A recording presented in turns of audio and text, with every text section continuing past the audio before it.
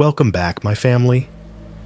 Before we dive into tonight's creepy little journey, make sure to like the video, subscribe to the channel, and share this with someone who loves a good scare before bed. I would love to know where you are watching from and what time it is for you right now. So drop it down in the comments and hype me up a little on YouTube. Now, get comfortable, dim the lights, and let us step into tonight's story. I am a nurse, not a storyteller. But after what happened at exit 214, I stopped laughing at gas station horror stories. You know the kind I mean.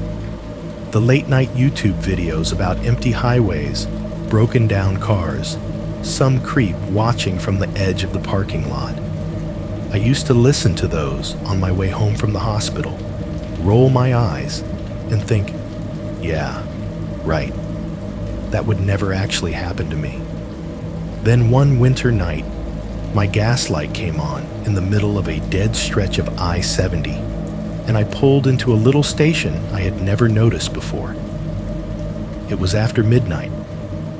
I had just finished an 8-hour shift that turned into 10. My scrubs smelled like sanitizer and stale coffee. The back entrance of the hospital had shut behind me with that heavy metal thud, and all I wanted was to get home, shower, and forget the sound of heart monitors beeping. Instead, I ended up standing next to my car under a flickering canopy light, the whole world around me black and empty, listening to the pump click and hum while my breath turned white in the air. There were no other customers, no traffic on the road, just one semi parked way off to the side, and a white SUV sitting under the farthest light, pointed toward the exit like it was already halfway gone. The man leaning against it did not smoke, did not look at his phone, did not move. He just watched me, like he had been waiting for my car to roll off that highway and into his little island of light. People like to say, nothing good happens after midnight. They never tell you how bad it can get when your tank is empty, your phone signal is weak, and the only person who offers to help you is the same man you keep seeing at every exit you take. This is what happened to me at exit 214, believe me or not. But if your gas light ever comes on a quiet highway after dark, you will remember this story. My name is Aaron, and I am recording this in my car on a Tuesday night, somewhere between Columbus and Springfield, Ohio. If you are hearing this, I need you to understand why I do not stop at certain exits anymore, and why a simple little gas warning sound can make my whole body lock up like I just heard a gunshot. It is just after midnight. I am alone on I-70 West, the part of it most people only know as that boring stretch with the fields and billboards.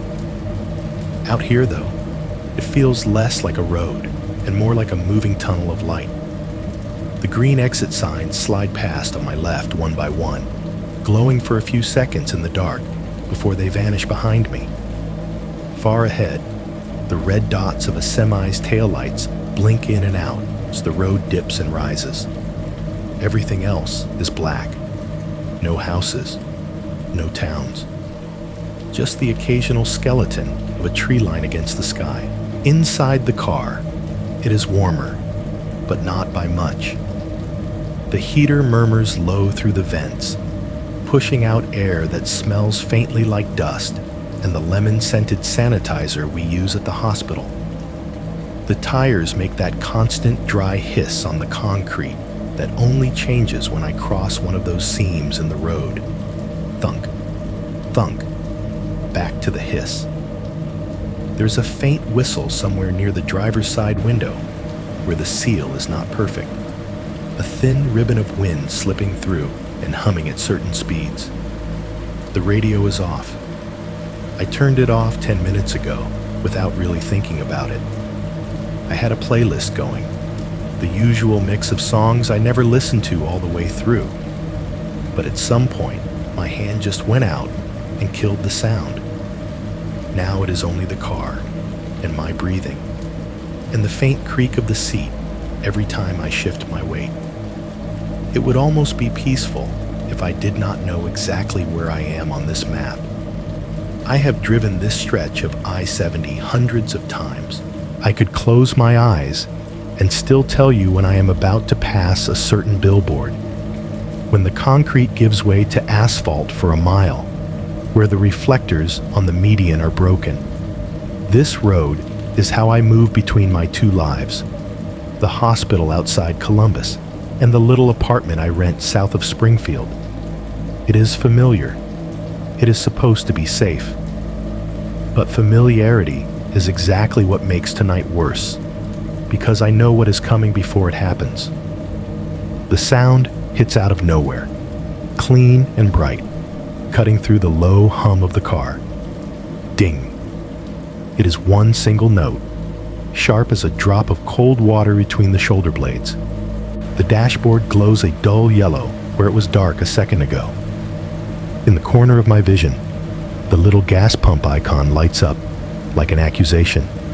Low fuel. Range 36 miles. My hands tighten on the wheel so fast I hear my knuckles crack. My foot eases off the gas without me deciding to. My heart, which had settled into that lazy, tired rhythm you get after a long shift, jumps into something closer to a sprint. The heater is still blowing. The road is still there. Nothing has changed except for that sound, but it is like someone just flipped a switch inside my chest. To most people, that ding means you need gas. Maybe it is annoying. Maybe you curse at yourself and start looking for a station. For me, it does mean that, but it also means something else now. It means your orbit is about to pull closer to places you were trying very hard to never see again. It means exits. It means empty parking lots.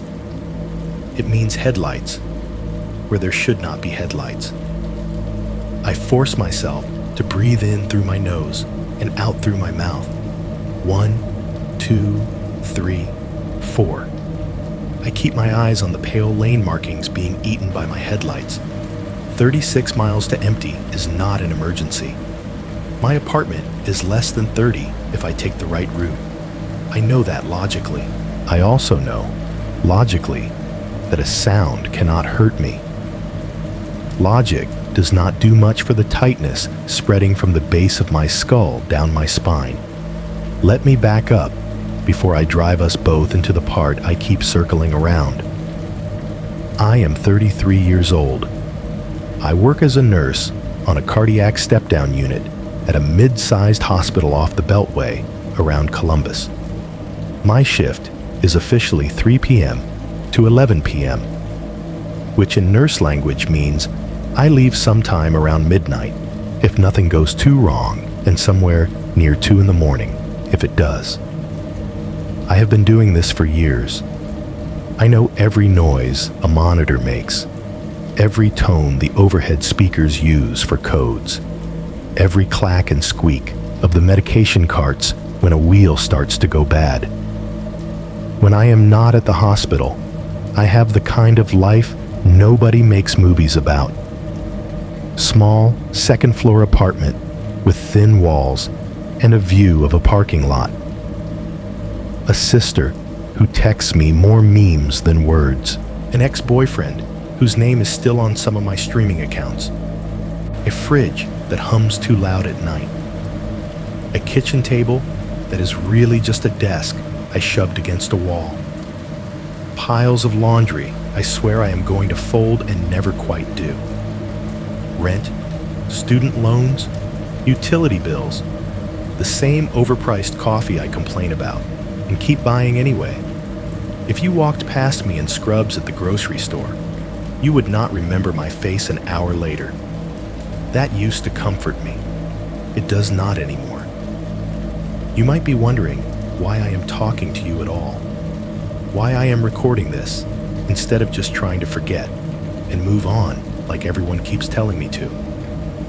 I am not doing this because I want advice. I am not trying to process my trauma, or whatever phrase the therapists like to use. I am not under any illusion that telling this story will fix anything that happened on that highway 3 years ago. I am doing it for one simple reason. I am tired of being the only place this story exists. For the past 3 years, everything I am about to tell you has lived only inside my head, replaying itself in full color every time I drive at night, every time I pull into a gas station, every time a certain kind of car slips into my mirror. I tried telling a cop once. I tried telling a supervisor. I tried telling a therapist. None of them wrote anything down in a way that mattered. There is no official report that says this happened and this person was there and we should look into this. There is just me.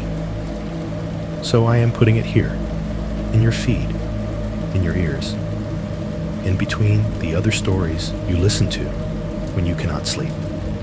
I do not need you to solve it. I do not need you to believe every detail. I just need this to exist somewhere outside of me, so that if, one day, someone connects the wrong exit, the wrong gas station, and the wrong white SUV in a headline, there is at least a record that says someone already met him and got away. Up ahead, a green sign flickers into my headlights. Exit 214, 1 mile. I do not have to look at the little mileage marker on the side of the road to know exactly where I am now. I could feel this stretch even with my eyes closed.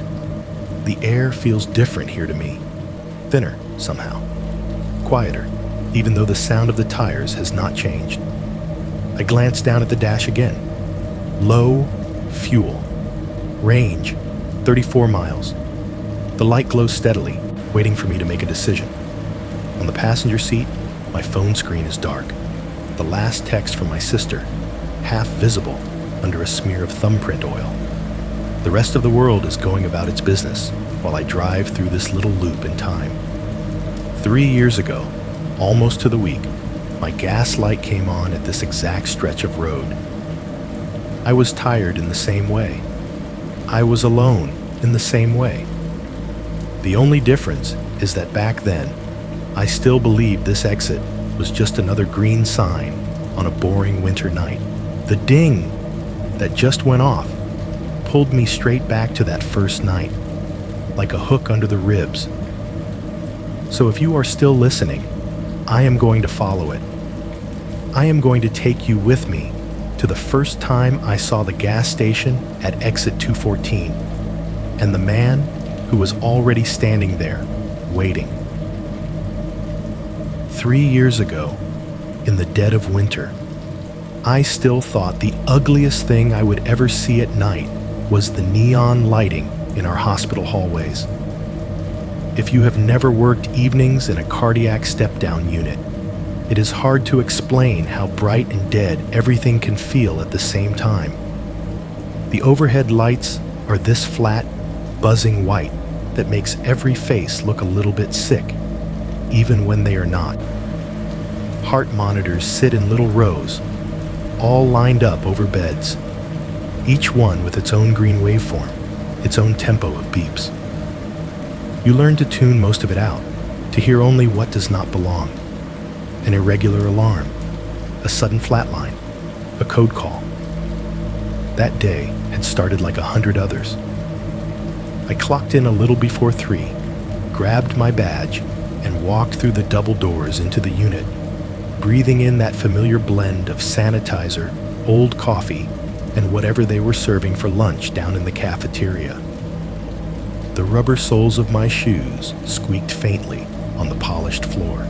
Overhead, the hospital intercom crackled to life, announcing visiting hours ending on another floor. Somewhere down the hall, a vending machine spat out a soda with the hollow clang that always sounded louder than it should. We were busy, but not the worst I had seen. 4 patients to my side of the hall. One old man, recovering from a bypass, snoring around his oxygen cannula. A middle-aged woman who kept apologizing for needing help to sit up. A 40-something with a chest pain workup who would not stop scrolling his phone, eyes glassy with fear he would not admit to. A younger guy, post-procedure, flirting with every nurse who went past his bed because that is what some people do when they are scared. No gore, no drama, just the steady drip of fluids into IV lines, the soft whoosh of the blood pressure cuff inflating on a timer, the beep, beep, beep of hearts trying to remember how to behave. By 9 p.m., the unit had that strange false calm it gets when families are gone and night has settled in outside. The windows at the far end of the hall were perfect mirrors, reflecting nurses' backs and rolling chairs instead of showing the parking lot below. The overhead paging system chimed for a code blue in ER, and all of us flinched out of habit, even though it was not our floor. Shoes slapped the tile somewhere distant as a rapid response team ran past. I spent my 10-minute break in the staff lounge like usual. The lounge is a generous word, by the way. It is a narrow room with beige walls and a single small window that looks out at a brick wall 10 feet away. There is a round table with a few plastic chairs, a TV bolted to the corner, playing whatever channel someone left on, a fridge that hums like it is struggling to stay alive, and a microwave that has seen more meals than some of our patients. That night, the TV was on a local news channel with the sound turned way down. Grainy footage of some city council meeting flickered silently, subtitles crawling along the bottom that no one read. The fridge droned steadily, the compressor kicking on and off in a heavy rhythm. I tossed my leftovers into the microwave, punched in a time, and leaned back against the counter with my eyes half closed. The microwave started its low whirring, the plate spinning visible through the smeared glass. When the timer ran out, it made this sharp, single ding that cut through every other sound, clear and metallic and final. I did not think anything of it at the time. A microwave ding is just a ding. I hit the button, took my food, and sat down at the table. There was a corkboard on the wall next to the TV, crammed with old flyers, CPR class schedules, a bake sale announcement, someone selling a couch, HR reminders. One sheet of paper was newer than the others, a little whiter, pinned crookedly with a red thumbtack.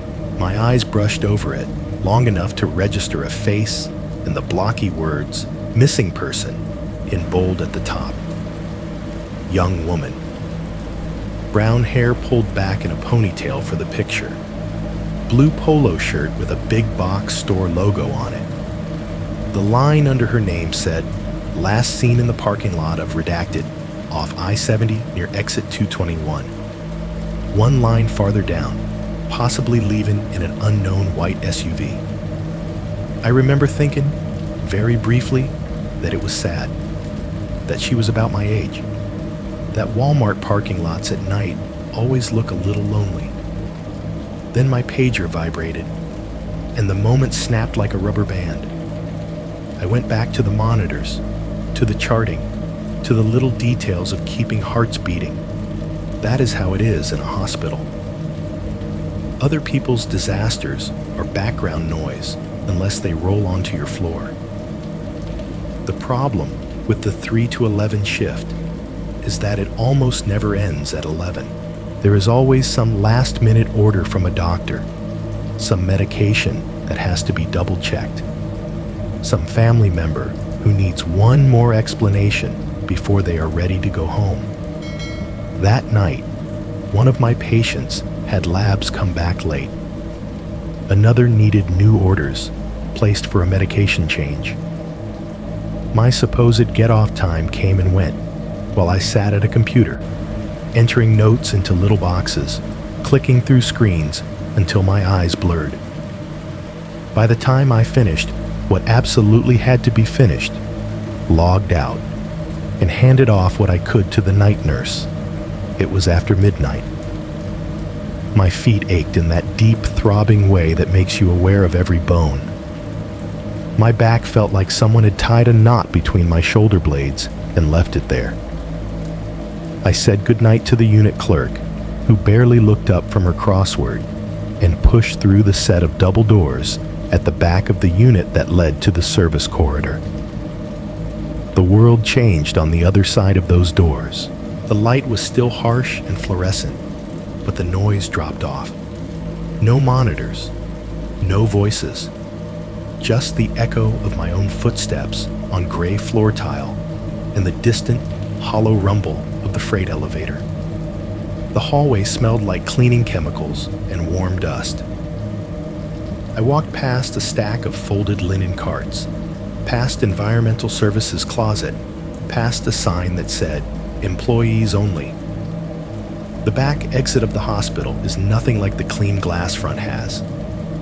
It is a heavy metal door with a narrow wired glass window and a keypad. I tapped in the code with autopilot fingers, hearing the soft buzz of the lock releasing. For a second, I hesitated, my hand on the bar, thinking only of how cold it was going to be outside. Then I pushed through. The door swung open with a wheeze and let me out into winter. The first thing that hit me was the air. It was the kind of cold that grabs your lungs, thin and sharp, carrying the smell of old snow piled along the edges of the lot, truck exhaust, and something greasy drifting up from the hospital cafeteria vents. One lone security light flickered over the loading dock, casting long shadows over the dumpsters lined up against the wall. Beyond that, the employee lot spread out, an expanse of silver and black shapes, each one rimmed with a dull frost under the yellow parking lot lights. Behind me, the metal door swung shut on its hinge and closed with a solid clank, the sound echoing off the brick. It always reminded me of a cell door in a movie.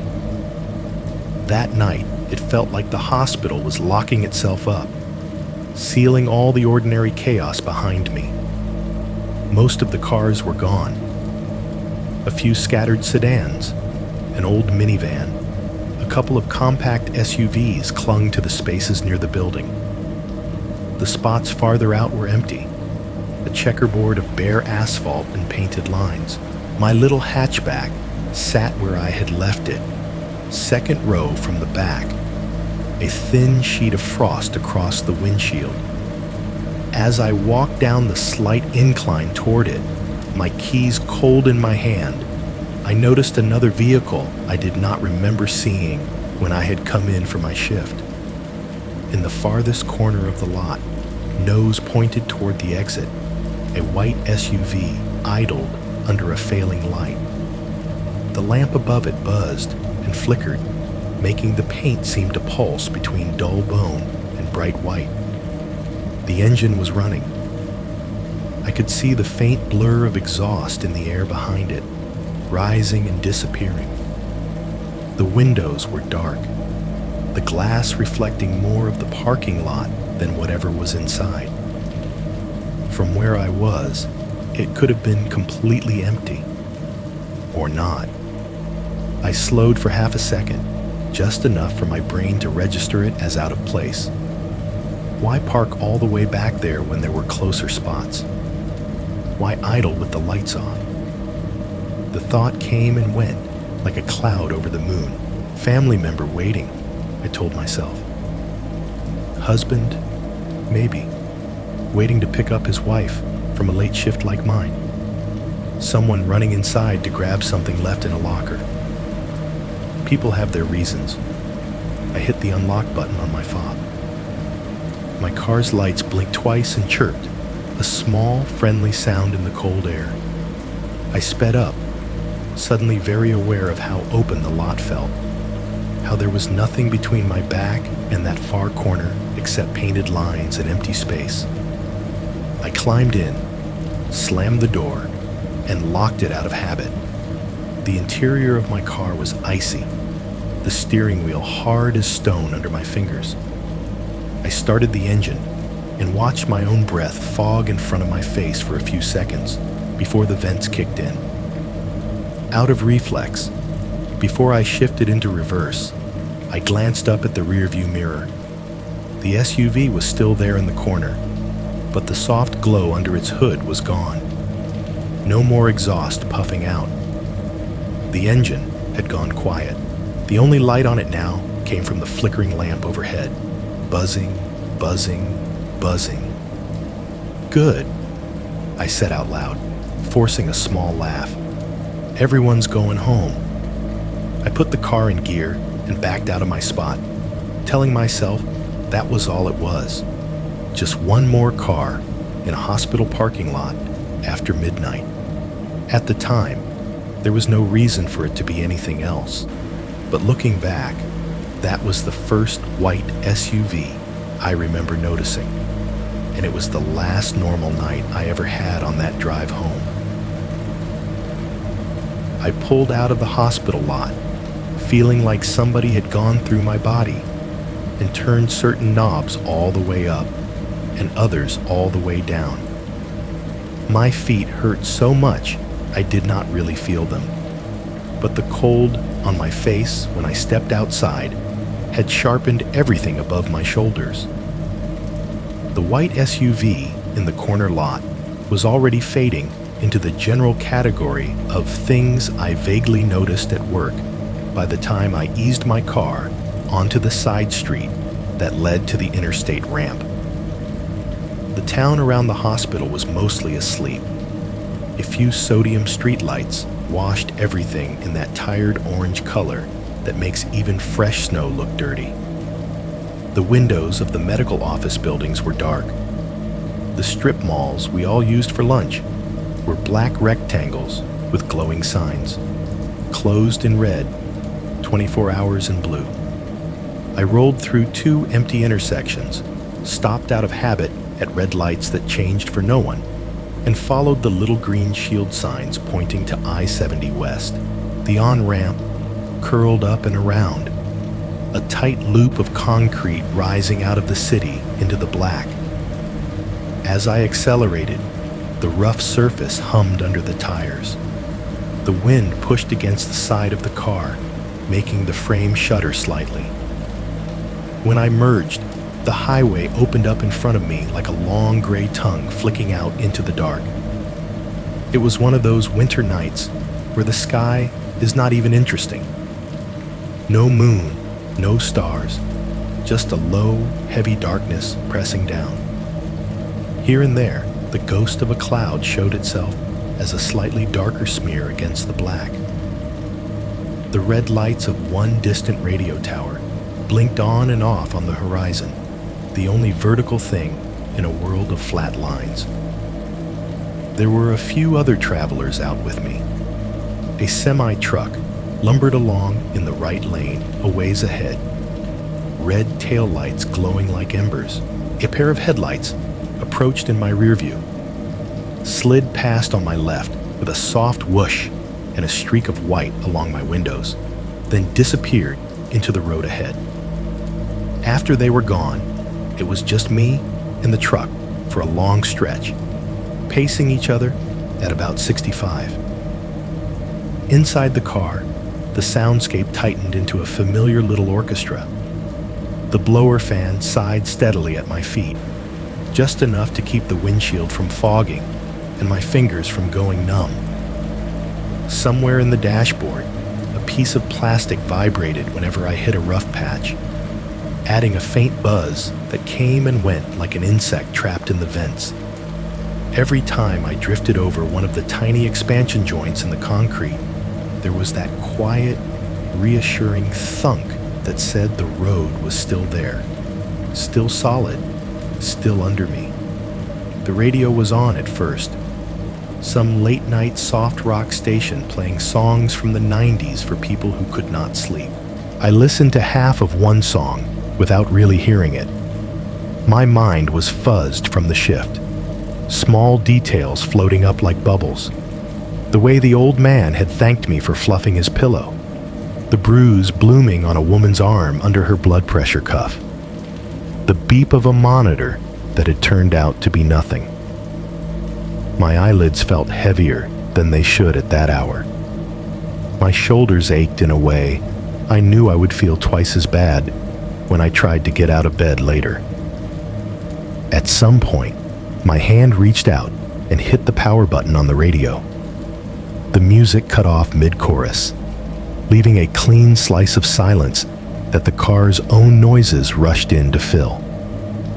Suddenly, I was aware of the faint rattle of my travel mug in the cup holder, the sticky spot on the gas pedal that made a tiny click when I pushed past it, the almost imperceptible tick of the cruise control light coming on when I tapped the button on the steering wheel. I set it to 68 and watched the little green icon light up. The car hummed obediently forward. I should probably tell you something about me at this point, because it matters later. I used to be a very rational person. I mean the kind of rational where I rolled my eyes at ghost stories and "this really happened to me" threads, unless there was a police report linked in the comments. I liked statistics, odds, protocols. In the hospital, that mindset kept me from losing my mind. If your patient's monitor alarmed, you check the patient and then the machine, in that order. If someone said they felt weird, you got a set of vitals and a blood sugar before you let words like panic attack or anxiety out of your mouth. I told friends, half joking, that if anything truly bizarre ever happened to me, I would be the first one trying to explain it away with sleep deprivation and carbon monoxide before I even considered words like paranormal. That night was the first time I remember normal sounds starting to feel wrong. At about 12:20, the green digital clock on my dashboard flicked from 12:19 to 12:20. I remember it because I did the math. If traffic stayed this light and nothing slowed me down, I could be in my bed by 1:30, maybe 1:40, if I took a shower long enough to thaw my fingers and rinse the hospital smell out of my hair. 1 more hour, 60 more miles of concrete fields and truck taillights, and then pajamas and the buzz of my cheap space heater instead of fluorescent lights and monitor beeps. I was thinking about nothing more exciting than whether I had clean sheets when it happened. The sound that changed everything in my head came from inches away, crisp and perfectly pitched, a single note that might as well have been a needle shoved into my spine. Ding! I jumped in my seat, heart slamming against my ribs, hard enough to make me feel slightly sick. The wheel twitched under my hands as my grip tightened. For a fraction of a second, I thought one of my patient's alarms was going off in the back of the car. The echo of that sharp chime so similar to the ones on the unit. Then the dashboard bloomed with soft yellow light on the left side, and I saw the little gas pump icon glowing like an eye-opening. Low fuel, it said. Range, 30 miles. Fantastic, I muttered, my voice too loud in the small space. Good job, Aaron. I had meant to stop on my way in for the shift, but I'd been running late, and it was freezing. And the idea of standing outside pumping gas when I could be inside getting my assignment had made it easy to promise myself I would just do it after. Of course, after turned into 4 hours later, and a brain that felt like mashed potatoes. 30 miles was not nothing, but it was not a lot either. My apartment was a little farther than that if I went the whole way without stopping. I ran the math again in my head.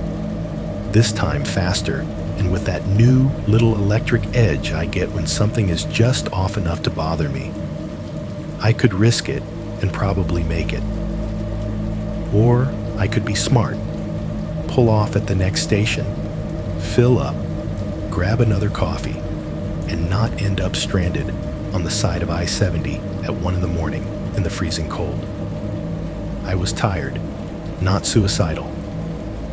I reached toward the center console and tapped the GPS button. My car is old enough that the built-in navigation looks like something from a late 2000s cop show. The screen blinked from the map to a blue menu with white text. It took a second longer than it should have to respond to my touch, as if the cold had seeped into the electronics too. Points of interest, I said aloud, more to keep myself awake than anything, and stabbed the option with a finger. The list scrolled sluggishly. Food, lodging, fuel. I hit fuel.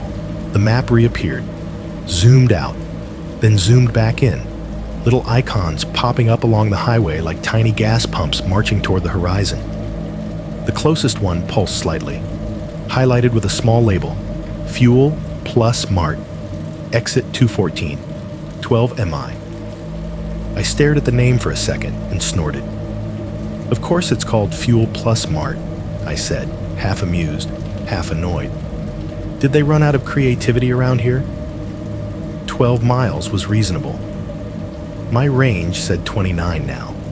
I could get there with plenty to spare, fill up completely, and never have to think about it again.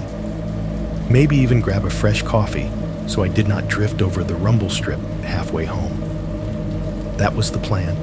Stop, fuel, caffeine, podcast, home. I signaled to move over to the right lane, the turn indicator ticking a steady tick-tick, tick-tick that suddenly felt a little louder than usual. The semi ahead of me stayed in the middle lane, its red lights climbing a slight rise.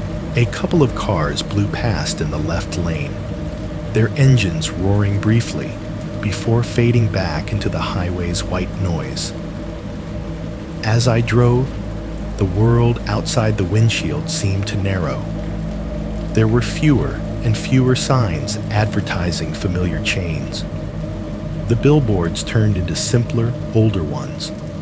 A giant cross with Jesus Saves in white letters. A lawyer promising big checks for big wrecks with a phone number easy enough to remember half asleep. A faded Next Rest Area 27 miles sign that meant nothing to me now. The shoulder felt wider. The fields on either side of the road turned into dark slabs, the lines of trees beyond them rising like walls. The farther I got from the little cluster of highway exits I usually stopped at, the more the highway felt like a moving hallway in an abandoned building. The overhead lights grew further apart. The spaces between them stretched into long strips of black, where my headlights seemed thinner, weaker. Even the sound of the tires on the pavement took on a different tone, a deeper, emptier echo. Some people talk about the belly of the beast when they mean going right into the worst part of something. For me, those 12 miles towards exit 214 felt like driving down a throat. The concrete barriers on either side might as well have been ribs. The sky might as well have been a ceiling closing in. Up ahead, a green sign rose out of the dark, its reflective paint catching my headlights. Exit 214, 1 mile. My gas range read 24 miles now.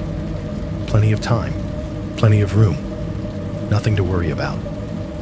If my tank had been half full that night, I tell you now, watching another exit sign loom in my present, you would not be hearing this story. Back then, though, all it meant was that it was time to get off the highway and play it safe. I slid my hand back to the turn signal and nudged it down. The right blinker began its steady, hollow tick, tick, tick, echoing in the cabin, my pulse unconsciously syncing up with it as I eased into the exit lane. The dark mouth of the ramp opened ahead, swallowing the beam of my headlights as I left the familiar ribbon of I-70 and started down toward the little patch of light waiting at the bottom that called itself Fuel Plus Mart. The exit ramp dropped me out of the moving tunnel of the interstate into something that felt smaller and meaner.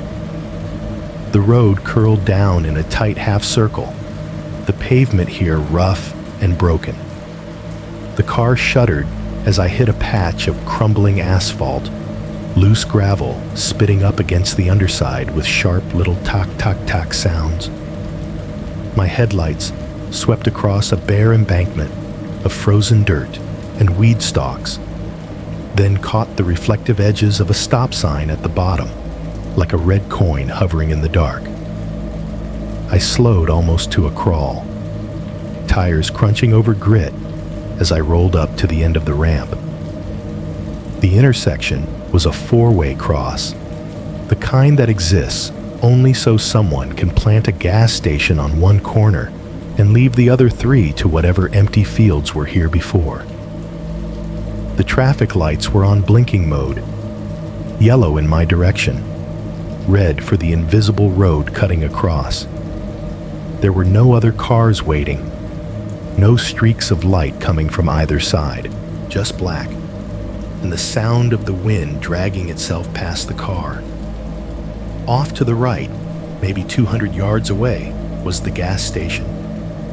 It sat in its own square of light, like an island dropped into the middle of an ocean.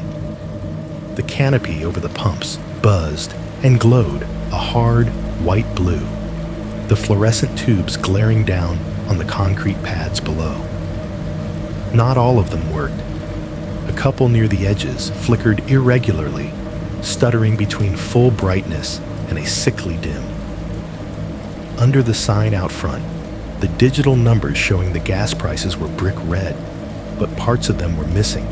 Segments burned out so that a 7 looked like a 1, a 9 like a 6. The big sign itself was plain, Fuel Plus Mart in block letters, as if someone had named it at the last possible moment and never thought about it again. Beyond that little bubble of artificial daylight, everything fell away to nothing. No houses, no other businesses, just an empty, dark horizon, and, farther back, the faint ribbon of I-70 snaking past with only a few distant headlights sliding along it like slow-moving stars. I turned right, feeling the car tilt slightly at the edge of the ramp as the wind pushed at it. The gusts whistled around the single tall light pole near the road, making a sound like a long, breathy whistle through teeth. It followed me as I drove, a thin companion to the hum of my engine and the muted thud of my tires dropping off the ramp onto the short access road. The station lot opened up in front of me, a wide rectangle of cracked pavement bordered on two sides by gravel and scrub. The pools of light under the canopy didn't quite reach the far corners. They just faded out into gray and then black. My headlights splashed across the closest row of pumps and the front of the little convenience store. Big glass windows lined with posters so sun-faded and weather-warped you could barely make out their original colors. As I pulled in, I caught flashes of the details. A peeling lottery poster promising millions in washed-out blue. A Coke ad from at least 3 logos ago. A hand-lettered sign taped crookedly to the glass that said, 2 for 3 hot dogs in black marker. The ink bled at the edges. There was no cheerful LED sign declaring open, just a dim glow from inside and the pale rectangle of a door with a metal frame. There were only 2 other vehicles in the lot. Off to the far left, away from the pumps, an 18-wheeler sat with its engine off, cab dark. The trailer, a long, anonymous shape, with a company logo I couldn't quite read. Its presence was somehow reassuring, a big, solid thing that proved other human beings existed somewhere nearby, even if they were asleep behind a drawn curtain. Closer in, under the farthest island of the canopy, was a white Chevy Suburban. It was parked nose out, facing toward the road, as if it were always ready to bolt. My first thought, strangely, was that it looked wrong for the place. Not because it was expensive, it was a few years old at least, but because it was clean. The paint reflected the harsh canopy lights in smooth, uninterrupted lines. The hubcaps shone. The windows, though dark, gleamed without the filmy layer of dust and road grime. Everything else around here seemed to wear like a second skin. My little hatchback felt especially tired as I steered it toward the pump closest to the store. It was the logical choice. Closer to the door, closer to other people, closer to whatever animal part of my brain still thought light equaled safety. Even then, I made sure to leave one empty pump island between me and the Suburban. I pulled up alongside Pump 3, put the car in park, and killed the engine. The sudden loss of vibration made the world feel oddly hollow. For a second, I just sat there, both hands still on the wheel, staring at my own reflection in the dark windshield, scrub top under a winter coat, hair pulled back, eyes ringed with fatigue. Then the cold started to seep through the glass. I opened the door and stepped out into the night. The air hit me in the face like a slap. My breath puffed out immediately, fogging in front of my nose, drifting away in the pale light. The concrete underfoot was damp and dark in spots, stained with old spills and tire tracks. The smell of gasoline was thick around the pump, sharp and chemical, riding on top of a deeper, older smell of fried food grease and something metallic that might have been oil or could just have been the inside of every low-rent gas station in the Midwest. The pump itself beeped at me impatiently as soon as I got close. A shrill little beep beep beep from the dim digital screen. Swipe card. It demanded in green lettering. A corner of the display blacked out where the pixels had died. I fumbled my wallet out of my coat pocket, dug for my card with fingers that suddenly felt clumsy in the cold, and shoved it into the reader. The machine took an extra second to decide whether it liked it or not.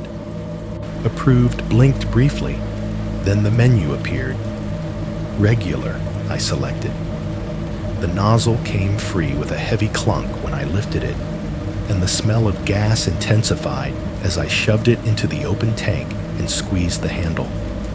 The pump gave one last little beep, and then the numbers started to climb. The mechanical clack, clack, clack of fuel rushing through old pipes, filling the silence between us. I did not realize I had been staring at the scrolling numbers until some instinct made me look up.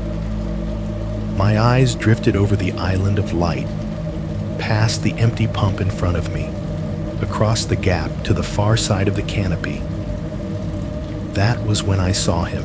He was standing by the rear corner of the Suburban, on the side, facing away from the store, half swallowed by one of the flickering light pools.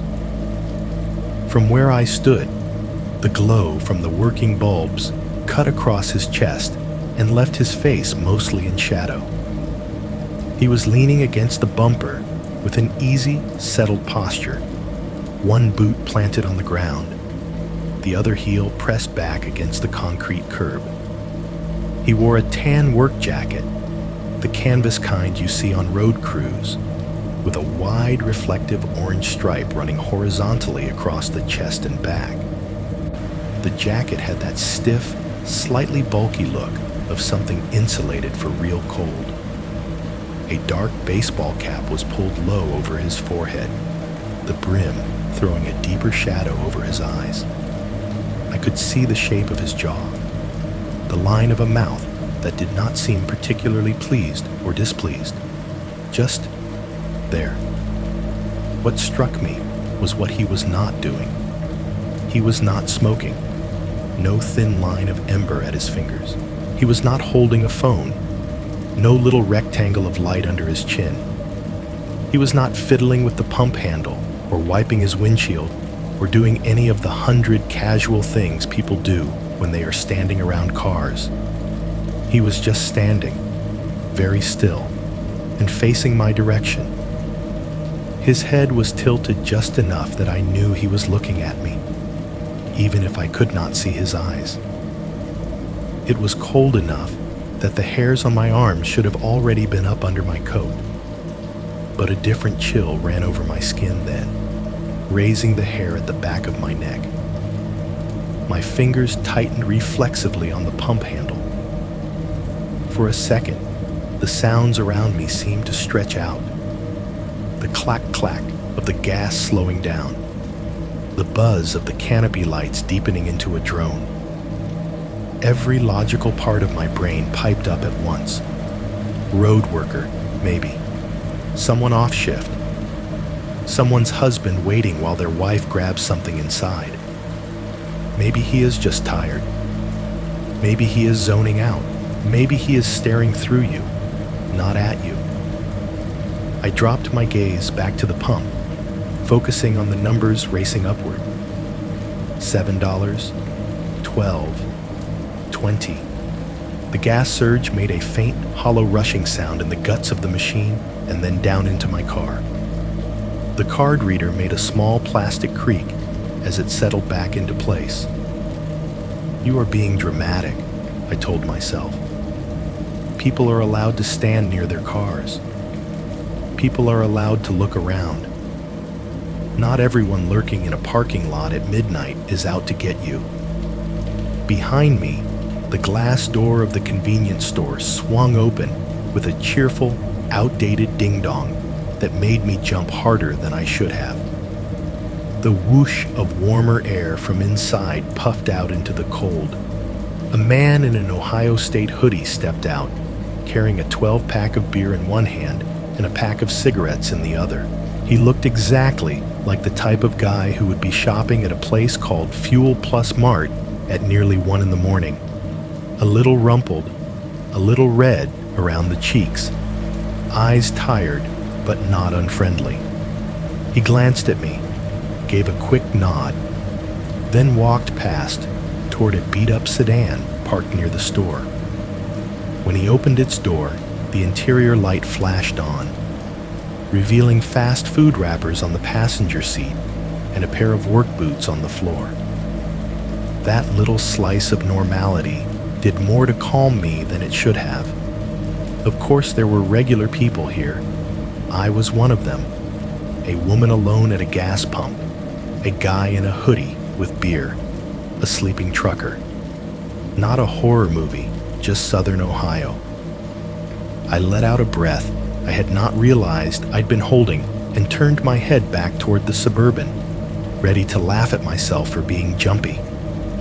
The space where the man had been standing was empty.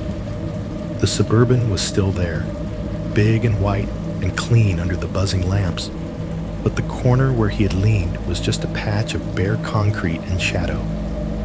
No jacket, no cap, no human shape. The truck's windows were still dark, no cube of light indicating an open door. The driver's side door looked closed from where I stood. I did a slow turn, pretending I was just stretching my neck. The lot was still mostly empty. The semi sat silent in its corner. The sedan's taillights glowed as Hoodie Guy reversed out and pulled toward the exit. The front of the store was unchanged, posters flapping gently in the draft from the door as it closed behind him. I had not heard it open a second time. I had not heard footsteps. I had not heard a car door latch. It was like the man had been cut out of the scene and nobody had bothered to fill in the gap. My heart started to thump a little harder against my ribs. Maybe he went around the far side of the SUV, I told myself. Maybe he climbed in from the passenger side. Maybe I just did not notice. The pump suddenly snapped off with a loud final click. The handle jerked slightly in my grasp, startling me enough that I let out a small yelp that I hope no one heard. The screen blinked. Sale complete. Please replace nozzle. The smell of gasoline surged for a moment as the last drop slipped down into the tank. Okay, I muttered. Okay, done. I removed the nozzle, slid it back into its cradle, and screwed the gas cap on with numb fingers. The skin at the back of my neck still tingled. The wind hit me again as I straightened up, bringing with it that faint whistling around the light pole. And suddenly, the open space of the lot felt too open, like there was nowhere to put my back against. I walked quickly around the front of my car, fob already in my hand. When I opened the driver's door, the interior light washed over the worn fabric seats, my lunch bag on the passenger side, the hospital badge on a lanyard draped across the center console. I climbed in, slammed the door, and hit the lock button 3 times just to hear it thunk, thunk, thunk. My engine turned over on the first try, the dashboard lighting up in familiar amber and green. I put my hand on the gear shift, hesitated for the briefest second, then dropped it into drive. As I steered toward the exit, my path took me directly past the nose of the Suburban. I told myself not to look. I failed. As my car crept forward, my headlights swept across its grille, the chrome catching and scattering the light. For a heartbeat, it was just an anonymous SUV. Then, as my front bumper aligned with its front bumper, something inside it flickered to life. The soft, sickly glow of a dashboard display flared up behind the tinted glass, a ghostly green-blue rectangle in the otherwise dark cabin. In that dim light, I saw him again, as clearly as if he were sitting 3 feet from me instead of in another vehicle. He was in the driver's seat now. Both his hands rested on the top of the steering wheel, fingers spread, knuckles pale. His jacket bunched slightly at the shoulders. His head was turned just enough that I could see the lower half of his face, the line of his mouth. The brim of his cap still shadowed his eyes, but I could feel them on me. Feel the weight of that gaze, like a pressure on the side of my face. He did not start the engine. He did not move. He just sat there, posed in that little pool of borrowed light, watching my car roll past. My stomach dropped, a hot, hollow feeling that reached all the way to my knees. For a second, I thought my foot might slip off the pedal. I forced my eyes back to the road, to the red of the stop sign at the end of the drive, to the safety of the dark highway beyond.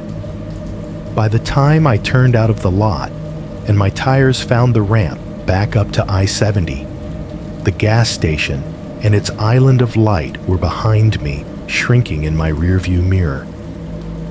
The man in the tan jacket and the white Suburban faded back into the glow like they had never moved at all. At that point, I still thought I was leaving him there.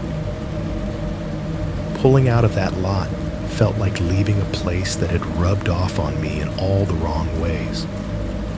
I could feel it on my skin, like walking through a cloud of cigarette smoke that clings even after you step outside. The second my tires rolled off the stained concrete of Fuel Plus Mart and onto the smoother asphalt of the access road, I hit the lock button again, even though I had already locked the doors twice. Thunk, thunk. He is just a guy, I told myself, fingers tight on the wheel. Guys look, that is what they do. The words sounded flimsy, even to my own ears. In my head, the gas pump was still going. The steady clack, clack, clack of fuel rushing through the hose echoed in the back of my mind. even though I had heard it stop. It mixed with phantom noises from the station, the flicker buzz of the canopy lights, the ding-dong of the store door, the hum of the refrigerator units, all fading behind me as I turned left at the empty intersection and headed for the ramp back onto I-70. The access road was maybe a quarter-mile long, lined on one side by a strip of scrubby grass, and on the other by a low ditch filled with dirty chunks of snow. The ramp rose ahead like a gray ribbon, lit only by my headlights and the occasional weak street lamp leaning at a slight angle, its light cone more moths than illumination. The wind had picked up. It shoved against the car as I started up the incline, making the frame creak almost imperceptibly. As I climbed, the gas station slipped away behind me. In the rearview mirror, its harsh white-blue glare shrank, the Fuel Plus Mart sign becoming a smaller and smaller rectangle of red and white until it was just a smear of brightness in a sea of black. Then the ramp curved, the guardrail blocked my view, and it was gone. Merging back onto I-70 was like being allowed back into a world that was at least pretending to be normal. The highway stretched out in both directions, 2 dark lanes each way separated by a low concrete barrier. My headlights fell into the rhythm of the painted white lines, sliding forward in regular blinks. A green sign loomed on the right shoulder, reflecting my beams with the familiar shine of exit numbers and distances to towns whose names I knew well enough not to care about. For the first few minutes, it was just me and the road. No Suburban in my mirrors, no other cars gaining or dropping back. Just the big, dark shape of the semi half a mile ahead, its twin red lights bobbing slightly as it floated over the small rises and dips, and the faint suggestion of other vehicles way off in the distance, visible only as tiny glimmers. The neon chill of the station began to loosen its grip. The sounds in the car shifted back into their regular order. The steady sigh of the heater, the low drone of the engine, the whisper of tires on dry concrete. My breath slowed without me telling it to. My shoulders sank a little from up around my ears. It was just a weird gas station at a weird hour. I would laugh about it in the morning, tell someone in the break room about the guy in the work jacket who stared a little too long. To prove to myself how fine I was, I reached over and flicked the radio back on. The middle of a podcast picked up mid-sentence. A measured voice was talking about a cold case from the late 80s, listing the ages of the victims and the date of the disappearance like items on a grocery list. Normally, this kind of thing kept me awake, my attention snagging on the details. Tonight, the words felt like they were sliding right off the surface of my brain. The audio blurred into the tire noise until it all became one long, low hiss, the voice of the host rising and falling like waves I could not separate. I caught a phrase, "last seen leaving work alone after dark," and my fingers tightened instinctively on the wheel. The hospital's back door flashed in my mind, the heavy clank as it shut, the white SUV in the corner of the lot. Without really deciding to, I hit the power button again.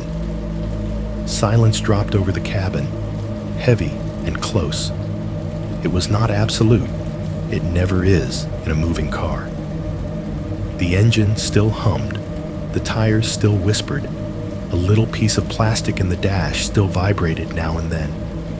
But without the radio, everything felt too quiet, like the world was holding its breath. I drove like that for a while, just me and the monotone of the highway. I watched the next green sign come and go, exit 216. I remember the reflective numbers glowing for a second, and then slipping away behind me. It was after that sign that I first noticed the new lights. They were faint at first, so distant that I could almost pretend they were stars. 2 small points of white gold appeared at the far edge of my rearview mirror. So far back they looked like they might belong to a car on some other road entirely. I glanced at them, noted their presence, and dismissed them. Highways at night are like that. You are rarely truly alone. Someone is always catching up or falling back, carrying their own little bubble of light and noise through the dark. A minute passed, maybe 2. The points grew larger, but not fast. When I checked again, they were still there, holding steady at a distance that meant the driver was going just a little faster than I was, or had just eased off their speed. I told myself it was nothing, just another late-night driver pacing their own exhaustion. I shifted in my seat, rolled my neck, listened to the slight creak of old fabric under me. Exit 217 came up and slipped by. Green sign, white numbers, the flicker of the reflective surface in my headlights, then gone. The lights behind me remained. I glanced at the speedometer, 68. The little green cruise control icon burned steadily. Out of curiosity more than anything, I tapped the button down once, dropping to 66. The engine's pitch changed slightly, lowering.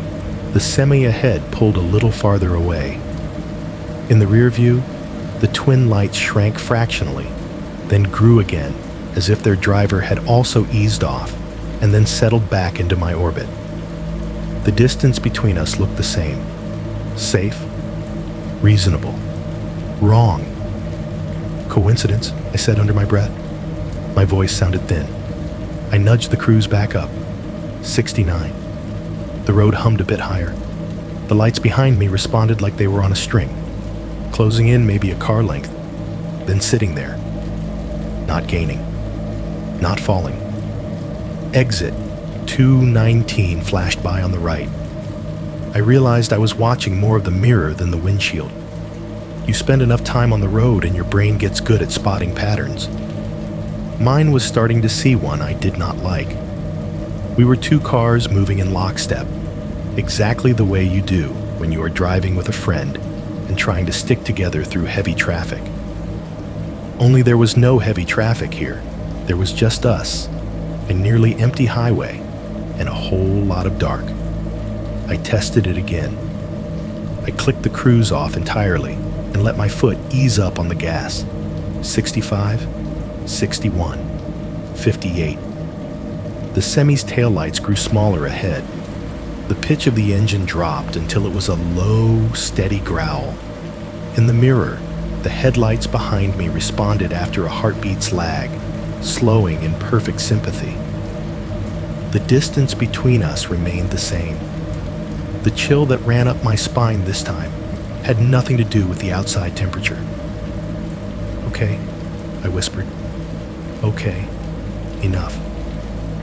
I pressed the accelerator, not all the way down, but harder than before. My car responded with a little surge, the numbers climbing, 65 again, then 70, then 72. The wind noise around the windows intensified, rising into a higher, more insistent hiss. The steering wheel vibrated a bit more under my hands. Behind me, the lights did not stay small for long. They grew brighter, adjusting to match my new pace, then settled back into that same fixed distance like a stubborn shadow. The soundscape in the cabin shifted into something sharp. Each tick of the turn signal felt like it was happening right next to my ear as I flicked it on to try the left lane. Tick, tick, tick, tick. The little clicks echoed like a metronome for my pulse. When I drifted a hair too far onto the shoulder line, the rumble strip growled under the tires, a low vibration that shook the steering wheel and my bones at the same time. Even the wind seemed to change tone when I accelerated. climbing into a keening that made me grit my teeth. I moved into the left lane. The car behind did the same a few seconds later, as if following a script. We drove like that for another minute, a distance apart, tethered by something I didn't have a name for. I could feel my shoulders creeping back up toward my ears, the muscles at the base of my skull tightening. My mouth had gone dry. The heater air, which had been pleasantly warm before, now felt too hot, and I turned it down without thinking. I was so focused on the mirror that I almost missed the truck. A box truck ahead of me, the kind used for local deliveries, snapped on its blinker and shifted from the right lane into mine with less warning than I would have liked. Its brake lights flared as the driver adjusted speed. My headlights washed across its rear doors, revealing a faded logo and a streak of grime. The sudden change of light and mass in front of me made my heart lurch. I hit my brake pedal a touch harder than necessary, enough for the front of my car to dip. For a second, the interior of my cabin lit up with reflected red, painting my hands, the steering wheel, and the dash in emergency color. When the moment stabilized and I had found my gap again, I glanced back up into the mirror. The headlights behind me were closer now, close enough that I could make out the shape around them, not just twin points of light. The outline of a tall, boxy front end, the glint of a chrome grille pattern I recognized even at a distance, the slight silhouette of a roof rack arching over the top. White SUV, same height, same stance, same everything. My stomach rolled. I wanted more than anything to tell myself that it was another one, that I was projecting the gas station Suburban onto any random SUV that happened to be sharing the highway with me after midnight. People buy the same models of cars. Chevy sold thousands of those things. It could be anyone. But as I watched it hold position in my mirror, reacting to every change in my speed and lane like we were connected by an invisible bar, something primal in me stopped caring about statistics. The highway stretched on, smooth and dark and indifferent. The semi-truck pulled farther ahead. The box truck lumbered along in front of me, and back there, behind my bumper, the white shape floated on a cushion of its own light, never drifting nearer, never falling away. Then, just as my brain started to grind out a plan, get off at the next exit, stay on the main road, call someone, something happened that I still can't explain in any way that makes it feel harmless. Without signaling, without slowing, without any external reason I could see, the SUV behind me turned off its headlights. 1 second, my mirror was filled with its twin beams. The next, they blinked out, leaving nothing but a strip of black road and the faint reflective smudges of my own taillights on the asphalt. The only proof there was anything behind me at all was the slightest hint of a darker shape against the gray. No glow, no shine, just absence. The world behind my car vanished. Every instinct I had screamed at once. My hands clenched so tight on the wheel that my fingers hurt. I could feel my heart pound in my throat, my ears, my fingertips. The impulse to slam on my brakes and get away from whatever I could no longer see warred with the equally strong urge to floor it and leave it behind for good. I did neither. I kept my speed as steady as I could manage, staring straight ahead, watching the reflective strips on the road flash by. After what felt like a very long time, but was probably only 3 or 4 seconds, the lights came back on. They snapped into existence as if someone had thrown a switch. Same distance, same brightness, same positioning. The SUV had not fallen back, or surged forward in the darkness. It had stayed exactly where it had been, pacing me in the dark, unseen. If it had been a glitch, it would have flickered. If it had been a bump, the beams would have jolted. This was clean, controlled. It felt less like a malfunction, I tell you now, remembering the way my skin crawled, and more like a wink. After the headlights winked out and back on again, my body never really settled. I kept driving, because what else was I going to do at 70 miles an hour on a dark interstate with nowhere to pull off that did not feel worse than staying in motion? But my shoulders had turned into stone, and my jaw ached from clenching without realizing it. A few more miles slipped under the tires. The green numbers on the dash ticked slowly upward, mile after mile of lane markings, faint road signs, and the occasional reflector half peeled off a post. The adrenaline spike from the SUV's little light trick had started to ebb, leaving that jittery, hollow tiredness underneath. My eyelids felt heavier, the edges of the road a little less sharp. The white line on my right and the dashed line on my left began to blur if I stared at them too long. I forced my eyes wide, then blinked hard several times in a row. The motion made the world jump slightly in front of me. My hands left the wheel long enough to rub my face once. Fingertips cold and a little shaky, then returned to their 10-2 death grip. I flexed them on the leather, feeling the faint texture of the worn spots under my palms. Inside the car, the quiet had changed again. It was not the earlier neutral silence. The longer I went without any other noise, the more every tiny sound stood out. When I shifted my weight, the driver's seat made a soft plastic creak, the kind of noise you never notice at noon but cannot ignore at midnight.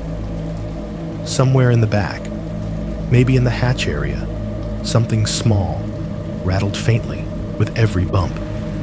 An empty water bottle, a forgotten scraper, just enough to make a thin, irregular tick against the longer, smoother rush of the tires. The heater fan whispered, lower now that I had turned it down, like someone murmuring behind a closed door in another room. The air from the vents was warm enough, but the back of my neck still felt cold. I was thinking about turning the radio on again just to drown out the phantom sounds when it happened. Another ding. It dropped into the cabin out of nowhere, a high, bright chime from somewhere to my right. My heart jolted into my throat. For a split second, my brain screamed, "New warning." Some other little icon lighting up on the dashboard. Engine, brakes, something serious. My eyes flicked down, scanning wildly over the gauges. No new lights, no fresh symbols, just the steady glow of the speedometer, the faint orange of the low fuel indicator still nagging at me, the unchanged temperature gauge. Then I realized where the sound had come from. My phone, face down on the passenger seat, buzzed once and lit up, the screen casting a slab of pale blue-white over the fabric. Another ding followed, softer now that I understood it. The familiar notification tone I had heard 1,000 times without jumping out of my skin. I let out a breath I had been holding so tightly. My chest hurt and half laughed at myself. The sound too sharp. "Get a grip," I muttered. At the top of the glowing screen, a name, Todd. "You home yet?" He was my boyfriend then, working an early shift in a different town. The kind of person who could fall asleep at 10 and wake up at 6 without an alarm, who worried more about my drives than I did. Normally, that text would have been a comfort. Tonight, the little speech bubble on the screen felt like a thread connecting the bright, safe world of other people's apartments and warm beds to the cold glass box I was currently hurtling down the highway in. That ding that should have felt like a tether instead made something twist in my gut because it sounded exactly like the microwave in the break room.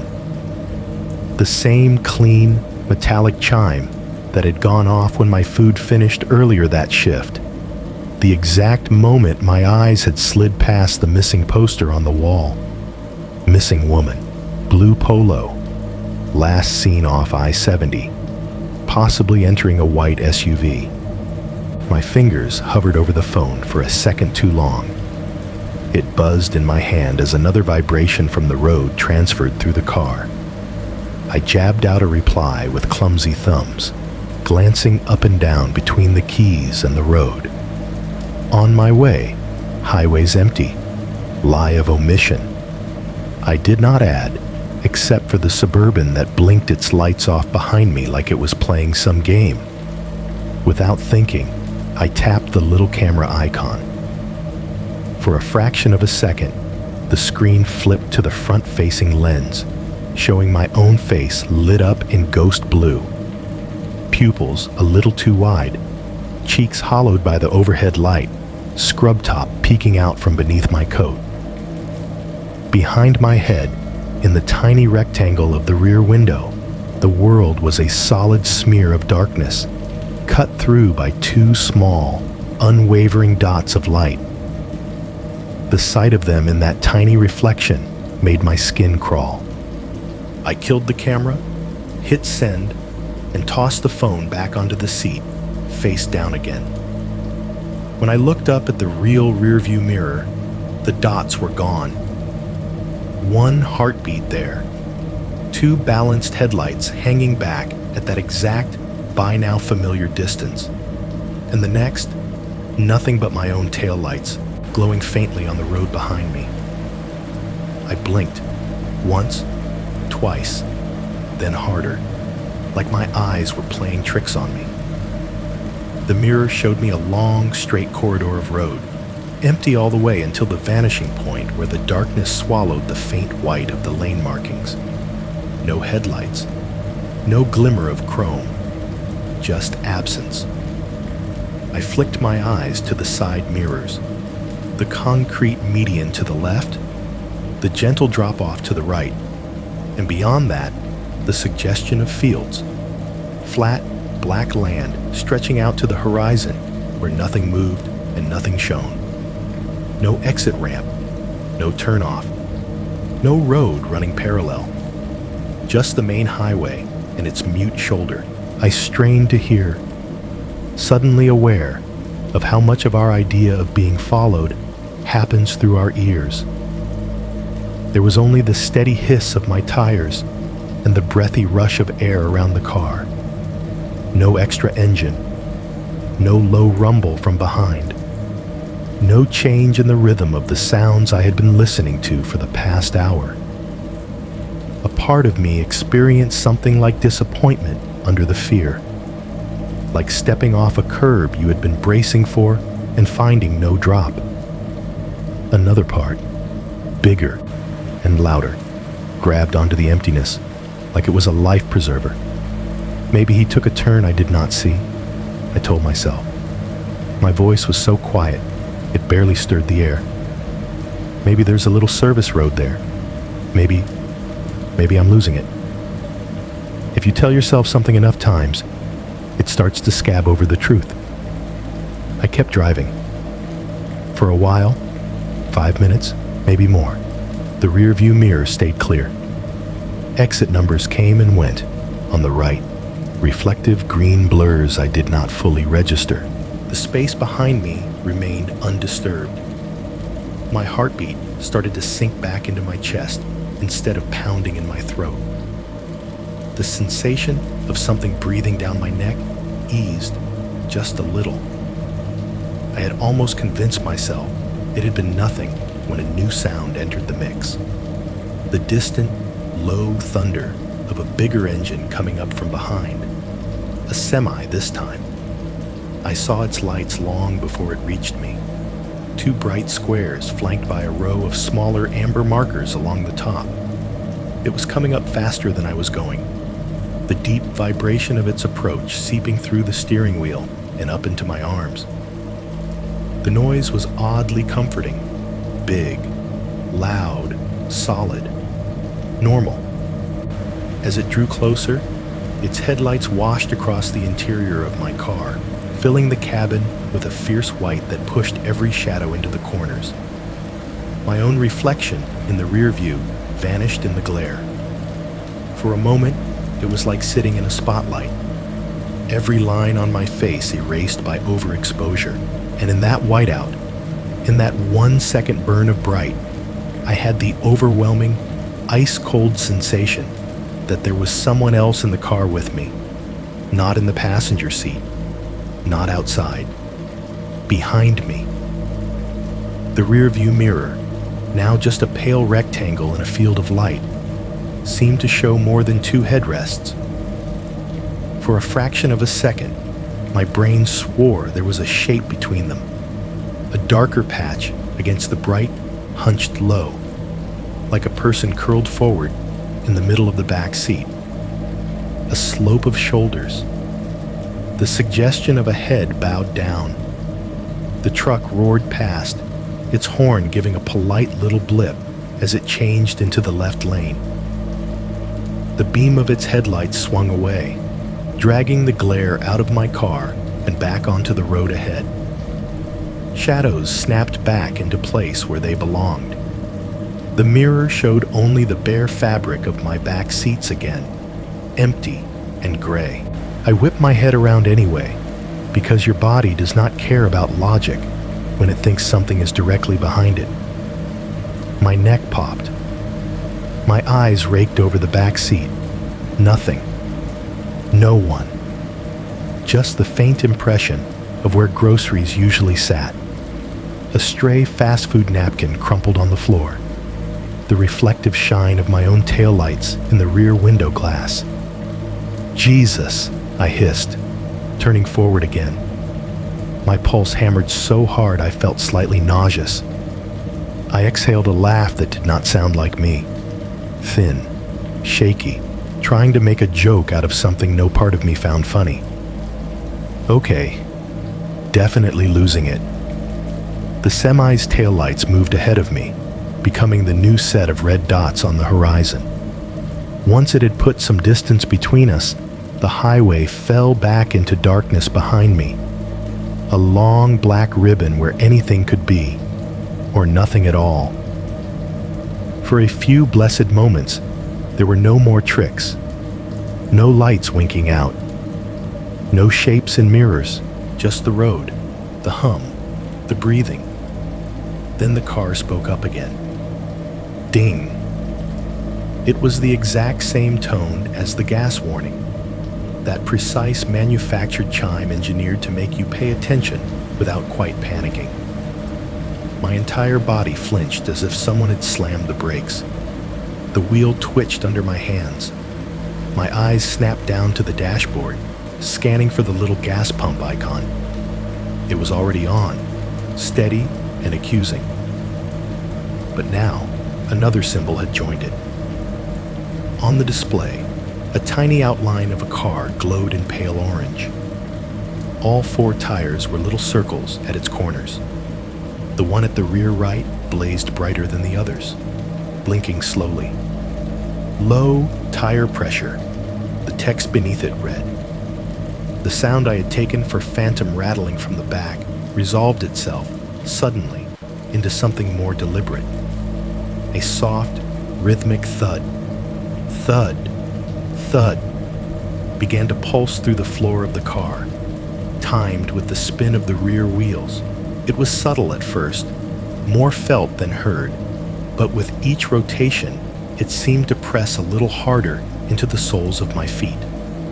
The steering wheel pulled, just slightly, as if an invisible hand had taken hold of the back corner of the car and was trying to drag it off true. That, I tell you, remembering the way my mouth went dry all over again, was when I realized I was not done with exit 214 yet. The first thing I felt was the pull. It started subtle, like a strong crosswind nudging at the back of the car. The steering wheel, which had been tracking straight with barely any input from me, developed a gentle but persistent tug to the right. I corrected automatically at first, nudging it back, assuming the road had a slight camber, or I had drifted toward the shoulder. Then the sound joined it. Thump, thump, thump. It was soft at first, swallowed by the drone of the tires on concrete and the sigh of the heater. But once my brain latched onto it, I could not unhear it. Each rotation of the rear wheels delivered a dull little knock-up through the floorboards, up through the pedal, into the bones of my feet. It was like driving over a series of very small, very regular potholes that only my car knew about. The low tire icon on the dash blinked patiently at me. That tiny orange car, with one corner lit brighter than the others, like it was raising its hand to say, "Excuse me, something is wrong." "Come on," I breathed. I rolled my window down an inch. Cold air knifed in, smelling like frozen dirt and whatever chemical they'd last used on the road. Under the wash of wind, another scent crept in, a faint, sour tang of hot rubber. Thump, thump, thump, thump. Yeah, this was not a slow leak. This was something dying under me in real time. I flipped on my hazard lights, the switch making a plasticky click under my finger. The interior filled with the artificial heartbeat of the relay. Tick, tick, tick, tick, tick, tick. Outside, the amber blinkers on the front and back of the car began to pulse, painting the edge of the highway in brief, repeating bursts of orange. I eased off the gas and let the car coast down. The steering wheel's pull increased, a subtle dragging that felt like someone had hooked my rear right bumper and was trying to tow me into the dark. The thump grew flatter, more of a wet whump, as if the tire had given up on being round and was just being chewed to pieces by the rim.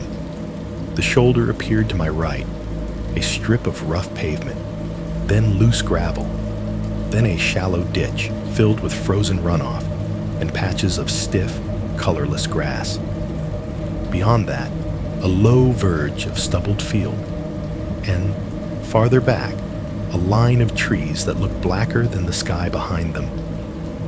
There were no street lights along this part of I-70, no overhead lamps, no friendly glow from some exit town's franchises bleeding over the horizon.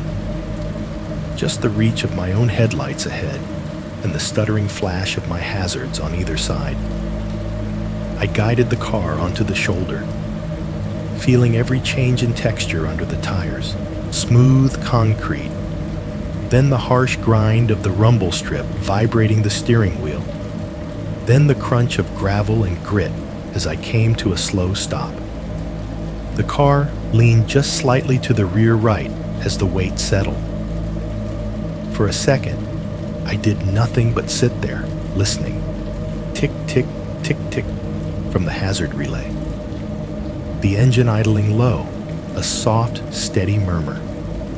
Outside, the wind moved across the side of the car in long, restless gusts that made the mirrors tremble. A deep whoosh that sounded eerily like someone whispering nonsense right into the metal. Farther away, so faint, I wasn't sure. At first, I hadn't imagined it. There was the distant drone of some other engine miles down the road. It rose, hovered, and then faded, as if the sound itself had decided not to get any closer. I checked the clock, 1:02 a.m. I kept my hands on the wheel for a few more seconds, fingers pressed so hard into the leather that my knuckles ached. The idea of opening my door and stepping out into that strip of nowhere at that hour wrapped itself around my spine like ice water. I am a woman, alone at 1 a.m., on I-70, I said under my breath, forcing the words out so I would hear how they sounded. I am not stepping out into the dark unless I have to. That left me with one option before I did anything stupid: call for help. I reached over and popped the glove box. It fell open with a hollow clack, spilling a flashlight, some napkins, and a jumble of registration papers onto my knees. I dug through them until my fingers hit the familiar, glossy surface of the roadside assistance card the dealership had thrown in when I bought the car. At the time, it had felt like overkill. Tonight, it looked like a lifeline. I dialed the number with fumbling fingers and put the call on speaker, dropping the phone into the cup holder. The ringtone sounded thin and tinny in the car, like it was coming from very far away. Then a voice, not a person's at first, just that smooth, empty brightness that only exists in recorded messages. Thank you for calling. Some company name I did not hear. Roadside assistance. If this is an emergency, please hang up and dial 911. Otherwise, please hold for the next available representative. Cheerful hold music flooded the cabin. Some royalty-free instrumental that sounded like it had been composed specifically to be played in discount store restrooms. Synth piano doing a watery little melody, faux saxophone warbling underneath. Every 20 seconds, a chipper woman's voice came on to remind me that my call was important.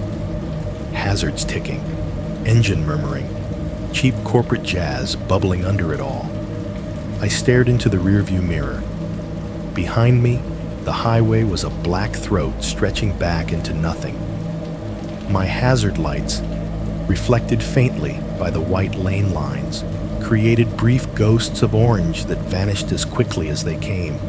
No headlights, no gleam of chrome, no dark bulk of an SUV hanging back. If the Suburban was still out here, it was somewhere out beyond the reach of my little blinking bubble. Minutes stretched. The song looped. My teeth ground together every time the program's bright voice told me to remain on the line. Thank you for your patience. Your call is important to us.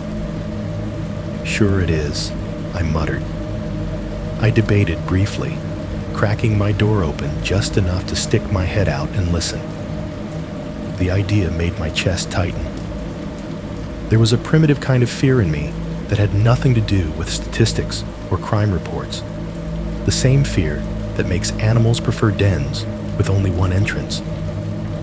The car was a fragile shell, but right now, it was my shell. And stepping out of it meant putting my back to everything. The line clicked, and the music cut off mid-plink. Thank you for calling roadside assistance. My name is Lisa. Are you in a safe location? A human voice this time, bright but rehearsed. As safe as I am going to get, I said. My voice sounded hoarse. I am on I-70 westbound, somewhere between exit 214 and...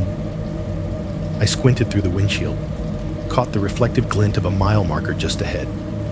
Mile marker 218, I think. My rear tire just went flat. I am on the shoulder with my hazards on. She asked for the make and model of the car, my name, my membership number. I recited it all mechanically, eyes flicking between the mirror and the dark road ahead, watching for any hint of oncoming light. Still nothing. Just my own orange flash bouncing weakly off the guardrail posts. Is the vehicle drivable? She asked. I do not think so, I said. It is pulling hard to the right, and I can hear the tire. It sounds bad. Okay, we will get a truck out to you, she said. I heard typing clatter in the background. Estimated wait time is 45 minutes to an hour. An hour. On the shoulder, in the dark, Can you stay in the vehicle with your seatbelt on? She continued, a script. That is usually the safest option on a highway. Do you see any smoke or fire coming from the vehicle? I swallowed.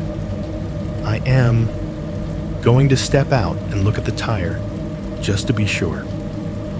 My voice climbed a little higher on the last words. Can you stay on the line with me for a second? Of course, she said immediately, the training kicking up a notch. I will stay with you. Be careful exiting the vehicle. Watch for traffic. There is no traffic, I said, and regretted it as soon as the words left my mouth. I cracked the door. The sound hit me first. The wind, no longer muffled by glass, poured in as a full-bodied whoosh, roaring against the open frame. It slid over the car, and my skin with a kind of breathless hiss. The hazard lights tick, tick, tick, faint inside, became sharper out here, each blink throwing a harsh orange strobe against the side of the car and the road. I stepped out onto the gravel, phone still on speaker in my hand. The cold went straight through the thin soles of my shoes, up into my ankles. The shoulder looked different from out here, the way familiar rooms look strange in emergency lighting. The edge of the pavement dropped into the shallow ditch, where meltwater had refrozen into uneven, crusty sheets. Beyond that, the field was just a matted expanse of dead grass, and beyond that, the trees, a jagged black wall. No buildings, no farmhouse dots of light, just a vast, indifferent dark. Okay, I said into the phone. I am out. I am just going to look. The wind whipped my voice away as soon as I spoke. I walked along the passenger side of the car, one hand trailing along the cold metal, the hazard strobes throwing my moving shadow across the ground in chopped up segments. Every time the lights blinked off, the black rushed in so completely that it felt like the world disappeared for that fraction of a second. Somewhere near the back of the car, there was a small, sudden thunk from the trunk area, like something shifting or popping loose, a jack in its cradle, a box sliding. I froze. What was that? Lisa's voice crackled from the phone, sounding very far away now. I spun back toward the car, heart hammering. The rear window showed me only my own reflected outline and the pulsing orange glow from the hazards. The back seat was a dark rectangle behind the glass. I squinted, trying to decide if I saw any movement, any second shape. Nothing. Something in the trunk, I said, louder than I meant to. It is fine. It is just the car. I forced myself to move again, circling to the rear right corner. The tire looked wrong even before I stepped close. The bottom of it had sagged outward, the sidewall bulging. The rim sunk lower than its twin on the other side. In the stuttering light of the hazards, the rubber's texture shifted. Shadow, highlight, shadow again, as if it were breathing shallowly. I crouched down, one hand braced on the chilly bumper for balance. The smell of rubber was stronger here, tinged with that almost sweet scent of something that had been hot and then cooled too fast. I ran my eyes over the tread first, expecting to see a nail, a screw, some piece of debris jutting out at an angle. Nothing. The tread itself looked intact, aside from the fact that it was closer to the ground than it should have been. As the hazard lights flashed, my attention was dragged to the sidewall. Every other blink, it was just worn black rubber, scuffed and dusty. Then, in one perfect slice of orange light, I saw it. There, running horizontally along the sidewall, was a line. Not a crack, not the random, dry rot spiderwebbing you get on old tires. A line. Clean, straight, maybe 6 inches long, too sharp-edged, too neat. When the hazards blinked off, it vanished into the dark. Blinked on, and it came back. a surgical little smile carved into the tire's flank. My mouth went dry. I leaned closer, heartbeat ticking in my ears in time with the hazard relay. Tick, tick, tick, tick. I reached out and very gently touched the edge of the cut with my fingertip. The rubber there did not feel rough or torn the way it should have if the tire had been ripped by a rock or shredded piece of metal on the road. It was smooth. The edge was clean, as if someone had taken a blade to it and drawn it through in one long, even motion. Behind me, the wind gusted, making the hazard light reflections jump. "Ma'am?" Lisa's voice said, tinny, half lost in the air. "Are you still with me?"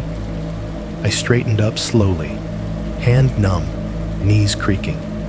The cut gleamed once more in the blink of orange and then disappeared back into shadow. "Yes," I said, but my voice sounded like it belonged to someone else. I walked back toward the driver's door without looking at the tree line, without turning my head toward the open highway behind me. I slid back into the car and slammed the door. The whoosh of the wind cut off, replaced again by the more contained world of ticking hazards and idling engine. My hands were shaking now, a fine, uncontrollable tremor. Inside the relative safety of the cabin, I could finally put the thought into words. Someone did this while the car was still, I whispered, staring at the low tire icon blinking on the dashboard. I shut the door harder than I meant to. The frame shook, and the window glass rattled in its track before settling. The world outside went from roaring wind and open dark back to the compressed, stale air of the cabin. I hit the lock button out of reflex. Thunk, thunk. "Ma'am, are you still there?" The speakerphone made Lisa's voice sound like it was coming from inside the dash. "I am here," I said. I had to swallow once before the words came out. "The tire it is bad. There is a cut on the side, a long one. It looks clean." "Okay," she said, her tone unchanged, writing the script. "We will have the tow operator inspect the damage when they arrive. Tires can be damaged by a lot of things on the road, sharp debris, potholes, even a piece of metal you did not see." "This is not a pothole," I said, a little too quickly. I kept my eyes on the dash, on the small glowing car icon with the bright corner. "It looks like someone took a knife and—" she answered, the practiced murmur of someone acknowledging without agreeing. "Either way, it is good you pulled over. You did the right thing. The driver should be there within 45 minutes. Are your hazard lights still on?" "Yes." The steady tick-tick, tick-tick in the background made the question redundant. "Good. Please stay in your vehicle with your seatbelt fastened. If you see the tow truck arrive, verify the company name before exiting the car." Another line from the training module. It should have been reassuring. I leaned back against the seat, feeling the cold from where my coat had brushed the outside seep through the fabric. My fingers rested on the wheel, even though the car wasn't moving, the leather cool and slightly tacky under my palms. For a few seconds, it was just me, the hazards, the engine, and the distant, thin hiss of wind trying to find another way in. Then the rearview mirror brightened. At first, I thought it was a reflection artifact, some stray flare from my own hazards or from a road sign I had not noticed.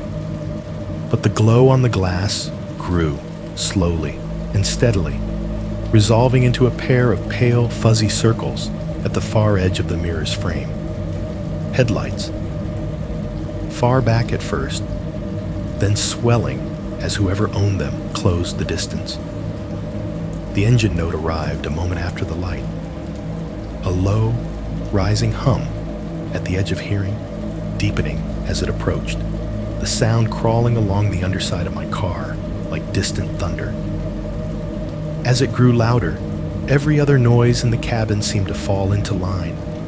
The hazard relays, tick, tick, tick, tick, became a metronome for the way my pulse was starting to race again. The lights grew. At a certain distance, they stopped looking like general brightness and turned into two defined beams, angling slightly as the vehicle behind me drifted toward the shoulder. My little car, dead on the side of the highway, must have been a beacon in all that emptiness. For a brief, sick moment, I felt both a rush of relief and a spike of dread so sharp it was almost the same sensation. Someone is here, my brain said. Someone can help. Someone is here, it repeated. Someone can hurt you. Ma'am? Lisa's voice floated in again. Are you okay? There is a car pulling up behind me, I said. I watched the lights bloom across the mirror, swallowing the dark behind my rear window. Headlights on the shoulder. Is that our tow? She asked. It may be the service driver getting to you sooner than expected. I squinted into the mirror, but the glare made it impossible to see anything except white. The beams hit the back of my car dead on, flooding the cabin with a harsh, flat light that erased all shadows and color. My own reflection disappeared, replaced by two huge, blurred circles. The approaching engine slowed, dropping from a bassy growl to a softer, idling rumble. The lights dipped as the vehicle crept onto the shoulder behind me. Somewhere under the noise of its motor, gravel crunched. My hazard lights continued to blink, their weaker orange swallowed by the new arrival's brilliance. If it was a tow truck, I should have seen the telltale height, the boxy outline of the boom in the mirror. But the shape behind me looked wrong, squatter, more like a regular car or SUV than a commercial wrecker. No, I said quietly, my eyes narrowing as I tried to make out more than the general bulk. It is not a tow. It is, I do not know, just a car. The other engine shifted notes as it came to a stop. The headlights stayed trained on my rear window. So bright, they painted the interior surfaces of my car in their light. The dashboard, the back seats, even the small curve of my ear in the side mirror. The hazard tick-tick under it all started to sound distorted, like it was coming from underwater. I thought I heard something else. The muted chunk of a gear shift, the wash of air displaced by a door opening, and then, faint but distinct, under the hum of the idling engine, the gritty shuffle of shoes on gravel. Is there a police car with you? Lisa asked. Her question told me what box my description had dropped us into in her system. No, I whispered. The words barely moved the air. Just headlights. Just some guy. I tightened my grip on the phone. The feeling of being watched was no longer an abstract paranoia. It rolled over me like a physical thing. The hair on my arms prickled under my sleeves. 3 soft knocks landed on my window. Knock, knock, knock. They were light, almost polite, fingertips on glass. Still, the sound detonated in the confined space of the car, louder to my nerves than any slammed fist. I jumped, my knee banging into the steering column hard enough to make the indicator lever tremble. The phone slipped from the cradle portion of the cup holder, clattering against the plastic console before wedging itself crookedly. My first stupid instinct was to grab for the door lock, even though I knew I'd already hit it. My fingers scrabbled over the familiar button anyway, pressing it again. Thunk. Ma'am? Lisa's voice was tinny, slightly muffled now that the phone was tilted.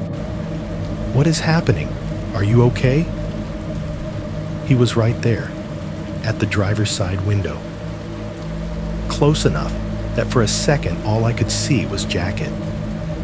Tan canvas filled the side of my vision, the fabric catching the glare from his headlights and throwing it into my eyes in dull flashes. The reflective orange stripe across his chest and arms burned in the glare, a clean, unbroken band. He bent slightly to peer in, the brim of his baseball cap cutting a dark crescent out of the light. From my side, the glass caught his face only partially. The brake lights from his own vehicle washed the left half of it in red. The right half was shadowed by the cap. I could see the line of his mouth, relaxed, neutral, move around words I could not hear through the closed window. It could have been, "You okay?" or "Need help?" or something else entirely. I stared, my breath shallow, every muscle locked. He lifted one hand, fingers splayed to show them empty, and made a small, rolling motion with his wrist. Universal pantomime for roll the window down. Something in me, the oldest part, screamed absolutely not. I lifted the phone instead, enough that he could see the lit screen, and maybe the faint movement of my thumb against it. I made sure he saw my lips move as I spoke into the mic. "He is at my window," I said, the words coming out in a thin, controlled line. "I do not know him." "Do not open the door," Lisa said immediately, the script finally matching something I could use. Her voice tightened just slightly. "Stay in the vehicle.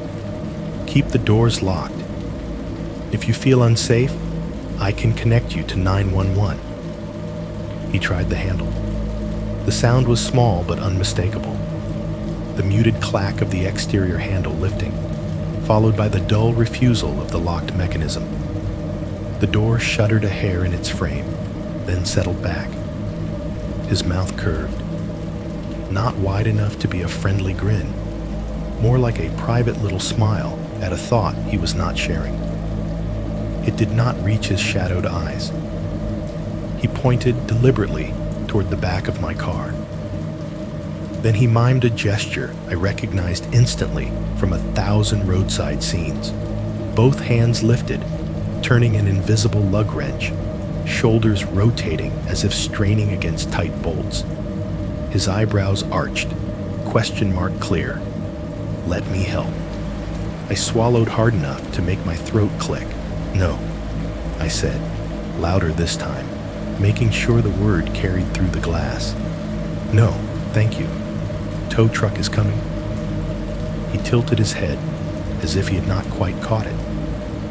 I shook mine, firmly, and held up one finger, then traced a little rectangle in the air, my clumsy way of indicating a truck.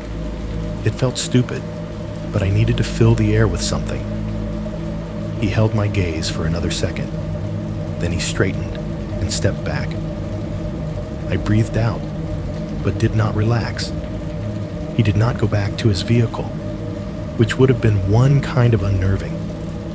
Instead, he started to walk slowly along the side of my car, moving toward the rear. In the side mirror, his reflection swelled as he approached, then cut off as he passed beyond its angle. Gravel crunched under his boots.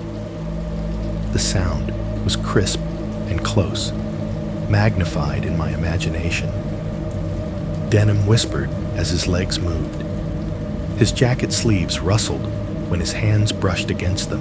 At one point, the tips of his fingers scraped lightly over the rear passenger window glass, making a faint, squeaking scrit that turned my stomach. He paused somewhere near the hatch, presumably looking at the ruined tire. I could feel the car rock almost imperceptibly, as if he had leaned a portion of his weight onto the trunk. I did not turn around. Something in me decided that as long as I kept my eyes forward and my hands visible on the wheel, I was still in control somehow, like a patient on a gurney staring at the ceiling while strangers moved around them. He is circling the vehicle. I whispered into the phone. He is looking in. Stay on the line with me, Lisa said. Help is on the way. Do not engage. Do not step out of the vehicle. He appeared again, this time in the glow of my headlights as he crossed in front of the car. For a second, all I saw was his silhouette. The broad shoulders, the jacket, the cap, his breath puffing white as he moved through the beam. He turned slightly, and the lights from his own vehicle behind me cut around him, bouncing off my hood and chrome emblem. In that wash of reflected glare, something on the glass of my rearview mirror bloomed into clarity for the first time since he arrived. Not the man, his car. The headlights behind me, which had seemed like amorphous discs before, sharpened under the new angle. I could see the grid of the grille now, chrome slats arranged in a pattern I knew. The hood line, tall and slightly squared. The shadow of a roof rack arching over the top, cutting a clean silhouette against the white beams. Chevy, full size, white, clean.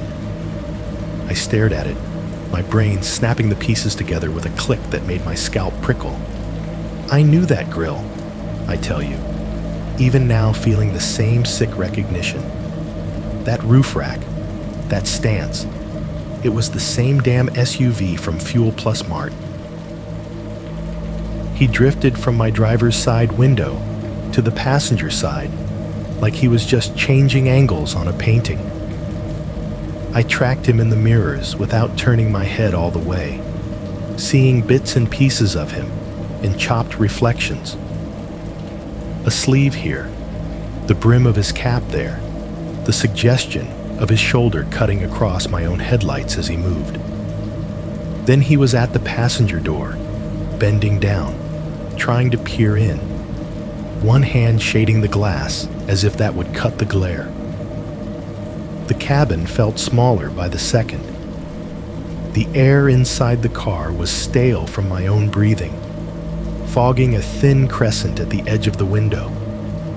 The hazard relay ticked steadily under the dash. Tick, tick, tick, tick, a metronome for the pounding in my chest. I could hear my breath now too, short and shallow, tracing little ghosts on the inside of the windshield. His mouth moved again. I could not hear him through the glass or over the engine, but I could guess. You okay? Need help?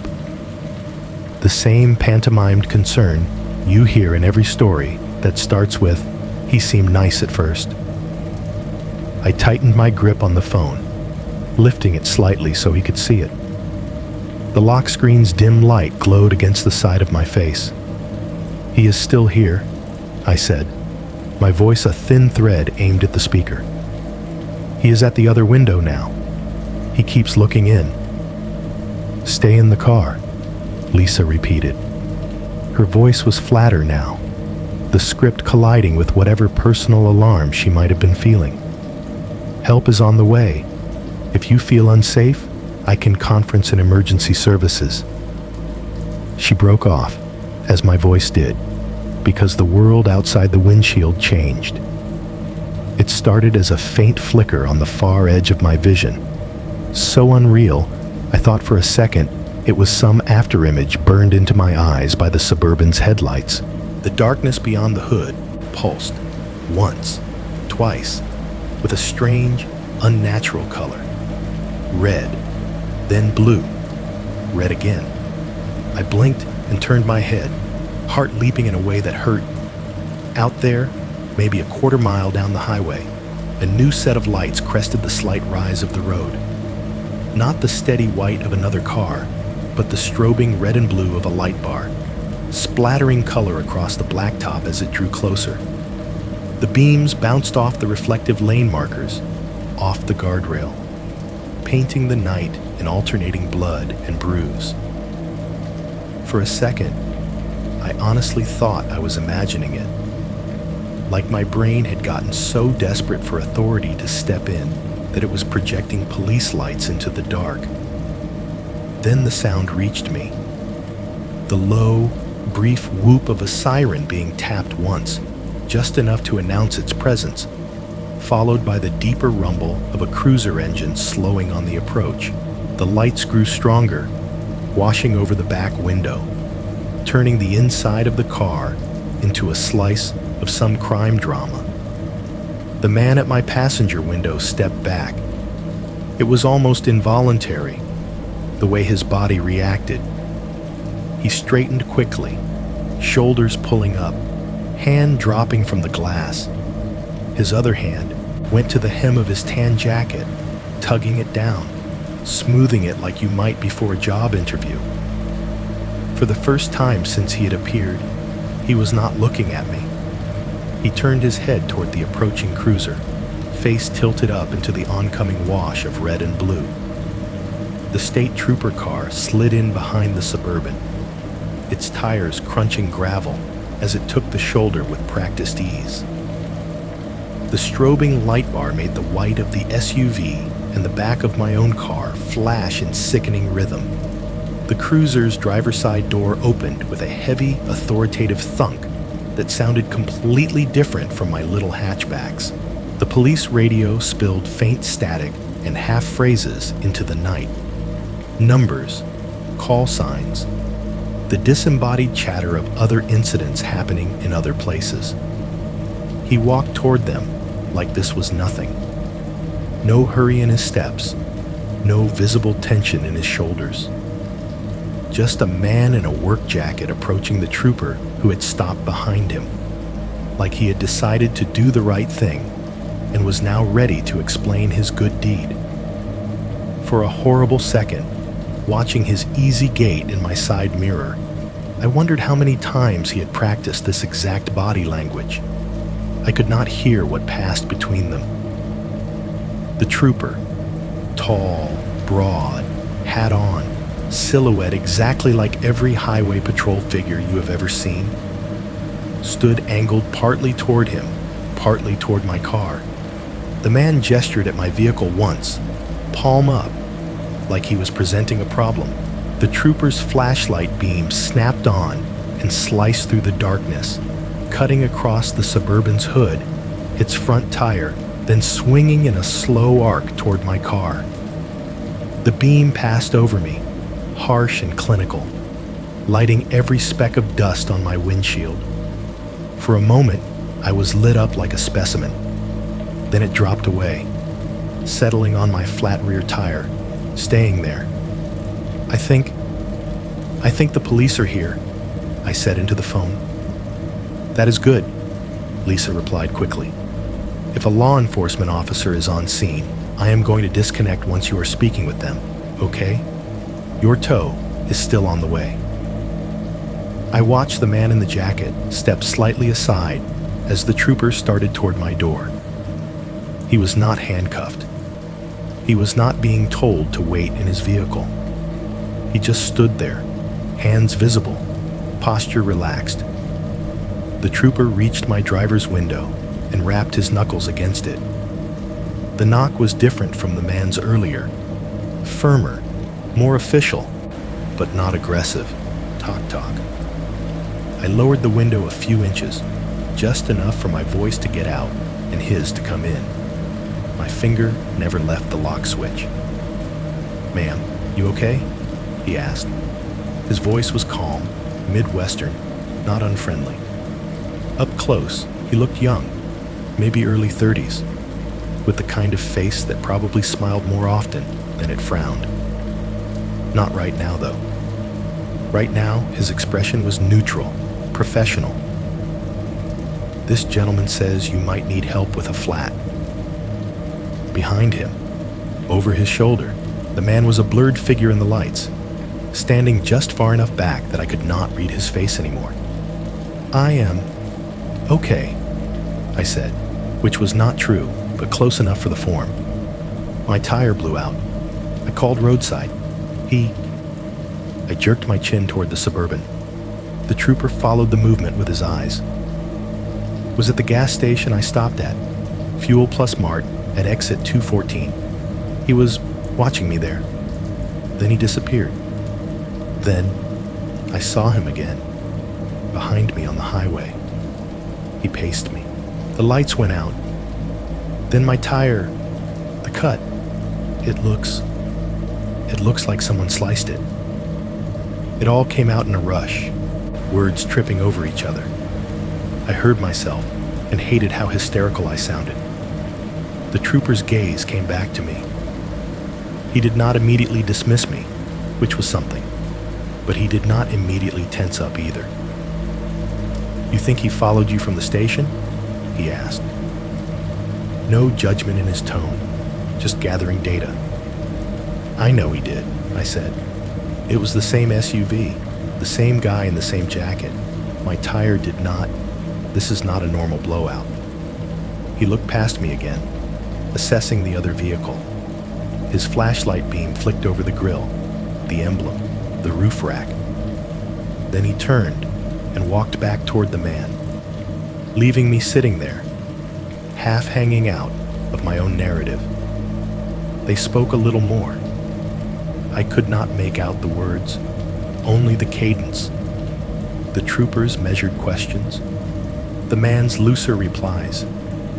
At one point, the trooper's beam ran along the side of the Suburban, then dipped to check its tires, then swept back in my direction like he was making sure he had the scene mapped out. Relief and unease fought it out in my chest so completely I felt nauseous. There was an adult in the room now, someone with authority and a gun and the ability to write things down in ways that mattered. But he was also just another man on the side of the road, trying to decide in a few minutes who to believe. Eventually, the trooper came back. "We have a tow on the way for you, ma'am," he said. "If you are uncomfortable, you can stay in your vehicle until they arrive. I will be here for a bit." "What about him?" I asked. The question felt childish and too big at the same time. "He says he just stopped to check on you when he saw your hazards," the trooper said. "That is what decent folks do sometimes." I must have made a face at that, because he added, "I will run his license, make sure everything is clean. But unless a crime has been committed, there is not much reason to." He trailed off, gesturing vaguely, indicating, "Take it further." Slashing someone's tire is not a crime? The words came out sharper than I intended. He exhaled through his nose, a short breath that was not quite a sigh. "I am not saying that," he said carefully. "I am just saying I cannot prove who did what to your tire on the side of the highway tonight, not without seeing it happen. If you want, you can file a report later. That might be a better way to document your concerns." Document. Concerns. Not attempted something. The tow truck's arrival cut off anything else I might have said.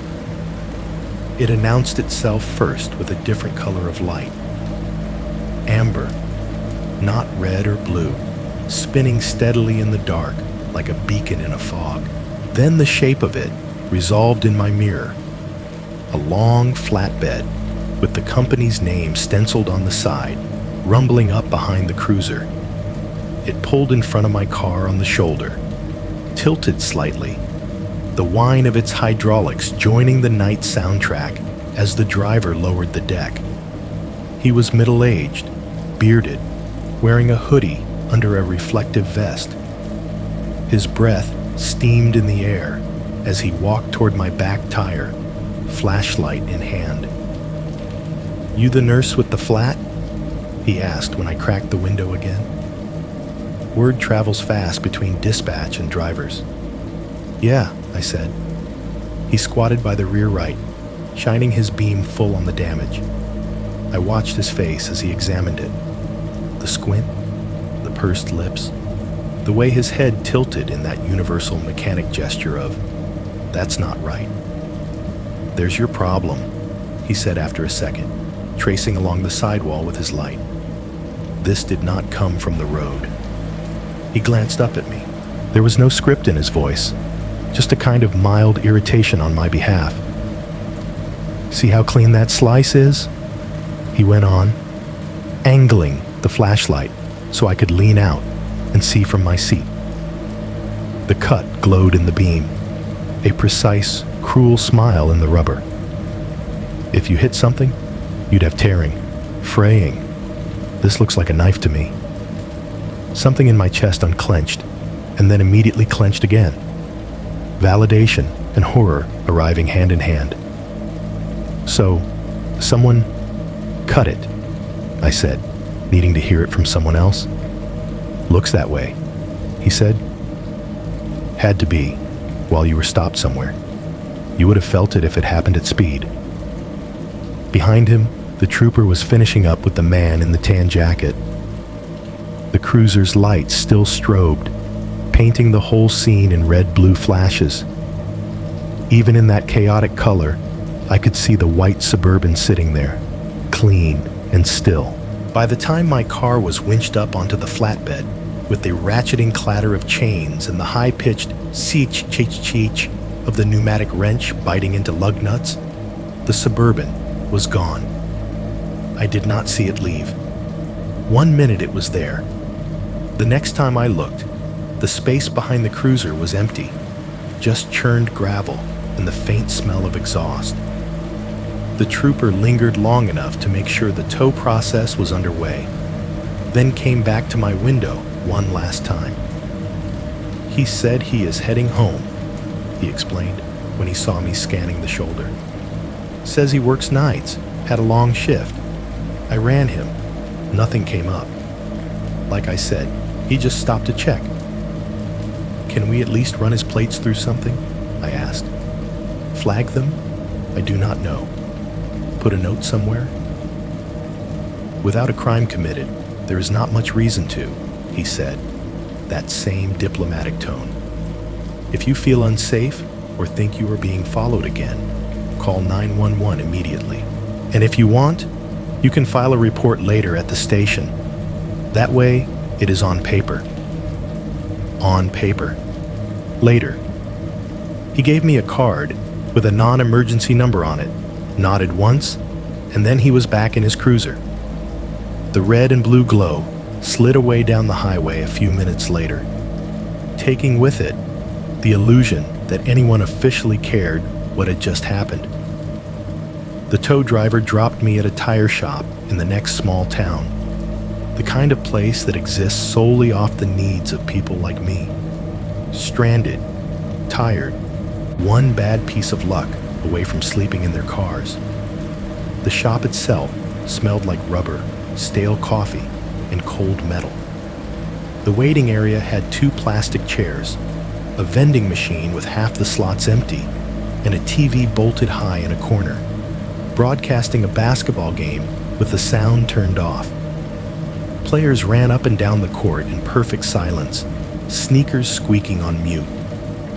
In the bay, I could hear the compressor chugging, then the sharp, percussive chatter of the pneumatic gun as it tore lug nuts off someone else's wheel. Cheech, cheech, cheech, cheech. A rhythm as sharp as the hazard relay had been, just in a different key. I sat at the small counter while they found a used tire that would fit my rim. The guy behind the register was more interested in his phone than my story, nodding in the right places without really hearing the words.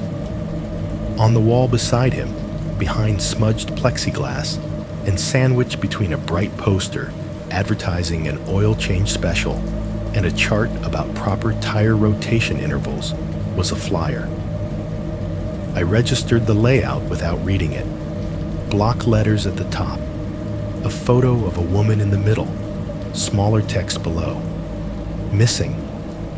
Her face was familiar in that way all missing people become after a while, when you have seen too many of them on various walls and bulletin boards. I did not stand up to look closer. Not then. Not yet. By the time I got home, showered, and collapsed into bed, it was nearly 4 in the morning.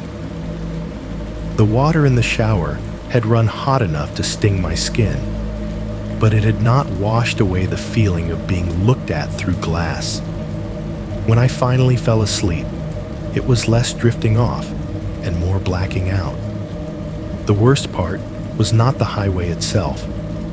It was waking up a few hours later to gray daylight leaking around my blinds and realizing that as far as the world was concerned, nothing had happened.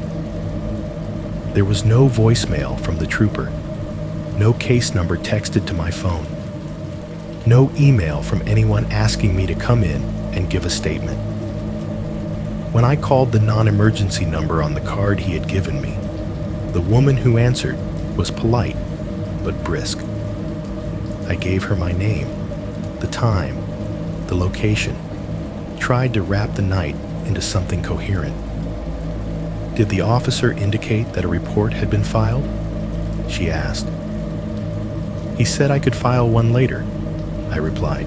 Well, if no formal report was taken at the scene and no crime was observed, she said, there may not be an incident number.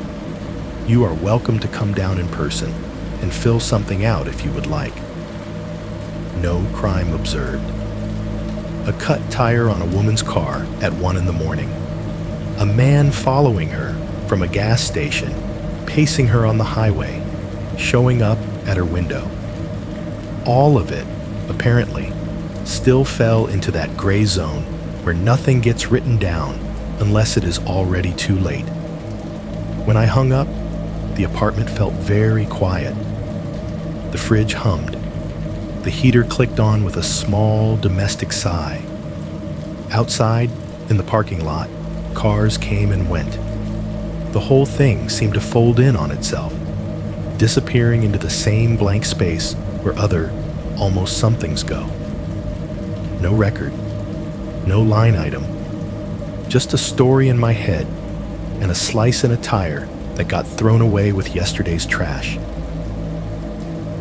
For a few days, I tried to file the whole thing under bad night and shove it into the same mental drawer where I kept medication errors that got caught in time and almost fender benders in hospital parking lots.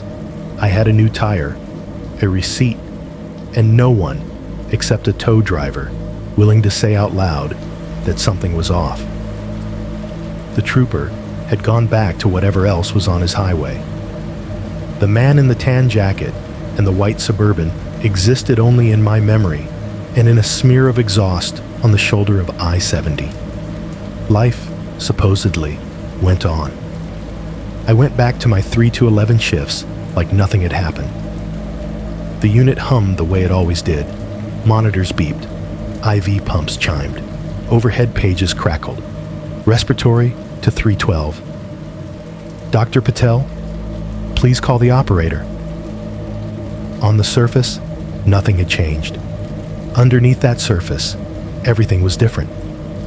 The microwave in the break room dinged, and my shoulders jumped as if my dashboard had just lit up again. That clean little chime yanked me straight back into the car, back to the gas warning light, back to the second ding before the tire icon had appeared. Every time I put something in to heat up, I stood there watching the numbers count down, like I was waiting for impact instead of leftover soup. The sound of the bed wheels rolling down the hall, rubber casters rattling over the threshold strips, the faint squeak of a brake not quite fully released, became the auditory twin of that thump, thump, thump I had felt under my feet when the tire was dying. The beds had always sounded like that, but now my heart ticked up whenever I heard the rhythm. Even the back door of the hospital became loaded. The heavy metal clank it made when it shut behind me as I stepped out into the loading dock area had always sounded like a security blanket. Inside versus outside, hospital versus world. Now, it sounded like the door of the cruiser closing on the shoulder, like the moment an adult had arrived and then left without taking anything with him. You would think time would dull that stuff. At first, it sharpened it instead. One evening, maybe 5 days after the flat, I was in the break room nuking coffee. It was one of those mid-shift lulls that happen between the 6 p.m. med pass and the 9 p.m. check. Lights in the unit were dimmed. Visitors were gone. The hallway outside was a long, carpeted echo chamber of hushed voices and beeps. In the lounge, the old TV mounted in the corner was tuned to a local news channel. Someone had hit mute during a loud story earlier and never turned the sound back up. So the anchor's mouth moved in silence, teeth flashing, hands gesturing at graphics I could not hear explained. A strip of headlines crawled across the bottom. I did not read them. My eyes kept drifting instead to the reflection of the fluorescence in the screen, that ghostly grid superimposed over everything. The fridge by the wall shuddered and hummed, its motor cycling on with a low, droning vibration. The light above the sink flickered every so often, stuttering between full brightness and a faint, headache-inducing buzz. Someone had left a half-written note on the table. Call lab about troponin. 8 East. The ink had bled slightly into the cheap paper. I poured the end of a pot of coffee into my mug, burnt, bitter, but hot, and slid it into the microwave. 30 seconds. The plate turned inside with a soft whir, my reflection wobbling across the glass. My eyes wandered, the way they always did during those small, stolen moments. The corkboard above the table was a familiar mess of paper. Union notices, potluck sign-ups, photos from someone's retirement party, a cartoon about nurses and caffeine pinned up with a smiley face thumbtack. For months, it had all just been background noise. This time, the flyer hit me like a spotlight. It was off to the side, not centered, tacked up with one pin that made it hang slightly crooked. White paper, black block letters at the top, missing. The photo beneath was in color, but looked washed by the copier. I had seen it before, in passing. Now it seemed to sharpen in front of my eyes. A woman, mid-20s maybe. Brown hair pulled back in a ponytail. Blue Walmart polo with a name tag. She was smiling in the picture, but there was a tiredness around her eyes that I recognized from the mirror on days I worked too many shifts in a row. Underneath her picture, name, age, height. A short description: brown hair, brown eyes, last seen wearing work uniform. And then, in bold, last seen, leaving work near exit, 221 off I-70. Possibly seen entering a white SUV. My hand tightened on the edge of the counter so hard my knuckles went white. The microwave chose that exact second to finish its cycle. Ding! The sound landed at the same time my brain registered the words, white SUV. For a split second, it was like someone had driven a nail straight down through my skull, pinning that phrase in place. White SUV. Exit 221. I was at exit 214 the night my tire got cut. 7 little mile markers between our turnoffs. Nothing and everything. Heat surged in my hands. I realized I was clutching my mug too hard and nearly sloshed coffee onto the floor when I yanked it out. A splash hit my skin. I barely felt it.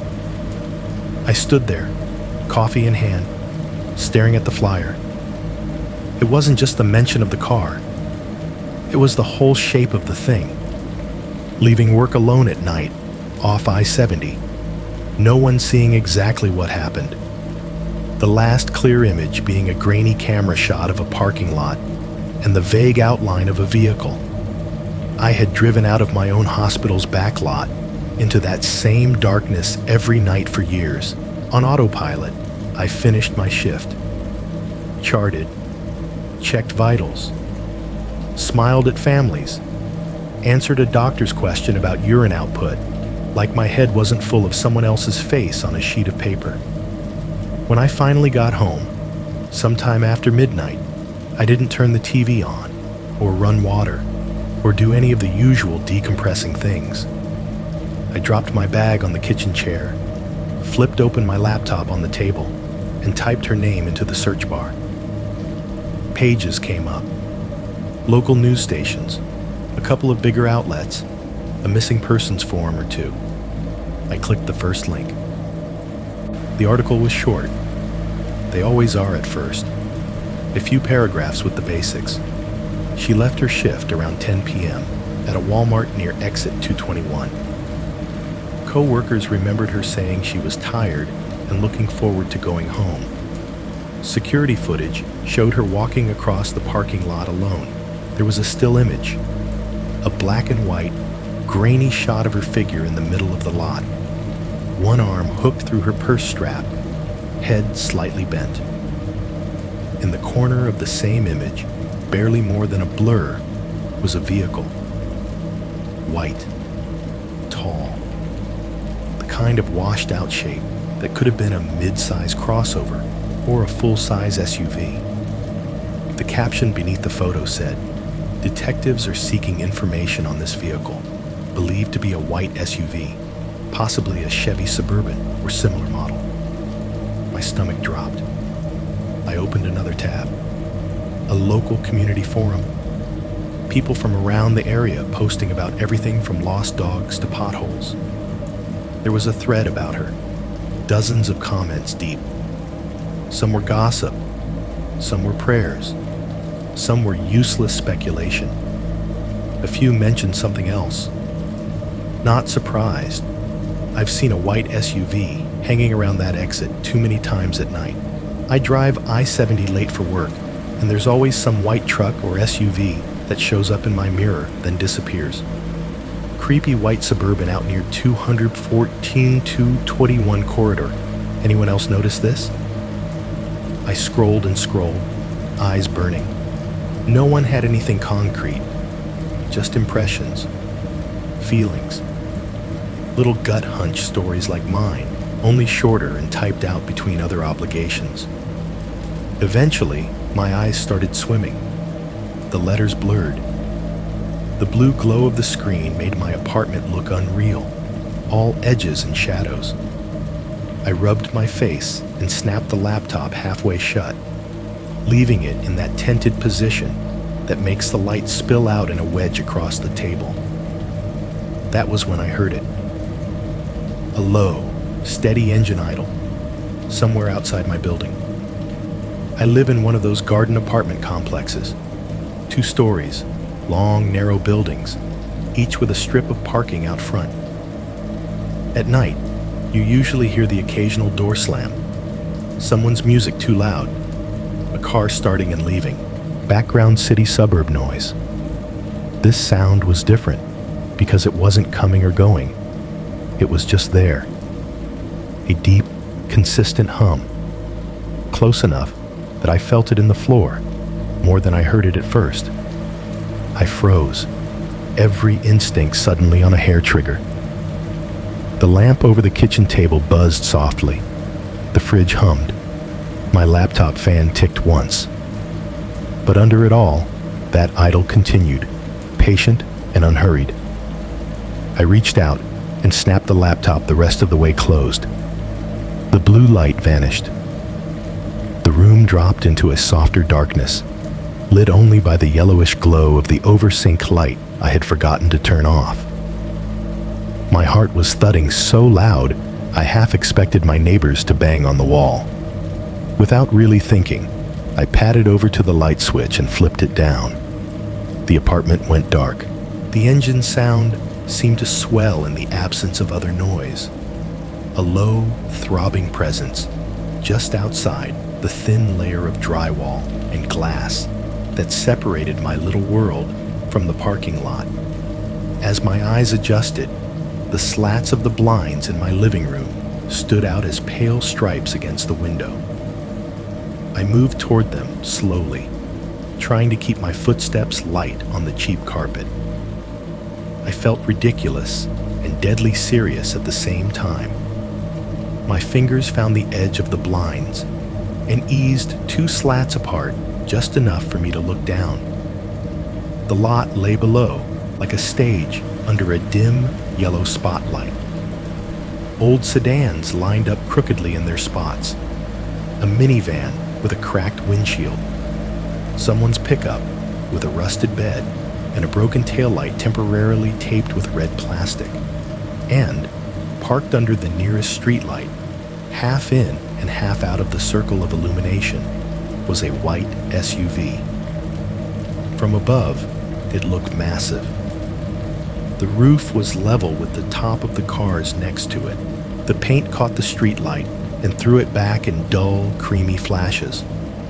There was a roof rack silhouetted against the yellow haze, bars arching over the top like ribs. The rear window was so dark it might as well have been painted. The front plate bracket was empty. No tag, just 2 screw holes. Maybe the plate was on the back only. Maybe it had fallen off. Maybe the angle made it hard to see.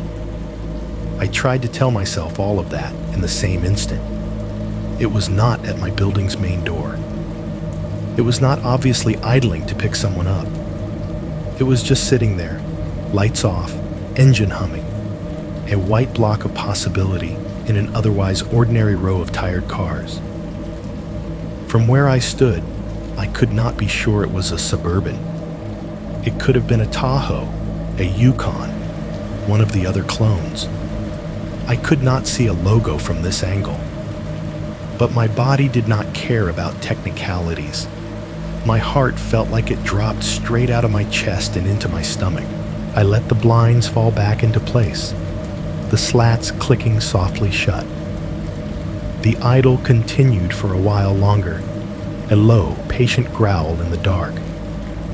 By the time it finally faded, pulling away, I assumed, though I did not look again, I was sitting on the floor with my back against the interior wall, phone in my hand, staring at the non-emergency number on the card the trooper had given me. I did not call that night.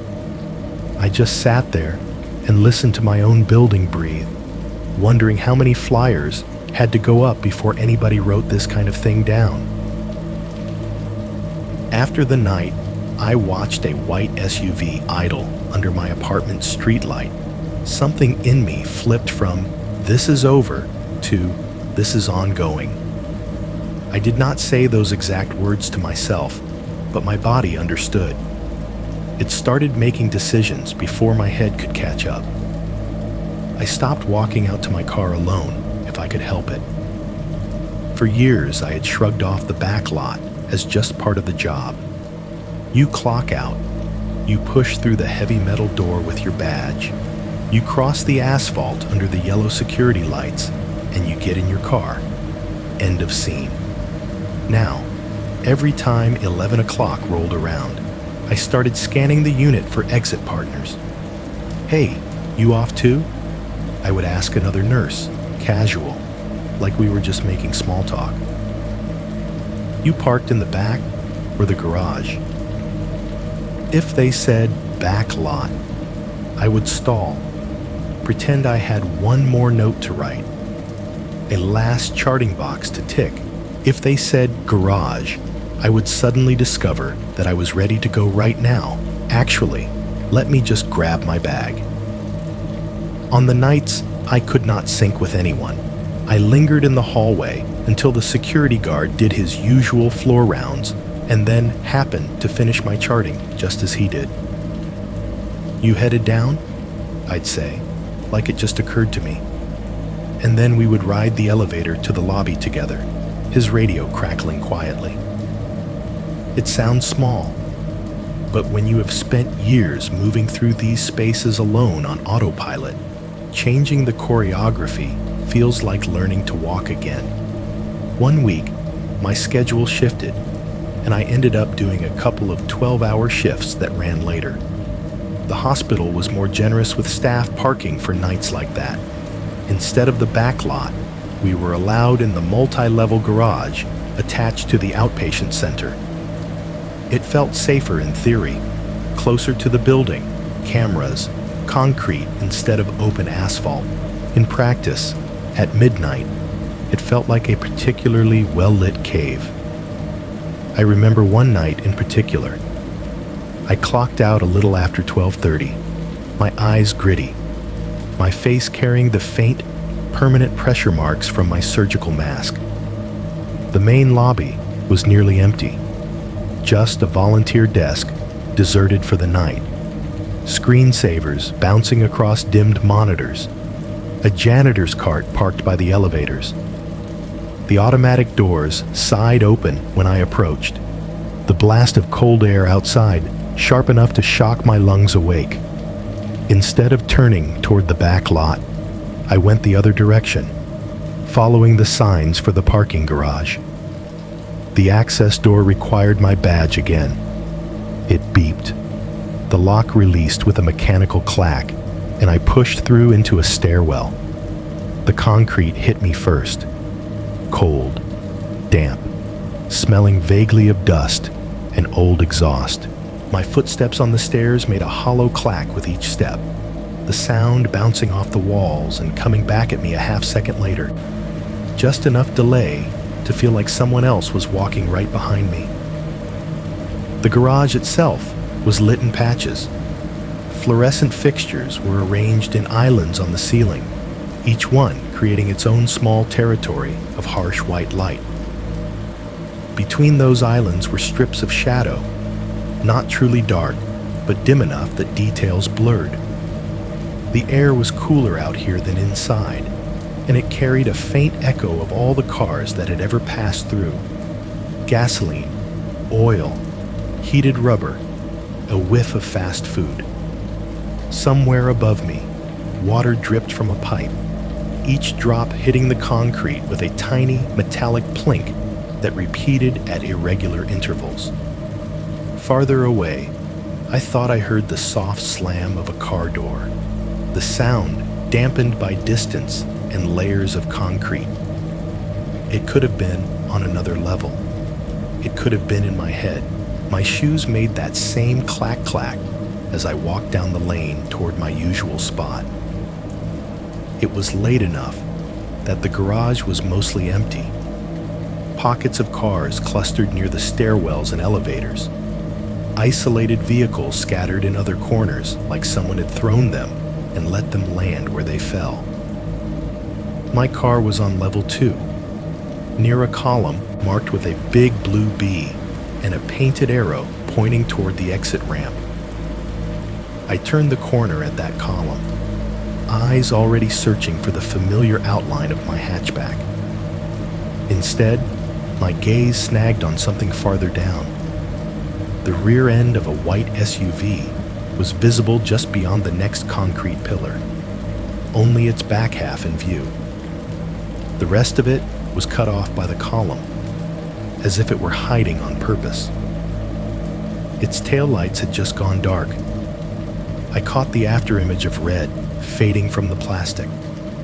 The chrome trim on the bumper caught the fluorescent light and threw it back in a dull line.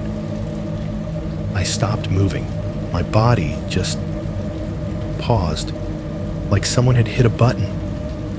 From where I stood, I could see the bow of the rear window, tinted so dark it looked like a black hole in the back of the vehicle. The profile of the rear quarter panel, the shape of the tailgate, and there, dead center on that tailgate, a familiar cross, the Chevy logo, bright even in this dull light. Above it, the outline of a roof rack arched along the top, shadow against shadow. The sound of the dripping pipe seemed to get louder. Plink, plink, plink. My own breathing sounded too noisy in my ears. My muggy, end-of-shift brain tried to supply other explanations. There are a million white SUVs. Lots of people drive Chevys. Maybe a co-worker's husband is picking them up. But the animal part had already made its decision. Same shape, same vehicle type, same brand. The same thought as always. It could be any SUV, and the other one, the one that mattered more. What if it is not?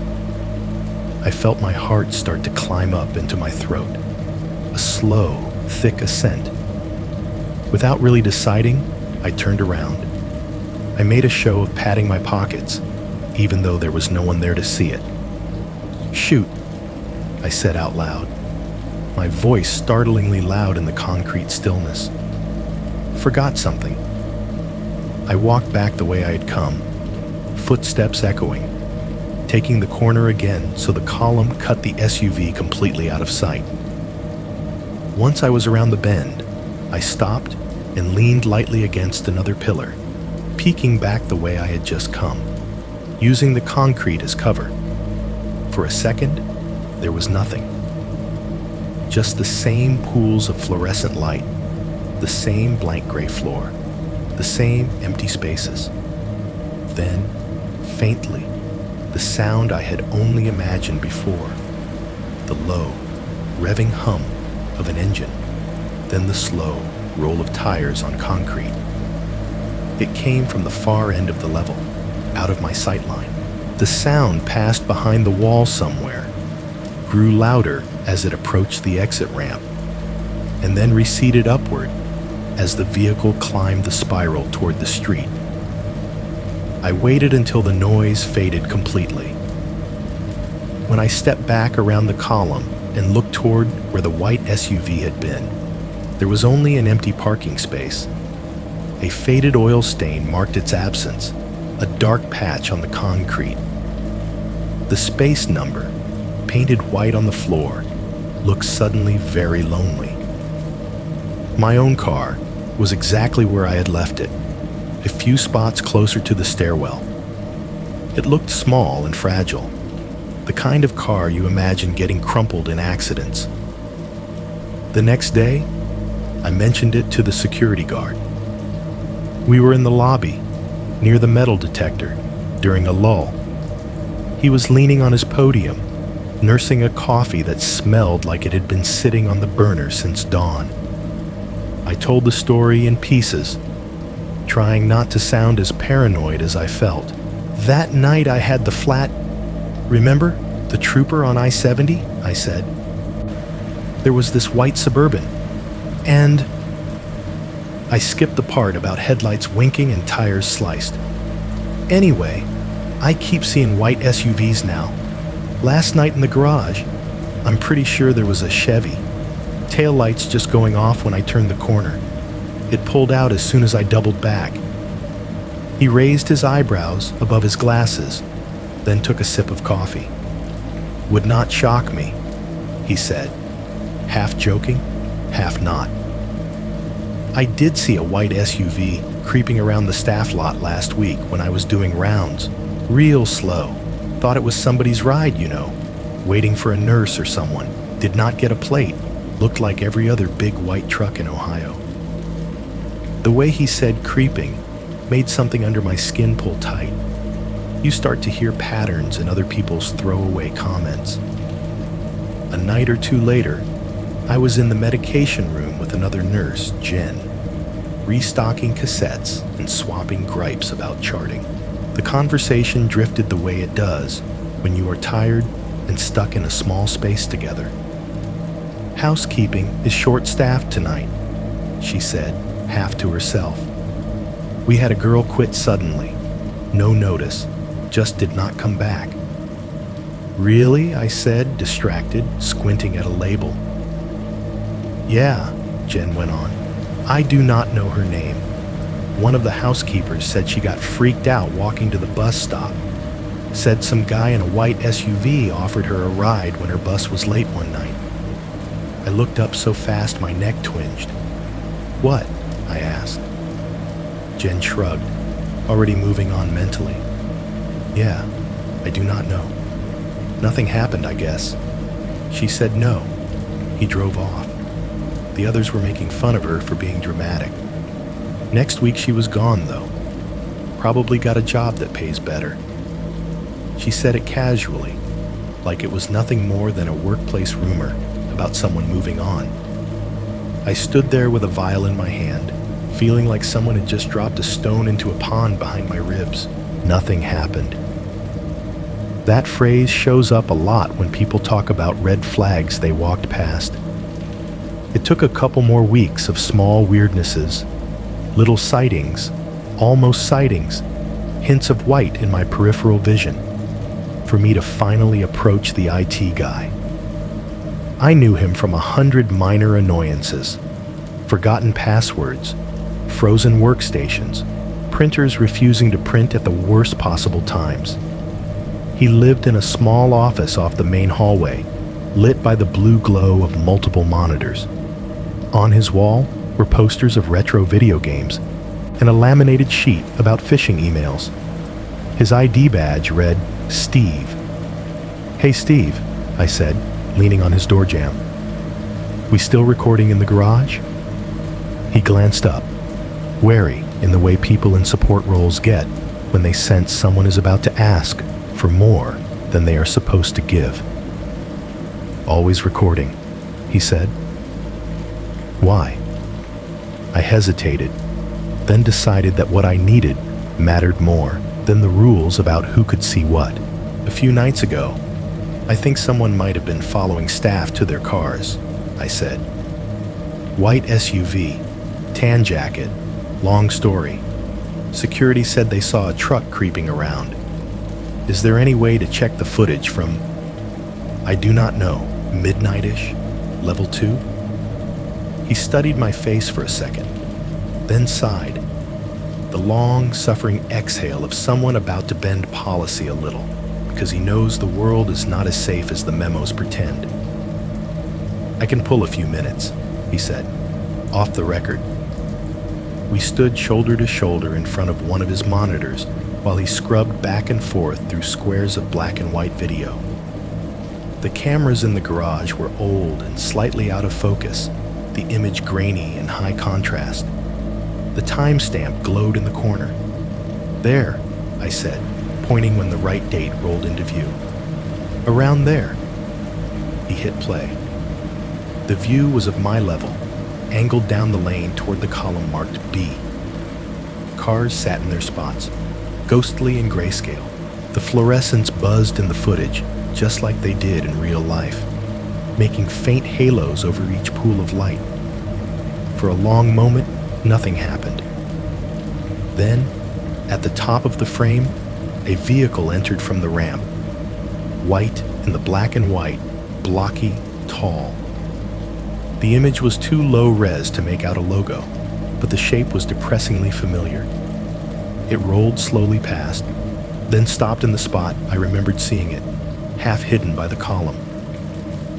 "Is that yours?" Steve asked, zooming a bit. "No," I said. My voice sounded flat. "Mine's the little one in the corner, I think." We watched for another few seconds. The SUV sat there, engine presumably running, though the footage had no sound. It did not flash its lights. No one got out immediately. Then, from the right side of the frame, a figure stepped into view. He was leaning against a column near the stairwell, half in light, half in shadow. The camera turned him into a silhouette with just enough detail to make your brain fill in the rest. A jacket that read as light gray in monochrome, a cap-shaped shadow on his head, hands dug casually into his pockets. He did not walk to a car. He did not check a phone or dig for keys. He just stood there, angled slightly in the direction of where the staff elevator doors were, off camera, like he was waiting for someone to appear. As we watched, a nurse I recognized, small, tired, ponytail, walked through the bottom of the frame, heading toward her car. His head turned just enough to track her. He did not move closer. He did not wave. He simply watched her cross the shot and climb into her vehicle. A moment later, her headlights flared and she drove off. He stayed. Even without sound, something about his posture set my teeth on edge. There was no phone in his hand, no cigarette glowing, no reason to be leaning like that for as long as he did. It was the exact same stillness from Fuel Plus Mart, The same way of occupying space without doing anything, just observing. How long does he stand there? I asked. Steve dragged the timeline forward. The figure remained in place for another minute, then finally pushed off the column and walked out of frame in the direction of the ramp.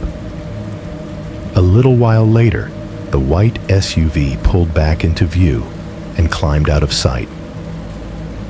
"That is all we have," Steve said. "Not exactly illegal to stand around looking bored in a garage." "I know," I said. He glanced at me, then at the screen again. "You want me to pull stills?" he asked quietly. "For security or police?" I thought about the trooper on the shoulder of I-70, about the way he had said, "Without a crime committed, there is not much reason to." I thought about the missing woman's tired smile on the flyer, the words possibly seen entering a white SUV. "Yeah," I said finally. "Print a couple. Just in case someone ever decides this counts as something."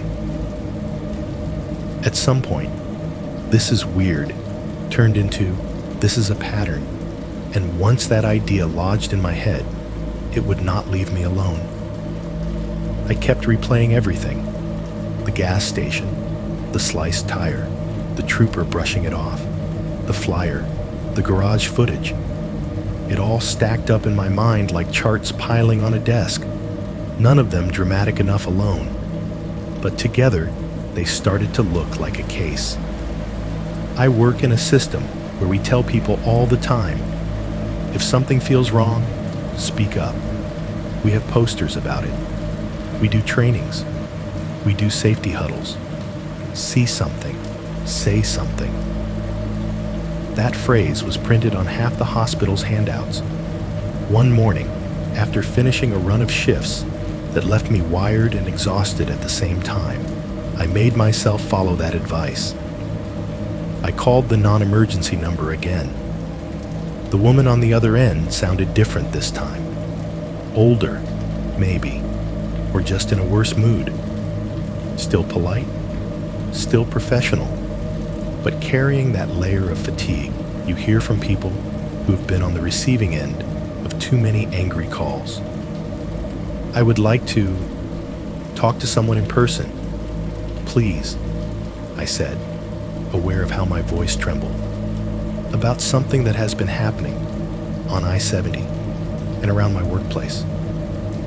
She asked my name, my number, the general nature of my concern. I gave her a boiled-down version: suspicious vehicle, possible connection to a missing person, incidents at a gas station and the hospital. There was a pause that I felt in my teeth. "Okay," she said finally. "You can come down and speak with an officer.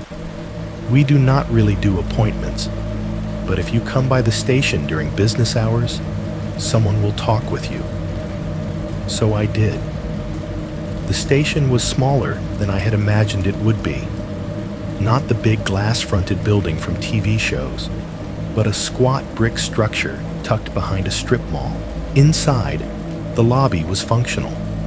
Plastic chairs, a scuffed linoleum floor, a counter with a plexiglass panel that had been added sometime in the last few years.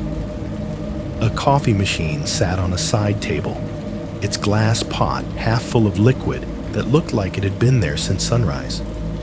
On the wall next to the counter was a poster with a blue eye, graphic and white text: "If you see something, say something. Report suspicious activity." I stared at it while I waited, the irony settling over me like a weight.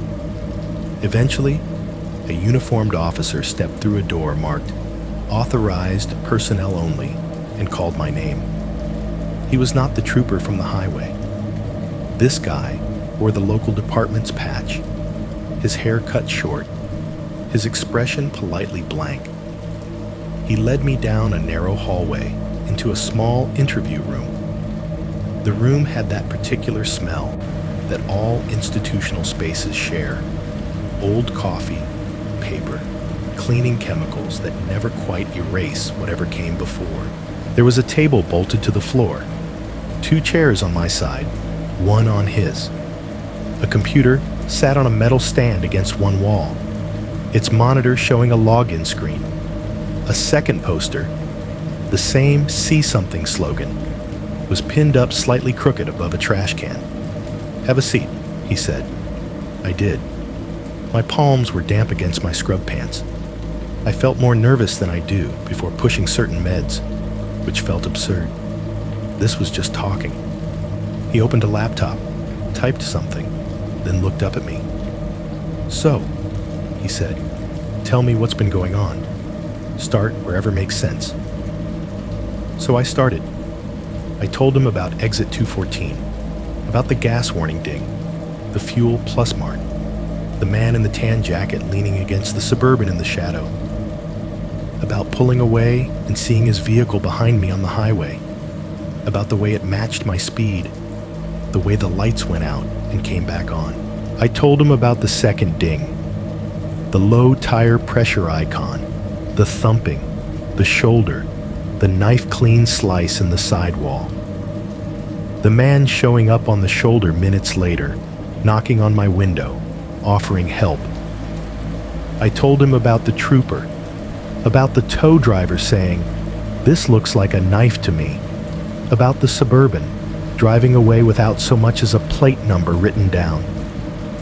I told him about the missing woman on the flyer, the words, "possibly seen entering a white SUV," exit 221, the grainy footage with the washed-out vehicle in the corner. I told him about the white SUV under my apartment streetlight, idling with no visible driver, about the one in the parking garage, taillights going dark when I turned the corner. I told him about the security guard saying he'd seen a white SUV creeping around the staff lot. I told him about the housekeeping girl who got offered a ride and then just left the job. I told him about the garage footage the IT guy had shown me. The man in the light jacket, leaning against the column, doing nothing but watching nurses cross the frame. I tried very, very hard not to sound like I was unraveling. The officer listened, to his credit. He did not check his phone or stare at the wall. He watched me, his face an unreadable mix of intent and neutrality. Every so often, he broke eye contact to type something into his laptop, the keys clicking in precise bursts. When I finished, there was a moment of silence that felt like standing in a hallway after a code, waiting to find out if anything stuck. "Okay," he said finally, drawing the word out just a fraction. "You have had some unsettling encounters for sure." "Yes," I said. My throat felt tight. "I have." He tapped a key, looked at the screen, then back at me. "I am going to ask you some follow-up questions," he said, "just so I have all the details." "Okay. On the night your tire went flat, did this individual," he glanced at his notes, "the driver of the white SUV, make any verbal threats toward you?" I thought about the knock on the glass, the pantomimed offer to help, the smile that did not reach his eyes. "No," I said. "He did not say anything I could hear."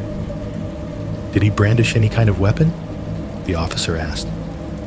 "Anything in his hands? Did you see a knife, a gun, anything like that?" I saw his empty palms, the reflective stripe across his arms, the way his fingers had curled around my door handle. "No," I said, "not that I saw." "Did he physically touch you at any point?" The officer's voice stayed level. "Put hands on you, try to open the door beyond the handle, obstruct you from leaving?" "He tried the handle," I said, "but the door was locked. He did not reach inside. He walked away when I told him there was a tow coming, but he followed me from the gas station. I know he did." "Right," he said, nodding, His fingers moved over the keyboard again. I am not dismissing your fear, okay? I am just trying to determine if a crime has been committed that we can act on. Slashing a stranger's tire to get them alone on the side of the road is not actionable. The edge in my voice surprised even me. He shifted slightly in his chair. We have the tow operator's opinion that the tire damage looked like a cut, he said carefully. That is something.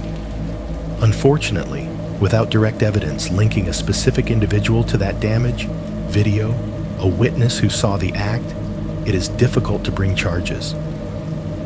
Do you have any identifying information on this subject? License plate number? Full description beyond white male, jacket, cap? I felt my face heat with frustration and shame. No, I said. It was dark. The trooper did not write a plate down. I did not think to memorize it while he was behind me. I did not realize I was supposed to be building a case in the moment. I understand, he said. These things are hard in real time. And the missing woman? I pressed. The flyer at my hospital? Exit 221, white SUV? No one has connected that to anything? He exhaled slowly through his nose. That case is being handled by another jurisdiction, he said. I cannot speak to the specifics. I can tell you that witnesses often disagree on details of vehicles, and white SUVs are common. Correlation does not always equal causation. Social media has people on edge these days, I heard, even though he did not say it yet. Everyone watching true crime. Everyone seeing danger in every grocery store parking lot. We will put a note in the system, he went on. Document your report.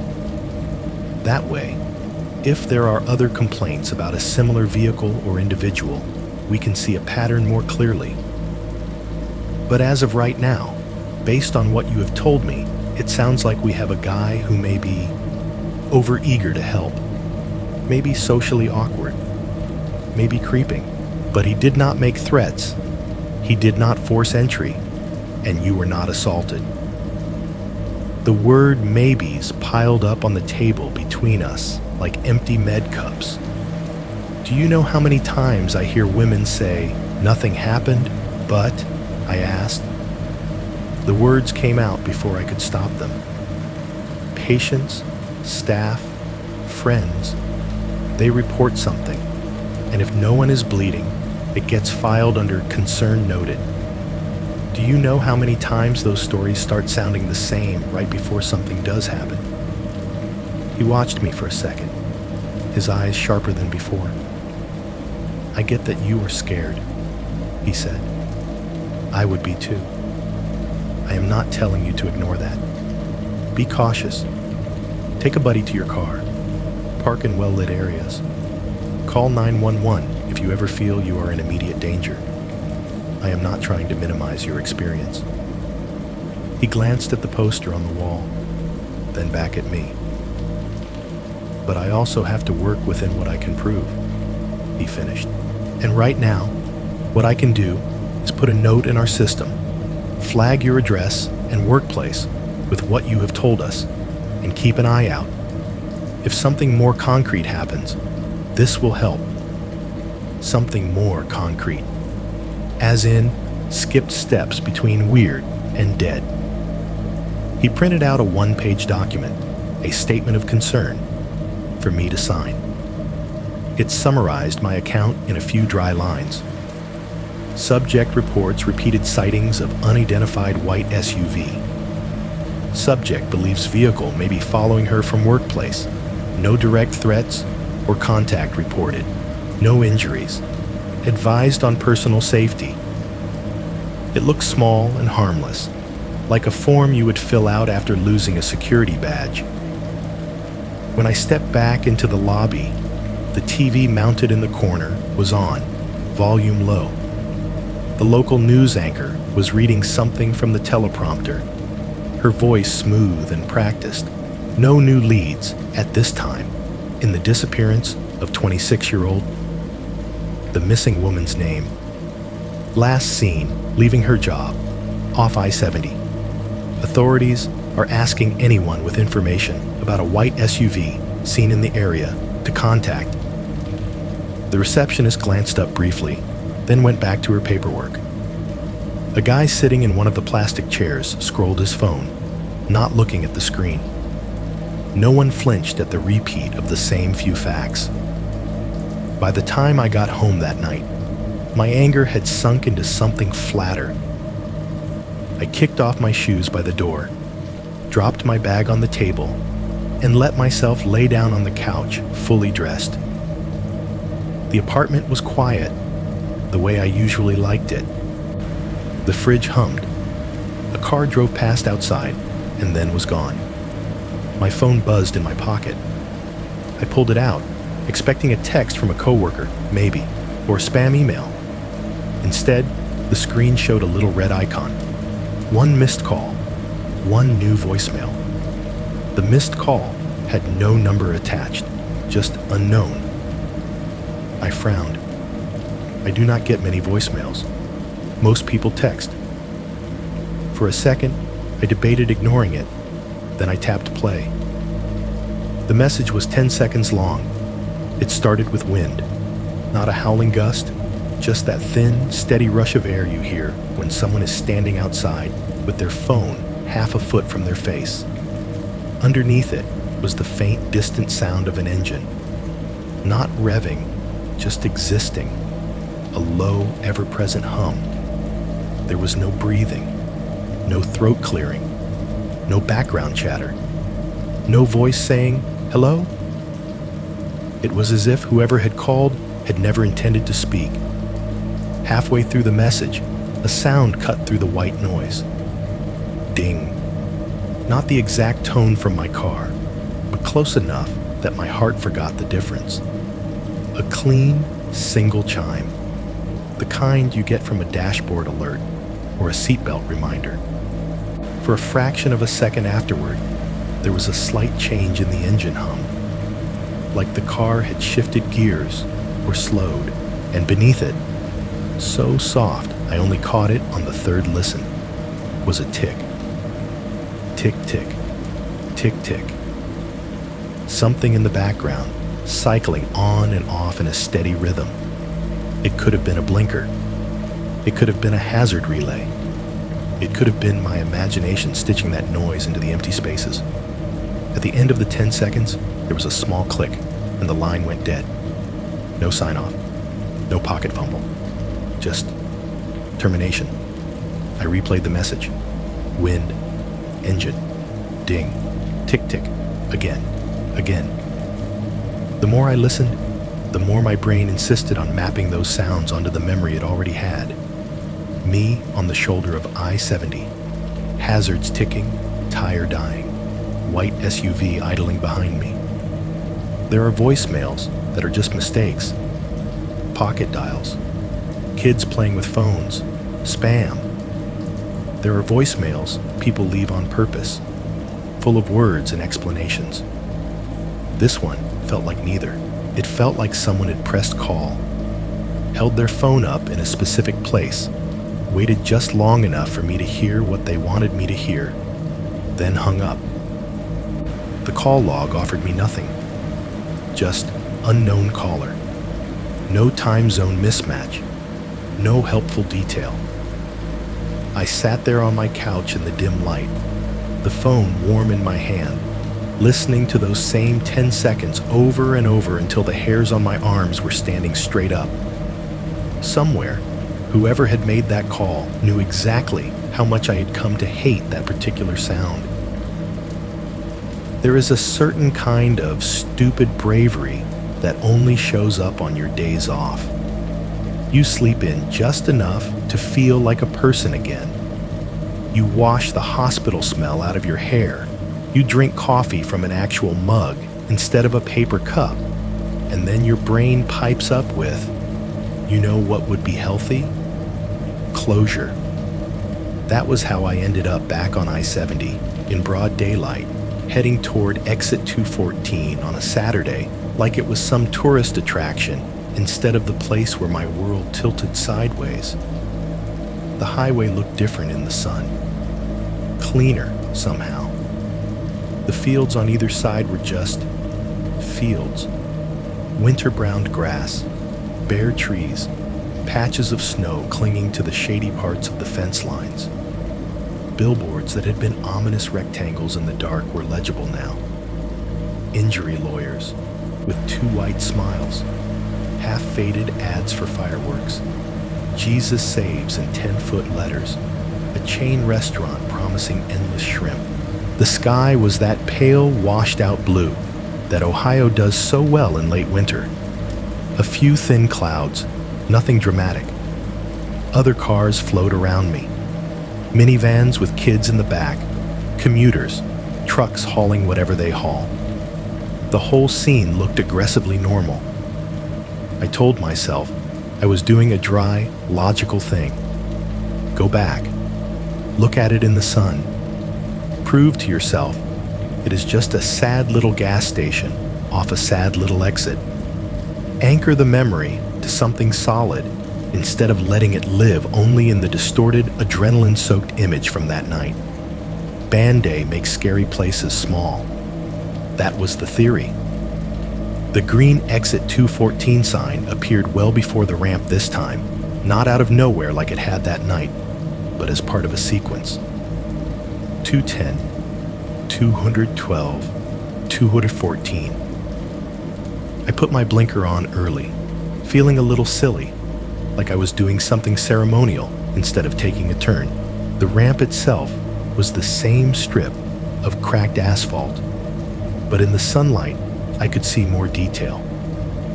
Loose gravel clustered at the edges, a plastic bag snagged in a weed, tire marks from someone who had taken the curve too fast and corrected at the last second. At the bottom of the ramp, the crossroads stretched in both directions. 2 lanes, no center median, lined with utility poles and low brush. And there, across from the end of the ramp, sat Fuel Plus Mart. It was smaller than it had felt from behind the wheel that night. The overhead canopy, white once, now chalky and stained, covered 4 pumps, 2 on each side.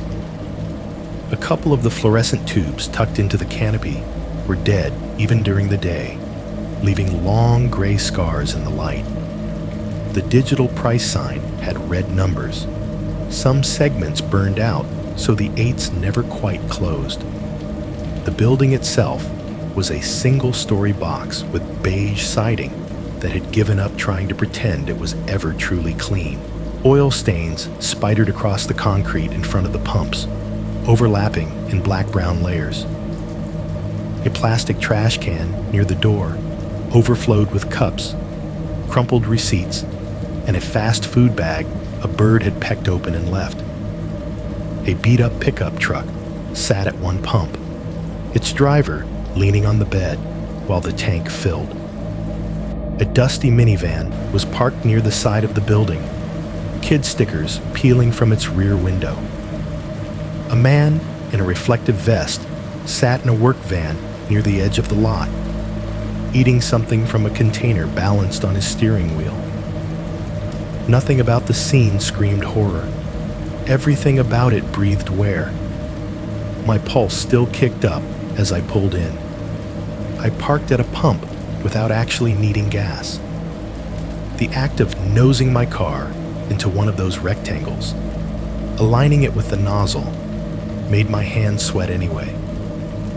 For a second, I just sat there with the engine running, looking around, letting the place come into focus from this new, unforgiving angle. In the daylight, you can see all the flaws. The chipped paint on the pump housing, the duct tape half covering a crack in the card reader, the way one of the canopy's support poles is dented near the bottom, like someone once tapped it with their bumper and then kept going. I turned off the engine. The sudden quiet outside the glass made the interior of my car feel like a bubble.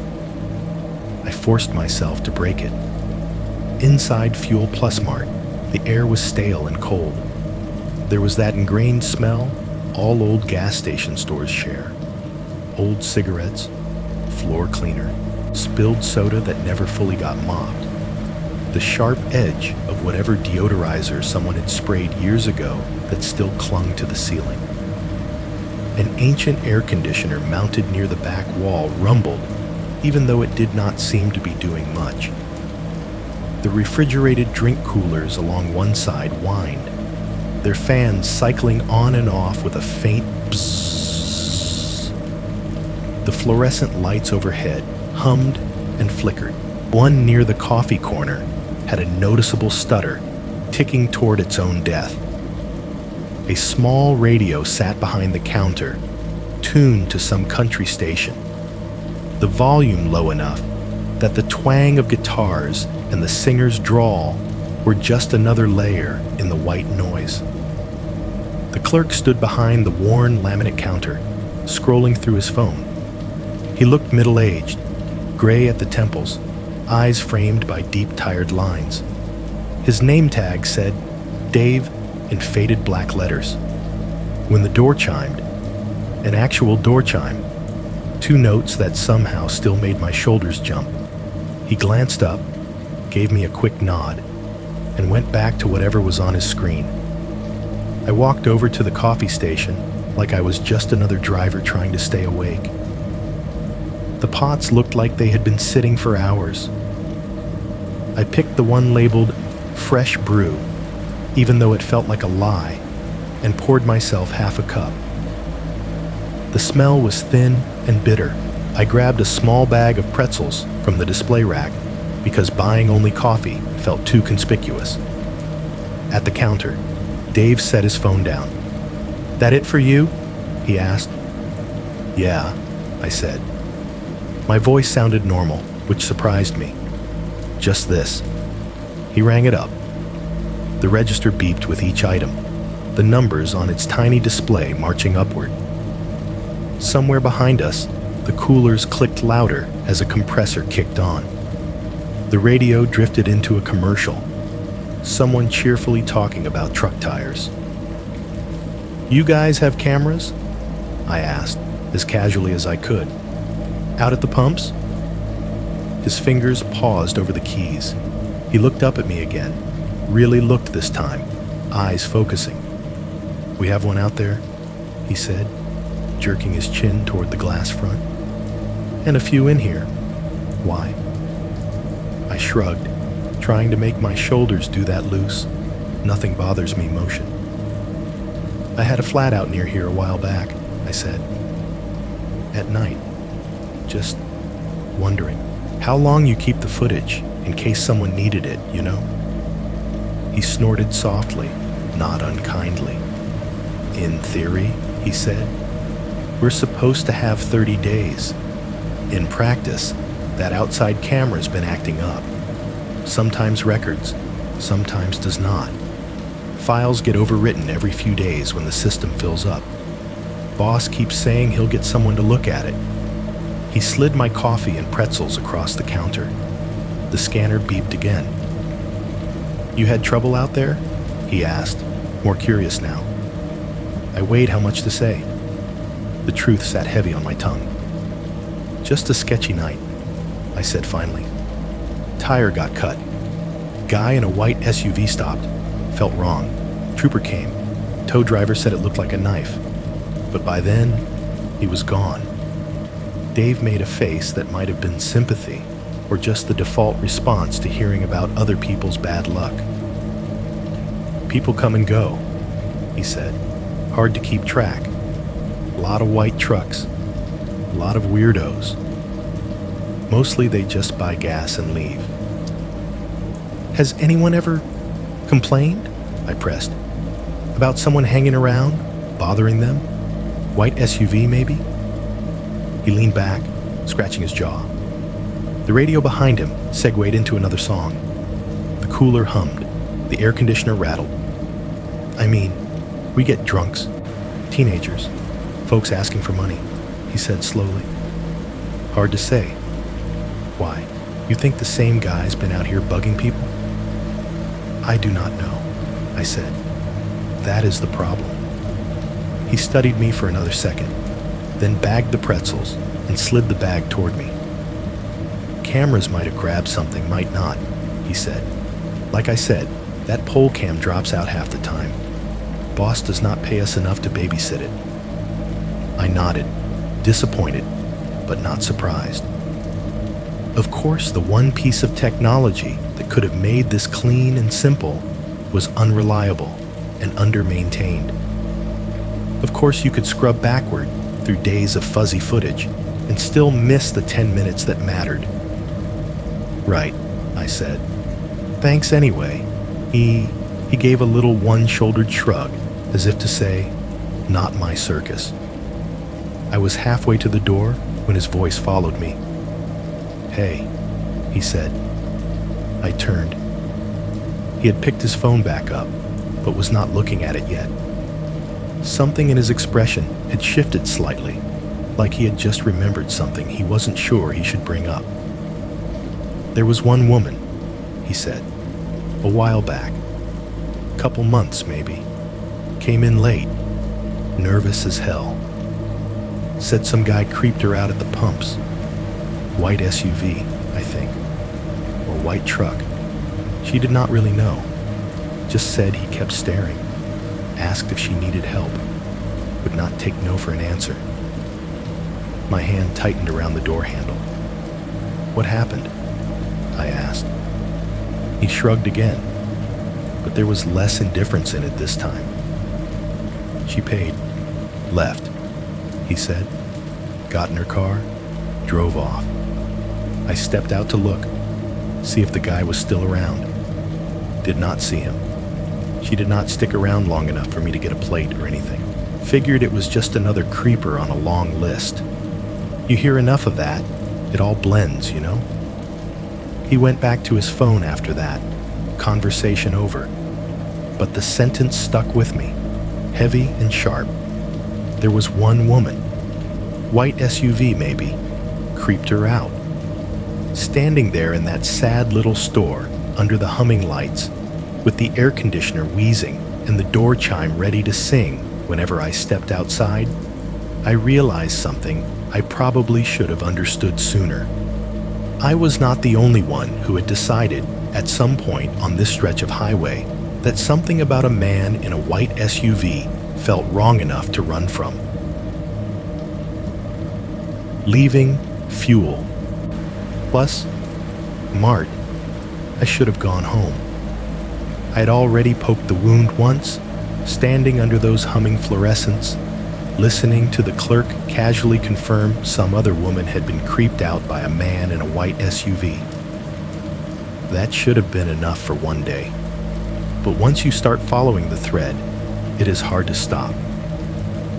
Exit 214 in my rearview mirror made exit 221 feel like the next logical step, instead of the escalation it actually was. The missing woman's face floated in my mind. The way her smile looked on the flyer in the break room. The way her name had sounded on the news anchor's lips. She was not abstract the way a lot of victims end up feeling, flattened into statistics. She worked night shifts. She walked alone across parking lots. She was tired when she clocked out. I knew that life too well. So I stayed on I-70, watched the mile markers slide by, and took the ramp for 221. If you have ever been to one Walmart off a highway, you have been to all of them. The building sat back from the road, a big concrete box with blue panels and a yellow Spark logo. The parking lot sprawled out in front like a gray ocean dotted with islands of light poles and cart corrals. Fast food chains flanked it. A drive-through burger place, a pizza place, a coffee place. A strip of smaller shops clung to one side. Nail salon, tax prep, payday loan. In daylight, it looked aggressively harmless. Cars flowed in and out of the lot. A mom pushed a cart loaded with bulk groceries and a bored toddler. A group of teenagers in hoodies hung near the entrance, laughing too loud. An older man in a reflective vest collected carts, their metal frames rattling in uneven chorus as he pushed them across the asphalt. I pulled into the lot and drove slowly, more like I was scanning for a missing object than a parking spot. The asphalt was a patchwork of old repairs. Darker squares slapped over lighter ones. Oil stains marked long occupied spaces. White lines divided everything into neat, shallow rectangles where people left pieces of their lives while they shopped. I already knew the rough shape of the story. I had read it on 3 different news sites and half a dozen posts. She had clocked out around 10 p.m., walked out the employee entrance, crossed this lot toward the area where staff tended to park on the outer edges. Cameras caught her leaving the building. Cameras caught her halfway across the asphalt. Somewhere between the door and her car, she had vanished. In one frame, in the background, on the far side of the lot, there was a vague shape, the pale blur of a vehicle, white, tall, parked near the outer edge. Possibly a Chevy Suburban or similar, the caption had said. Investigators are interested in speaking with the driver of this vehicle, but the camera resolution had been too low, the zoom too grainy. It was like trying to solve a crime from a watercolor painting.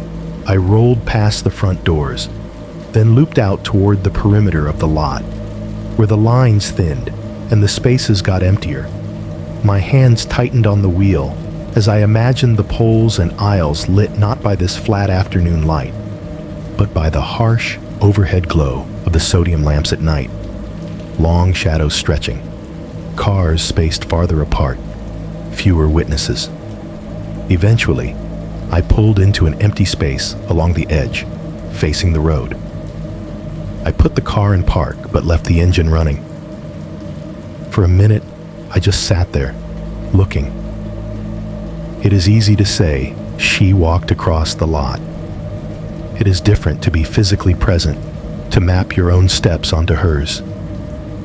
I pictured her pushing out through the automatic doors, that artificial whoosh of air as the building exhaled her into the night. The fluorescent glare dropping away behind her, replaced by the colder, harsher light of the parking lot. Her employee badge clipped to her shirt, her canvas bag slung over one shoulder, keys in hand. I imagined the sounds, the rattle of a cart somewhere across the lot, being wrangled back to a corral, the distant whine of a child melting down because they did not get the candy at checkout, the hiss of the sliding doors opening and closing over and over, the scratchy voice of the in-store PA system leaking through the entrance.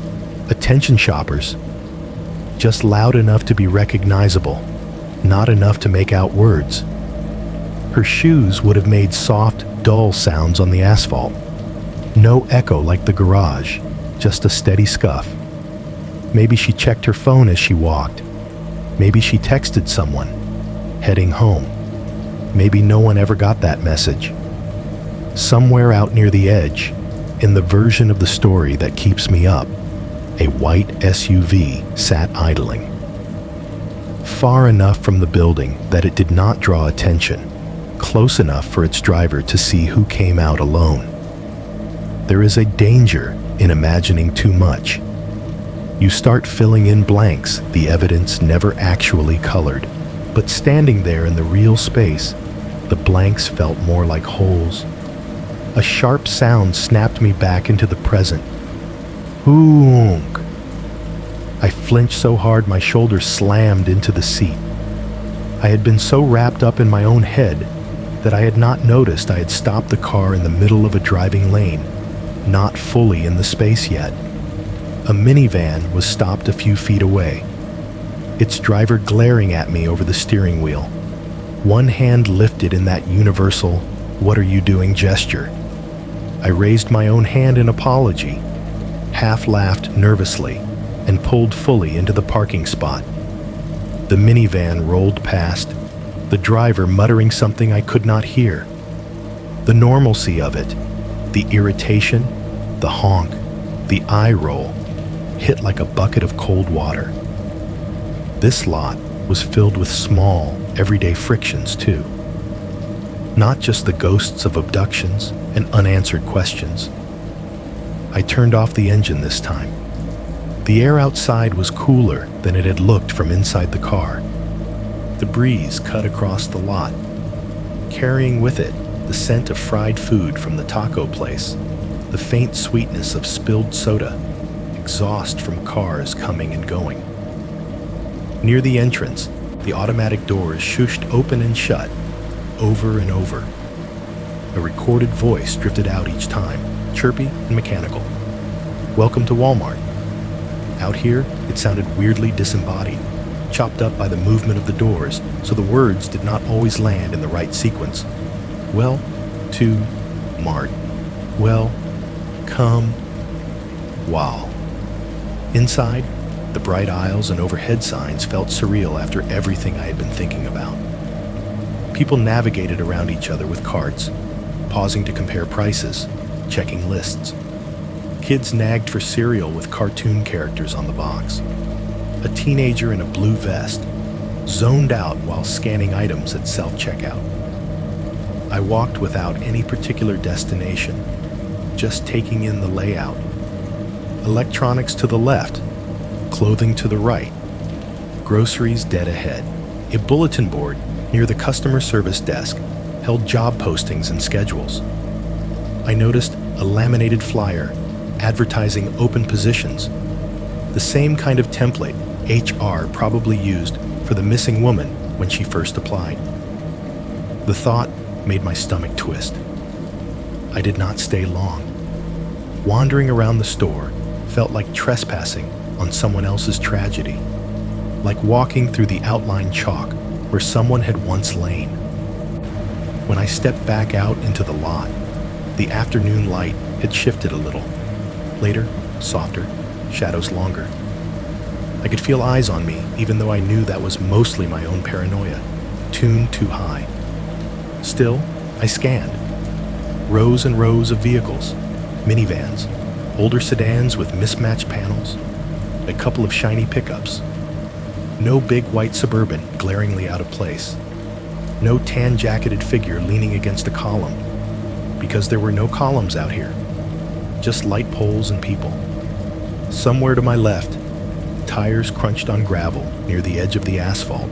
I turned quickly, heart in my throat, only to see a small car nosing around a row, its driver creeping along, clearly searching for a spot. He did not even look at me as he passed. I exhaled, annoyed at myself, walked faster toward my car. My keys were already in my hand by the time I reached it. I hit unlock. The car chirped, the lights blinked. A gust of wind rolled through the lot just then, tugging at my hair, lifting a stray receipt off the ground and sending it skittering along the pavement. Something pale slapped softly against my windshield. For a split second, I thought it was that receipt. Then I got closer and saw it was larger, heavier paper, stuck to the glass by wind and static, and maybe something damp. I stopped a foot from the driver's side door and stared. It was a flyer. White paper, black text. The same face I had seen in the break room. The same tired half-smile of the missing woman, reproduced yet again. In this version, the corners were wrinkled, the top edge creased from being pinned and pulled.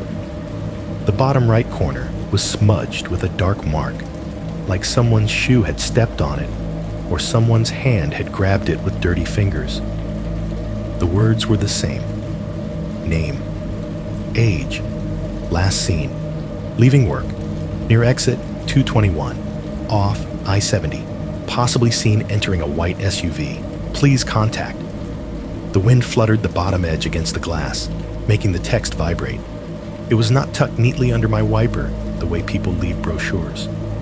It was just plastered flat, as if it had been caught in a gust and pinned there by chance. But nothing about it felt random. I peeled it away from the windshield. The paper was slightly damp, cool against my fingertips. That smudged corner looked, up close, like it could have been dirt from a shoe print, a scuff from being kicked along the ground, or something else. The back had a faint gray streak, like it had pressed briefly against someone's bumper. I stood there in the Walmart lot, cars moving around me, a kid wailing in the distance because they did not get a toy, the recorded "Welcome to Walmart" voice still chirping on a loop at the doors, and felt the air tilt. I did not know it then, but that crumpled, wind-blown flyer would not stay just a piece of paper. That same sheet would end up sitting on my passenger seat on a very different night. One where going back to where it started would stop being a choice and start feeling like something I had been steered into. By the time I left exit 221 behind me, the sky had shifted from washed-out afternoon to that uncertain gray blue that hangs just before full dark. Headlights were starting to matter. The flat surfaces of the Walmart lot, the familiar chaos of carts and kids, faded into my rearview mirror, replaced by the long, unspooling lines of I-70 again. I should have felt better. That is what daylight trips are supposed to do. Shrink monsters back into proportions you can live with. Fuel plus Swazmart had turned out to be a tired little station with a half-broken camera and a clerk who remembered one woman feeling creeped out. Walmart had been full of families and bored cashiers and bad fluorescent light. But the flyer I had peeled off my windshield was now sitting face up on the passenger seat. The missing woman's tired smile turned toward me. Every time I glanced that direction, my eyes landed on the black text. Last seen leaving work near exit 221 off I-70. Possibly seen entering a white SUV. The paper rustled faintly whenever the car hit a bump, like it had its own opinion about speed. Dusk gave up the fight as I merged back onto the highway. Full night settled in fast, the sky going from slate to ink, almost between 1 mile marker and the next. The overhead lights near the ramps disappeared as I got farther out. The only illumination came from my own headlights and the scattered glow of other vehicles moving in the same general direction. Traffic was moderate, enough cars that I was not alone, not enough that I could disappear into a true crowd.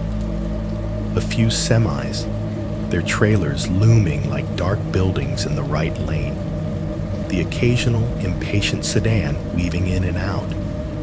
A cluster of red taillights ahead of me making a loose constellation. I turned the radio on, more for company than content. A late-night talk show came through, the host's voice warm and amused as he traded banter with a caller about something trivial. Sports, maybe, or reality TV. The laughter through the speakers felt distant, like it was happening in a different world. I let it murmur in the background without really listening. My own sounds were louder. The steady hum of the engine, the whisper of the tires against the concrete, the faint rattle of something in the glove box when we hit a rough patch. When I flicked my turn signal to pass a slow-moving truck, the tick-tick-tick of the blinker cut through everything else, syncopated with my pulse. I told myself, firmly and repeatedly, that I was winding myself up. You went back. You looked. You did the facing it thing. Now you are just driving home like everyone else. The world is not made entirely of white Suburbans and missing posters. I stayed in the middle lane for a while, letting faster traffic pass on the left, slower on the right. The flyer shifted slightly with each lane change, sliding a fraction of an inch, that smudged corner leaving a faint gray trace on the vinyl. Somewhere after a long, featureless stretch, where the only landmarks were green signs announcing distances to towns I never stopped in, I saw it. Up ahead, in the right lane, a white SUV merged onto the highway from an on-ramp. It came up from the darkness like a ghost resolving out of static. First, the headlights angled up slightly as it hit the end of the ramp. Then the full body sliding into view. Tall profile, squared off rear. The suggestion of a roof rack black against the night sky. It slipped into the flow of traffic a few cars ahead of me, settling into a pace that matched the general river. If it had been any other color, I probably would have clocked it and then let it go. But white against black stands out, especially when you have been training your brain for months to look for that exact silhouette. It was too far ahead to read any badges. From where I was, it could have been a dozen different makes, but from this distance, with adrenaline already tight under my skin, it might as well have been the same truck from every bad moment. I told myself not to be ridiculous. I kept my speed steady, watched cars move between us, let distance stretch and compress as everyone did small human things with their gas pedals and brakes. The SUV stayed on my radar like a blip on a monitor. There, gone behind another vehicle, there again. Then I noticed something that made my fingers tighten on the wheel. Whatever speed I settled into, it settled too. When I eased off the gas slightly, letting my car drift back to create more space between me and the cluster ahead, the SUV also seemed to ease. It did not rocket away into the distance the way most drivers do when someone behind them slows down. It stayed, a few vehicles up, maintaining that same rough gap. When I nudged the speed back up to pass a slower truck, it flowed forward too. Not in a dramatic way, not enough to scream deliberate, just enough. Maybe it was coincidence, road hypnosis. You share a path with someone long enough, your speeds sync without anyone meaning them to. That is what I told myself, out loud, in the closed space of the car. At least half of this is in your head, I said. My voice sounded thin. I decided to test it. Up ahead, a semi was lumbering along in the middle lane, moving just a hair under the speed limit. The right lane beside it was clear enough. I clicked my turn signal, the tick, tick, tick, sounding overly loud, and slid into the left lane, letting my foot press a little heavier on the gas. As I drew alongside the truck, its massive wheels spinning a few feet from my window, the white SUV appeared fully in view again, 3 or 4 car lengths ahead of the semi in the right lane. In the wash of my headlights, its rear end glowed briefly, then slipped forward. I let the car climb past my usual comfort zone for a moment. The speedometer needle edged higher. The SUV did the same. It did not surge. It just flowed ahead, almost like we were attached by a rubber band. Fine, I muttered, easing off. You win. I dropped back behind the truck, then signaled to move into the right lane instead, letting the semi become a moving barrier between us.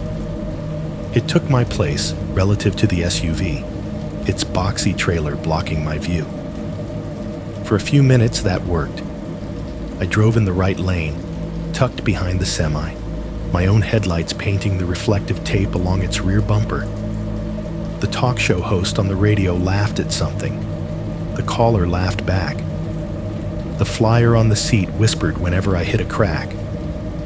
Up ahead, orange signs started appearing. Road work ahead. Left lane. Closed 2 miles. Construction zones on I-70 are their own purgatory.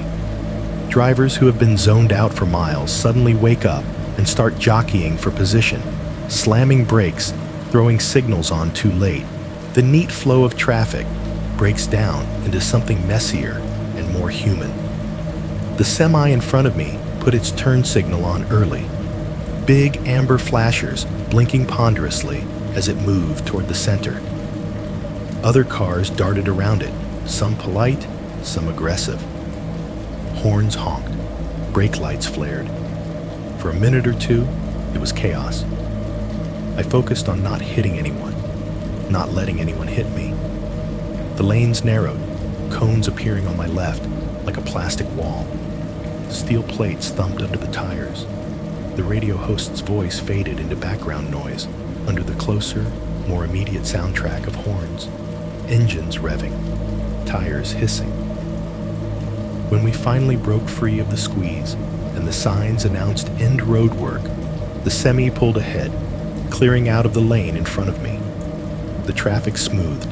The lines reasserted themselves. I realized I had lost track of the white SUV. I checked the lanes ahead. A dark sedan, another truck, a hatchback like mine. No tall white box. I checked the far left. A couple of cars, a pickup pulling a small trailer, nothing. Relief, disproportionate to the situation, washed through me. "See?" I said, exhaling. "Just another driver. They got off. The rearview mirror brightened. Far back, just cresting the gentle rise we had just come over, twin headlights appeared. White, spaced high enough to belong to something taller than a sedan. They grew slowly, then more quickly as the vehicle ate the distance between us. I watched them come. The way you watch a wave, you know, is going to reach your feet. The SUV, because by then I was not entertaining any other category, slid into my lane, a few cars behind me. It did not rush to close the gap. It simply settled into position, not too close, not too far, exactly the way it had done before. When I changed lanes to pass someone, it changed lanes too, always ending up in that same diagonal space relative to me.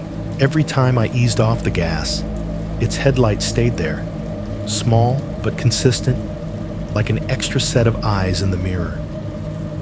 Every time I pressed down a little harder, testing, its beams grew a little as it matched me. My chest felt tight. I had to remind myself to breathe all the way in. The radio show went to commercial. I turned the volume down without really consciously deciding to. The world outside the car narrowed to the dashed white lines, the black beyond my headlights, and that persistent glow in the mirror. My attention yo-yoed between forward and back, checking, rechecking. It never got on my bumper, never did anything blatant. That is the part that will drive you crazy if you let it. When someone plays just inside the lines of plausible deniability. The miles slipped by, exit signs rising and falling. At some point, a small green sign appeared that I did not recognize. The name on it was one of those forgettable Ohio backroads. 2 words that could have been a surname and a noun. The kind of exit you only take if you already live there. No gas logos clustered around it. No food icons. Just exit and a number and a name. Up ahead, the SUV's headlights flashed once, like a blink. Then its hazard lights came on. Both sets of orange blinkers started winking in the dark. On off, matching the tempo of my own heartbeat in a way that made my skin crawl. The SUV drifted smoothly into the right lane if it wasn't there already, its hazards still going, and put its blinker on for the upcoming ramp. I watched, almost mesmerized, as it peeled off the highway. One moment, its lights were in my rear view, a steady, unsettling presence. The next, they were sliding down the curve of the exit, the hazards still ticking. As the distance increased, the individual flashes blurred into a faint orange pulse. Then, just like that, it dropped out of sight behind the embankment. Gone. It felt, I remember thinking, like somebody getting off a ride before the end of the loop. like they had decided they had watched enough tonight. The space behind me was suddenly empty. My mirror was dark, save for the occasional wink of another car far back. My shoulders sagged a fraction. The talk show crept back into awareness, the host now discussing home improvement disasters. The flyer on the seat stayed where it was, quiet and heavy. I went home. I parked. I locked my doors and triple-checked my windows and went through the motions of a normal night. Microwave, shower, bed. Sleep when it came was thin and scattered. It was only a few days later, on another off-shift afternoon, that curiosity, or self-harm, depending on your view, made me pull up a map. I traced I-70 with my finger, starting at exit 214, sliding east past the city, past the hospital, past the Walmart off 221. I counted the exits between. Names, numbers, little off-ramps to smaller lives.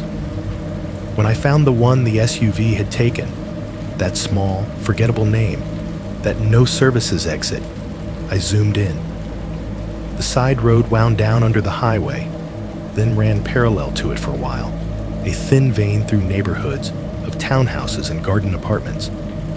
I kept scrolling. The line turned, dipped, crossed another road.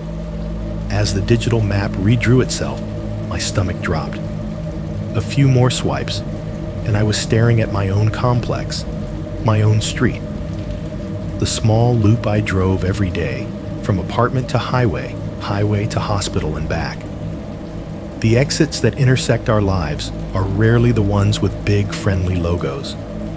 Sometimes they are just little unlabeled roads that someone else already knows led exactly where you sleep. By the time it happened again, months had passed. Not that I had forgotten. You do not forget a night like that, or the way your own dashboard chime can make you flinch. But life has an annoying habit of layering new routines on top of old fear. The hospital stayed busy. The bills kept coming.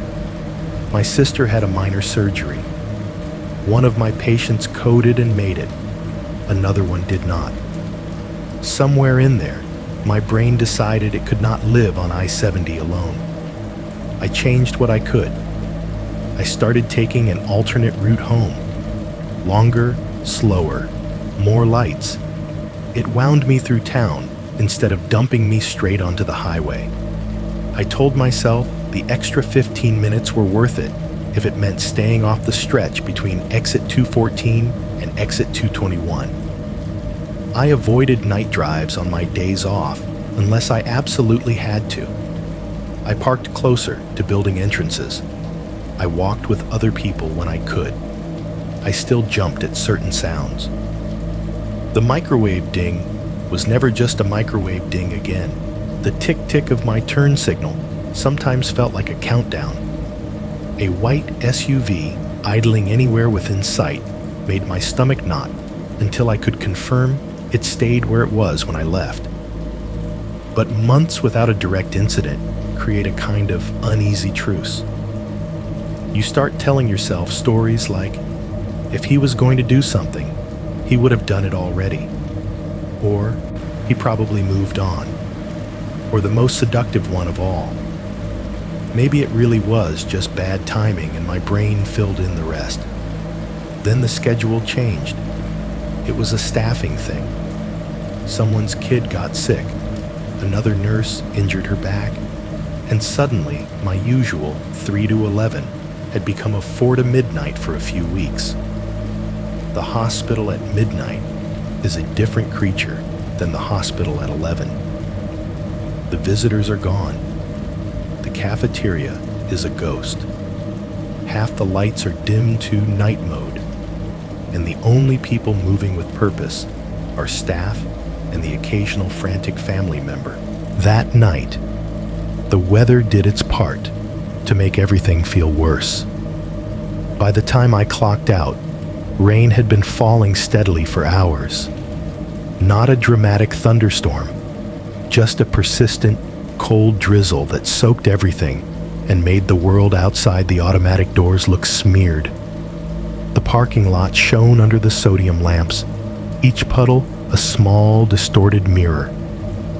Wind pushed at the revolving door as I stepped through, making it stutter and creak. Outside, the rain tapped against my hood, then my hair when I pulled it down.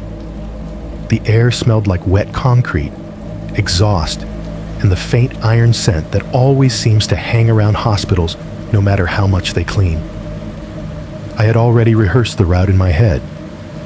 No, I-70 tonight. Take the surface roads. Cut around the construction zone they kept talking about on the news. Slide through the sleepy neighborhoods, where the worst thing happening at midnight is a raccoon knocking over a trash can.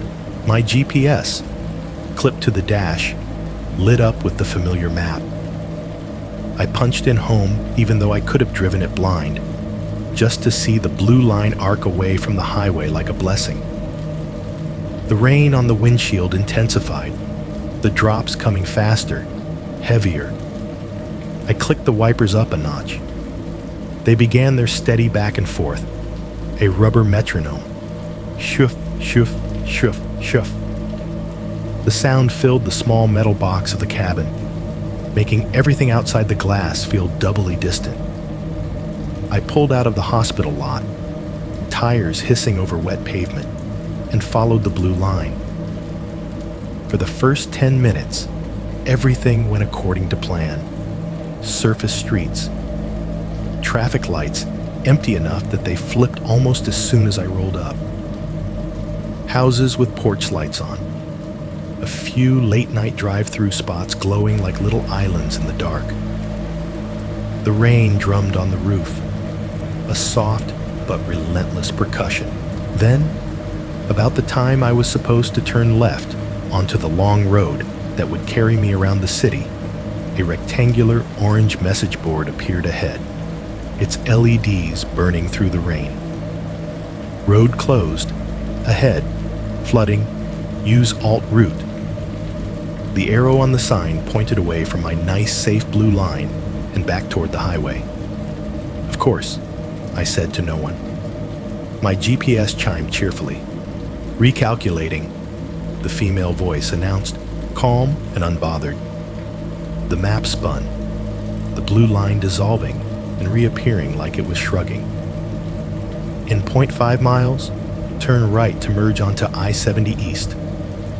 I stared at the screen like it had betrayed me personally. No, I said, we are not doing that. I took the next turn anyway, because the flashing arrow boards and the line of cones left me no alternative. The side street I ended up on ran parallel to the main road for a bit, then curved inexorably toward the highway. More orange signs, more blinking warnings, water sheeting across the pavement where the drainage had given up. The GPS kept trying to help in its oblivious way. Recalculating. In 0.3 miles, turn right to merge onto I-70 East. The rain got louder, drumming against the windshield in uneven bursts.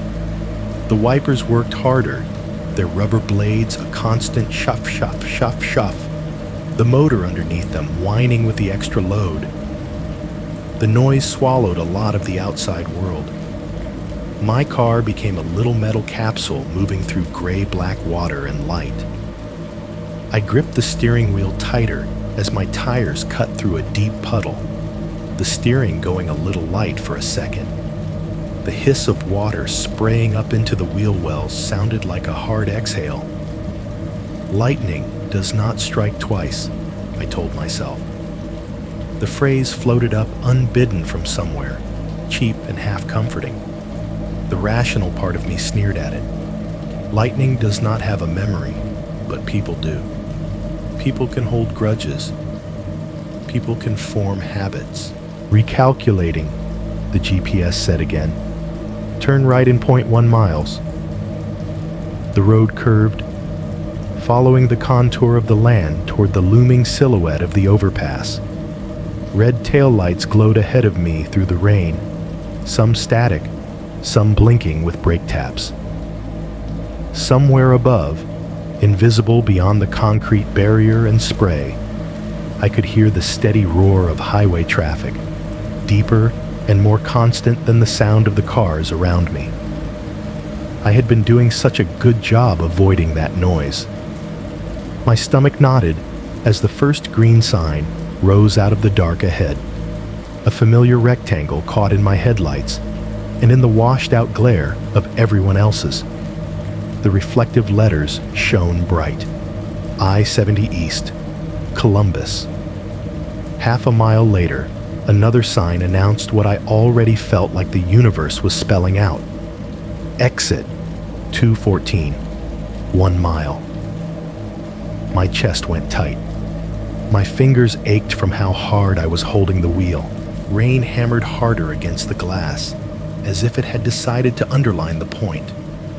The wipers dragged across the water and pushed it aside in smooth arcs, only for fresh sheets to replace it immediately. The sound inside the car was almost soothing if you stripped away the context. In this moment, the cabin felt less like shelter and more like a sealed container, rattling its way towards something I had walked away from once already. Ahead of me, brake lights flared red, a domino effect of impatience and caution. The lane I was in funneled toward the on-ramp, whether anyone wanted it to or not, a narrowing path hemmed in by temporary barriers and plastic barrels. A few cars tried to bail earlier, taking small side streets I did not know, but they were already full, choked with people who had had the same idea 10 minutes sooner. I did a quick mental map. Every alternative I could picture led through flooded segments, dead ends, or neighborhoods I had no desire to experiment with at 1 in the morning in the rain. "Looks like we are going back," I murmured, my voice barely audible over the rain drum. Part of me tried to rationalize. It's months later. You have different tires. Different troopers are on duty. The odds of the same man being on the same stretch of highway on the exact night construction pushes you back there are slim. Another part answered. The odds were slim the first time, too. The green Exit 214 sign appeared again, this time from the outer road instead of the highway. It loomed large, the numerals glistening with water as they reflected a dozen headlights. The arrow beneath it pointed up and right, toward the ramp I had used the night my tire died. Only this time, I was approaching that ramp from the opposite direction, from the feeders instead of the main road. A stupid small difference. My body did not care. It recognized the geography with a cold little jolt. The GPS chimed again, its voice syrup smooth. "Merge onto I-70 East toward Columbus," it said. "Then take the ramp toward Springfield." Every car around me seemed to make the same decision at once. The lane clogged, then inched forward. The rain turned the light from our brake lamps into smeared red streaks on the wet pavement. The guardrails on either side of the merged lane funneled us together, a metal throat we all had to slide through. I tucked in behind a dark sedan, its rear window blurred by rain and road grime. The driver had their wipers on high, their brake lights flaring in quick, nervous taps. Behind me, someone in an SUV rode a little too close, their headlights glaring in my mirror. I could not see what color it was through the distortion. I did not want to know yet. The small sign just before the ramp shoulder read, in unassuming white letters, "Ramp speed 35." We rolled forward, tires hissing on the standing water.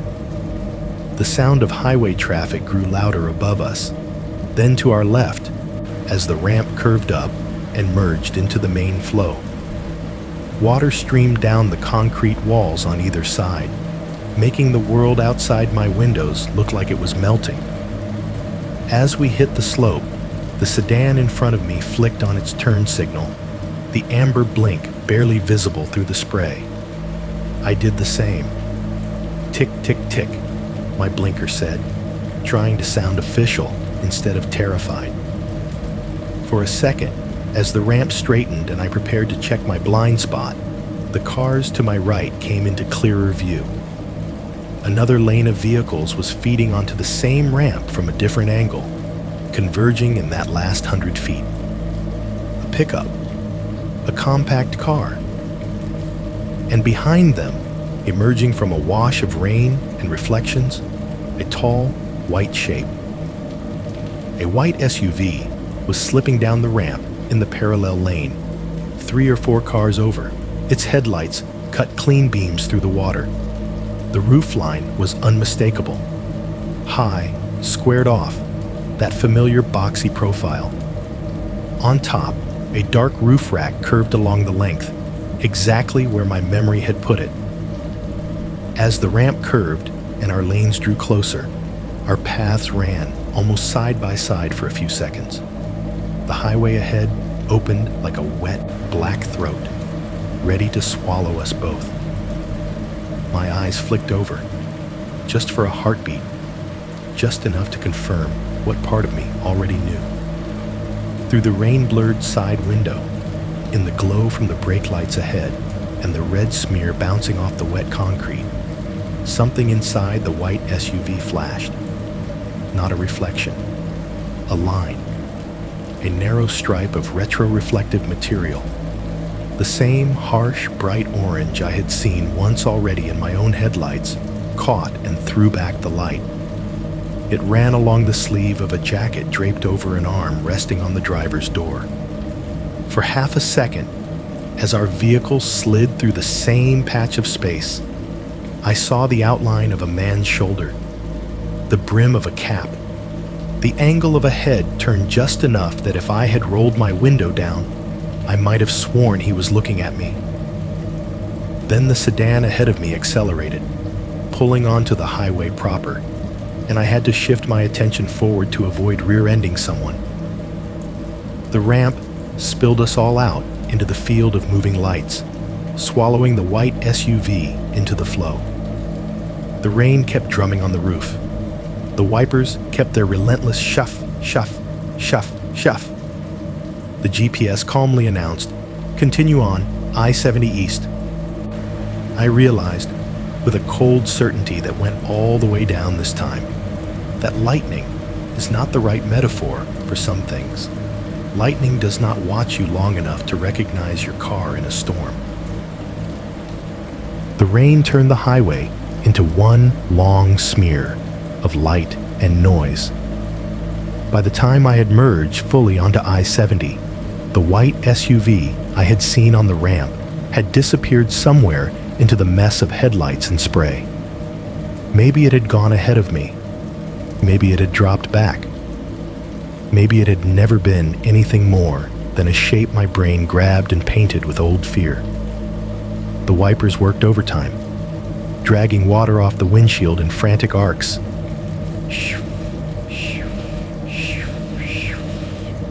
The sound filled the cabin, loud enough that the radio was just a thin murmur underneath, a late-night host talking about something that sounded like sports. My hands ached from how tight I was holding the wheel. Signs advertised services at upcoming exits, little blue rectangles promising gas, food, lodging. Somewhere in the wet glare, I saw one for 214. A gas symbol, a knife and fork, a tiny bed icon. The last time I had looked at that sign, only the gas had mattered.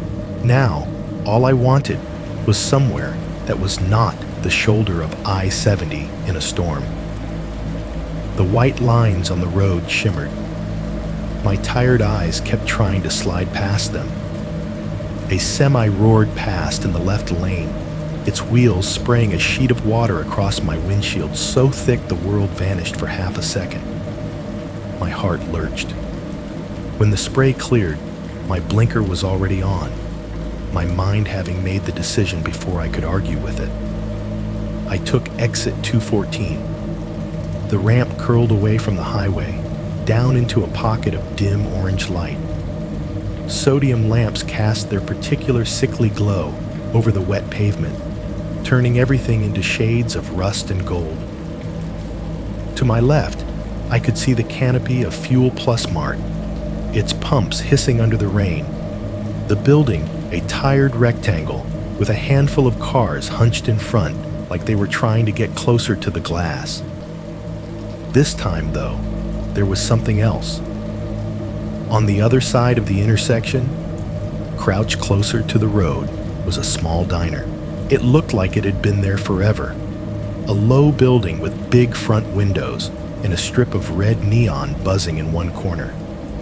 The sign in the window said "Open" in block letters.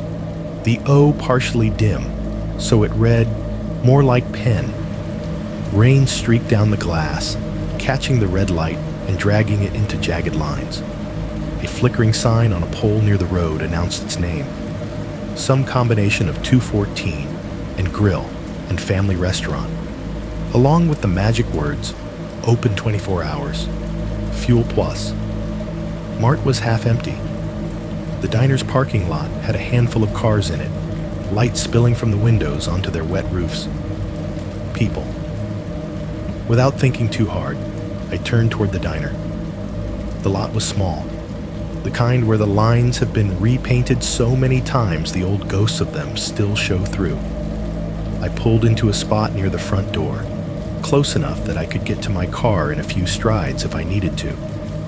The rain drummed on the roof, on the hood, on the asphalt. In the rearview mirror, the highway lights glittered faintly in the distance like another planet. As I killed the engine, another set of headlights swept across the lot. I looked up just in time to see a white SUV rolling in from the entrance closest to the road. It turned slowly, tires sending fans of water off to either side, and eased into a spot near the far edge of the lot, nose pointed toward the diner. Its lights clicked off, leaving it a pale, hulking shape under a lamp. From here, the details were smudged by rain. Just a tall body, a dark strip of windows, the curve of a roof rack etched against the sky. I felt that familiar cold line trace down my spine.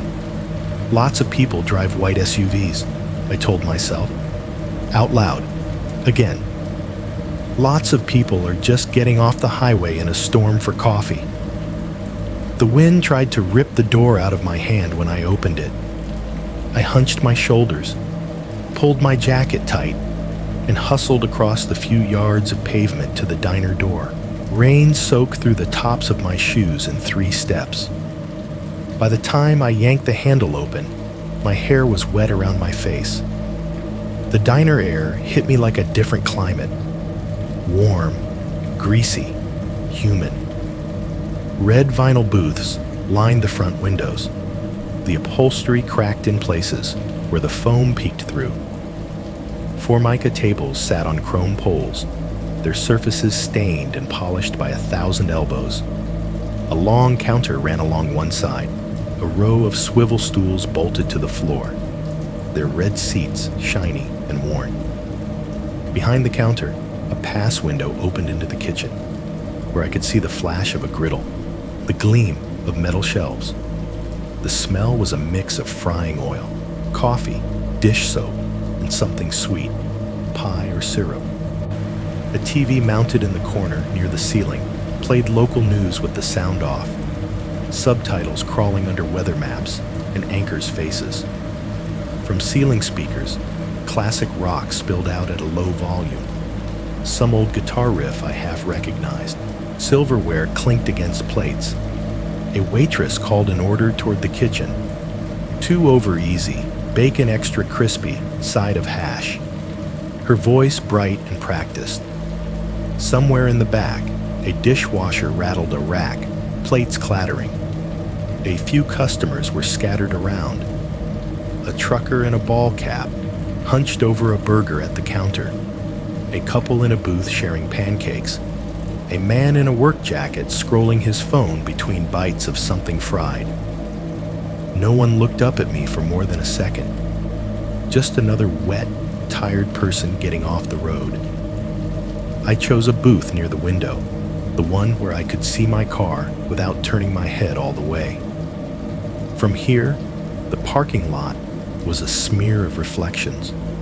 My little car close to the door, the other vehicles farther out. At the edge of the light, almost blending with the darkness beyond, was the white SUV. Its windows were just black rectangles. It might as well have been empty. A waitress appeared at my table with a menu in her hand and a pencil tucked behind one ear. Her name tag said, Sharon. "Long night?" she asked, giving me the kind of sympathetic once-over only someone who has seen a million long nights can give. "You could say that," I said. "What can I get you, hon?" "Coffee," I said. "Please, and I do not know. Pie. Whatever you have a lot of." She smiled. "Apple and cherry. Apple's fresher." "Apple then." "You got it." She moved away, her sneakers squeaking faintly on the tiles. A second later, I heard the clink of a mug, the gurgle of a pot being tipped. The coffee arrived almost immediately. Diner coffee, thin and a little bitter, but hot enough to bite my tongue. The pie followed in a minute, a wedge of apple under a mottled crust, steam still curling from the filling. I wrapped my hands around the mug and let the heat sink into my fingers. For a little while, I pretended this was just what it looked like, a stranger in a storm, tucked into a booth in a nowhere diner, nursing coffee and sugar while the weather threw a tantrum outside. My phone buzzed in my pocket, yanking me out of that fantasy. I pulled it out. No missed calls, no voicemails, just the home screen glowing. I unlocked it anyway and opened my messages, thumb hovering over a few different names. My sister, a co-worker, Todd. I picked my sister. "You awake?" I typed. "On a break. Might need you on the phone later, just in case." I added a laughing emoji I did not feel, as if that would soften it. The 3 dots appeared almost immediately. "Always awake," she wrote back. "Kids. Remember? What's wrong?" "Stuck in storm at some diner," I replied. "Just spooked. Will call if I need a distraction." Her reply came back fast. "Call anytime. Headphones in, husband snoring. I am your free therapist till 2 a.m. Some of the tightness in my chest loosened, just knowing there was a voice I could summon into the booth if I needed to help. Unfortunately, the coffee did what coffee does. By the time I had finished half the slice of pie and my second cup had cooled a little, my bladder reminded me I had been hydrating all through the end of my shift and the drive. The restroom was down a short hallway by the back, past a jukebox that did not look like it worked anymore, and a faded poster advertising all-you-can-eat fish fry Fridays. As I walked back there, the smell shifted from fry oil and coffee to a sharper note of cleaning chemicals and old mop water. The restroom door was a heavy thing with a metal push plate and women stenciled in white letters. It groaned a little when I pushed it open, hinges complaining in a familiar, tired way. Inside, the light was fluorescent and a shade too bright, buzzing faintly. A vent fan in the ceiling whirred, an undercurrent of white noise. Somewhere, a faucet dripped at irregular intervals. Plink, plink, plink. There were 2 stalls. A chipped mirror hung above the sinks, reflecting the door and my own pale, tired face. The floor tiles were off-white, grouted in gray that had darkened over time. The air was cooler than the diner, and it smelled of bleach trying to cover something older. I checked the stalls out of habit. Empty. I took the one farthest from the door, swung the metal partition shut behind me, and slid the latch. It closed with that small, satisfying cash that always feels more secure than it probably is. From inside, the world narrowed to the rectangle of the stall. Metal on 3 sides. The gap at the bottom where you could see other people's shoes. The slice between door and frame where light leaks in. For the first few seconds, all I heard was the vent and the drip and my own clothes rustling. Then, the restroom door opened. It was not loud, just the soft woof of air pressure changing, the muted squeal of the hinges. Footsteps followed, a deliberate, unhurried rhythm of thick soles on tile. Step, step, step. They came deeper into the room, not fast, not tentative, just there. I saw the toes of shoes appear in the gap under my stall door. Not heels, not sneakers, something heavier. Boots, maybe, or work shoes with thick soles, dark in the harsh light. They stopped directly in front of my stall and stayed there. No rustle of fabric like someone reaching for toilet paper. No fumbling with a lock on another door. No click of a purse being set down. Just the vent, the drip, and those shoes, inches from the thin metal that separated us. For a heartbeat, I told myself it was another woman waiting, assuming the other stall was occupied and choosing this one instead. That happened. People lined up. People waited. Except I had seen the other stall. Empty. I cleared my throat. "Someone's in here," I called, trying for breezy and landing somewhere closer to cracked. The vent hummed. The shoes did not move. I swallowed, pulse in my ears. "Give me a sec," I added. Still nothing. If it had been another woman, she could have said, "Sorry," or "No rush," or any of the 100 things strangers say in polite restroom choreography. If it had been a kid, I would have heard shuffling, maybe a parent's voice. Instead, whoever it was just stood there. I could hear something now, besides the shoes and the vent. The softest hint of breathing. Not heavy or creepy by itself. Just the sound of lungs moving air, in and out on the other side of a piece of metal that suddenly felt very thin. 30 seconds in a situation like that is an eternity. My fingers tightened around the edge of the toilet paper dispenser, the plastic biting into my palm. I could feel sweat etching cold lines under my jacket. The fluorescent light buzzed louder, like it might go out. "Hello?" I said. "Everything okay?" Silence. The breathing stopped. Then the footsteps started again. Step, step, step.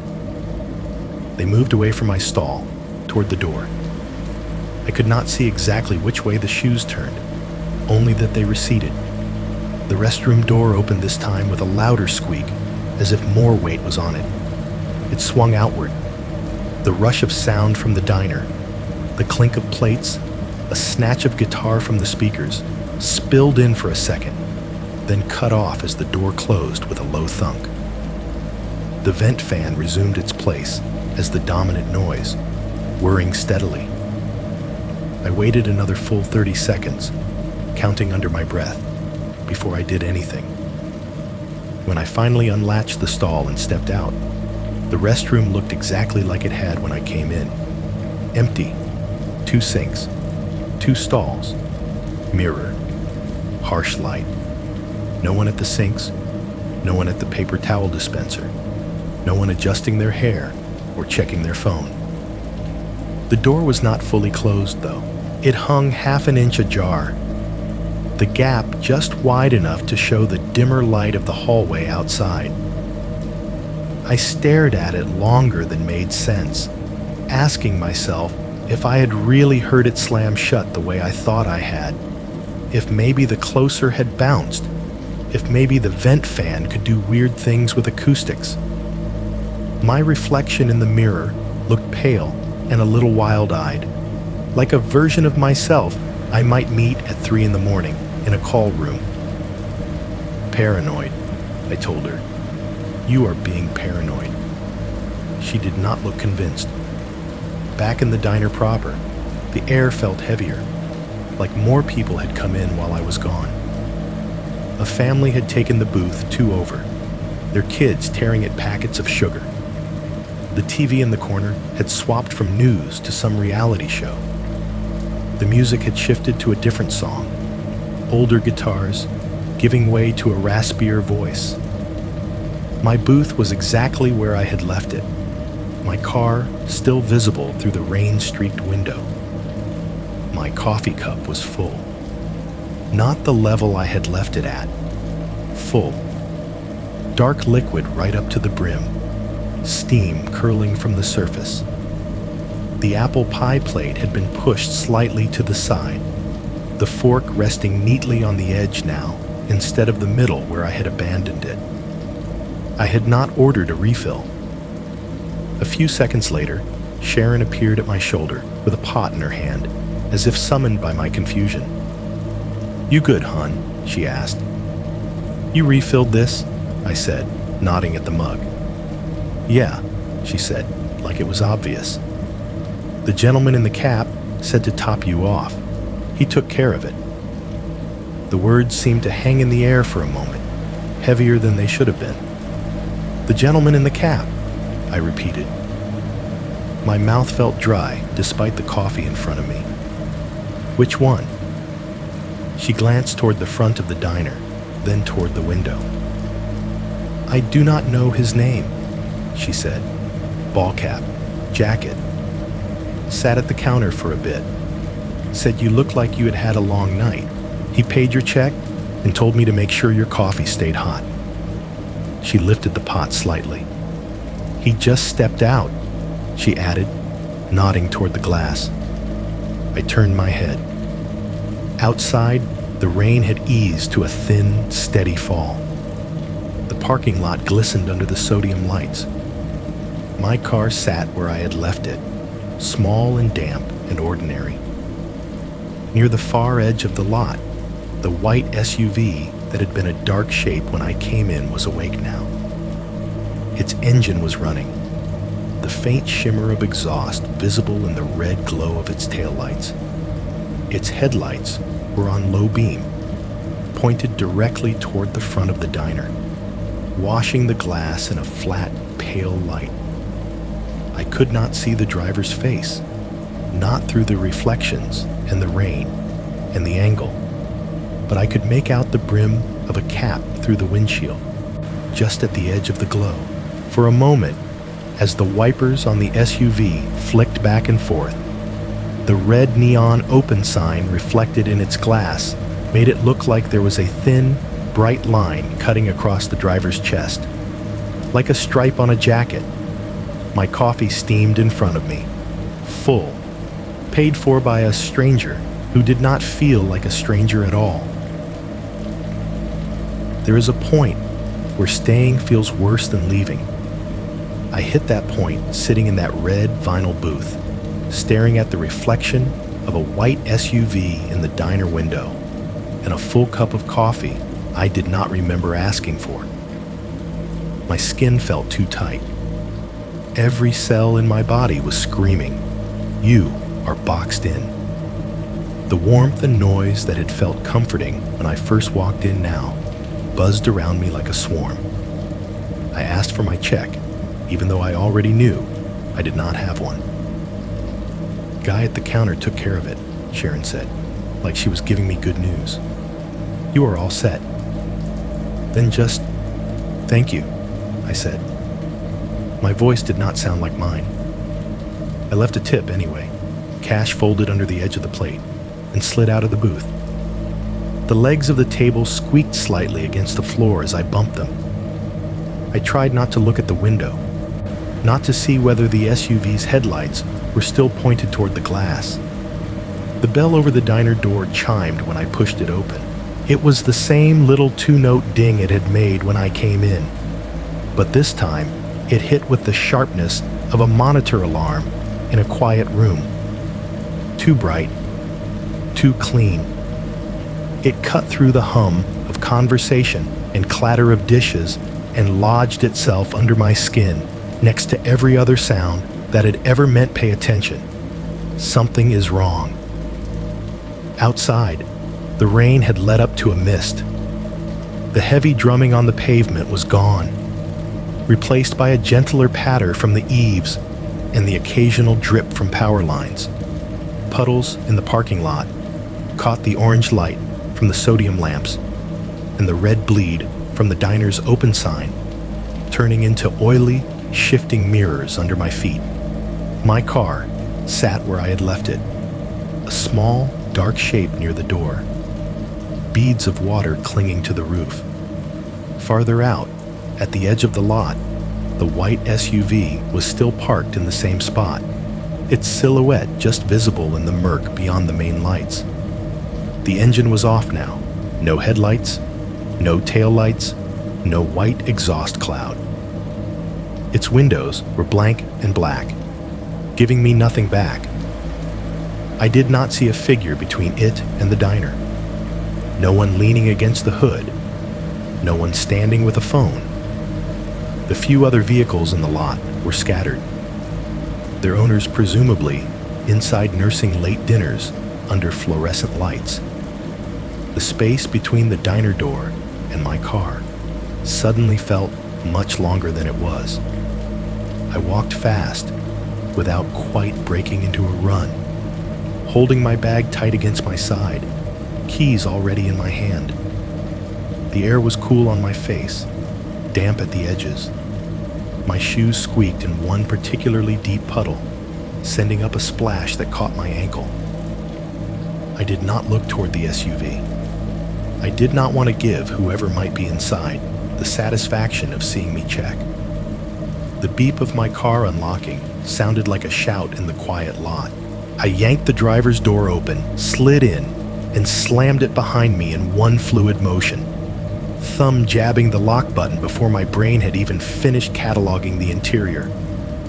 The satisfying chunk of all four doors locking made my shoulders drop half an inch, but the relief was thin and brittle. The cabin light came on as the door closed, bathing everything in a pale yellow glow. That is when I saw it. On the passenger seat, where there had been nothing when I pulled into the lot, lay a sheet of white paper. Not crumpled, not blown in. Placed. Centered on the seat, the top edge aligned almost perfectly with the curve of the backrest, the bottom edge resting neatly on the cushion. The paper was crisp, edges sharp, surface smooth. No water spots, no wrinkling. I did not have to pick it up to know what it was. I recognized the layout instantly. The black and white photo at the top, the name in bold, the block of text underneath, a missing person flyer, her missing person flyer, the same woman from the break room, from the hospital cork board, from my windshield at the Walmart lot, from the passenger seat earlier that day, when I had put that other copy there myself. For a heartbeat, my mind tried to soothe itself with the idea that this was that same flyer, the one I'd taken from Walmart, the one that had been sitting next to me on the way here. Maybe it had shifted. Maybe I had forgotten moving it. Maybe, no. The original flyer, the one I had peeled off the glass at Walmart, was not in the seat anymore. The spot where it had been was empty. I had left it slightly folded, the corner bent where that dark smudge stained it.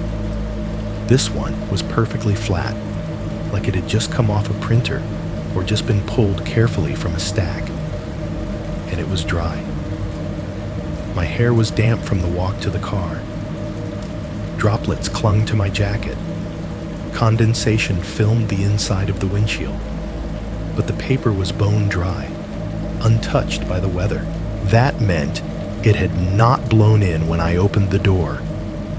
That meant someone had opened my car and put it there while I was sitting in the warm, noisy diner, convincing myself I was being paranoid. The taste in my mouth went metallic. For a second, I thought I was going to throw up right there, with the car still off and the keys digging into my palm. Did I forget to lock it? I whispered. The question stabbed right into whatever thin sense of control I had left. My eyes darted around the cabin, doing that frantic ER visual sweep you do when a patient comes in and you have 3 seconds to notice everything that matters. Steering wheel, dashboard, center console, floor mats, glove box still closed. Nothing obvious disturbed. The back seat was empty, the dark fabric unmarred by any shape. But the little cardboard air freshener hanging from my rearview mirror, shaped like a pine tree because I am a cliché, was swinging. Not wildly. Not like I had smacked it myself. Just a slow, deliberate sway, back and forth, as if it had been brushed by someone's hand a few moments ago and had not yet decided to settle. Rain whispered against the windshield. The steady drip from the diner's awning tapped the roof in a different rhythm. My own heartbeat roared in my ears, pounding so hard it had its own sound.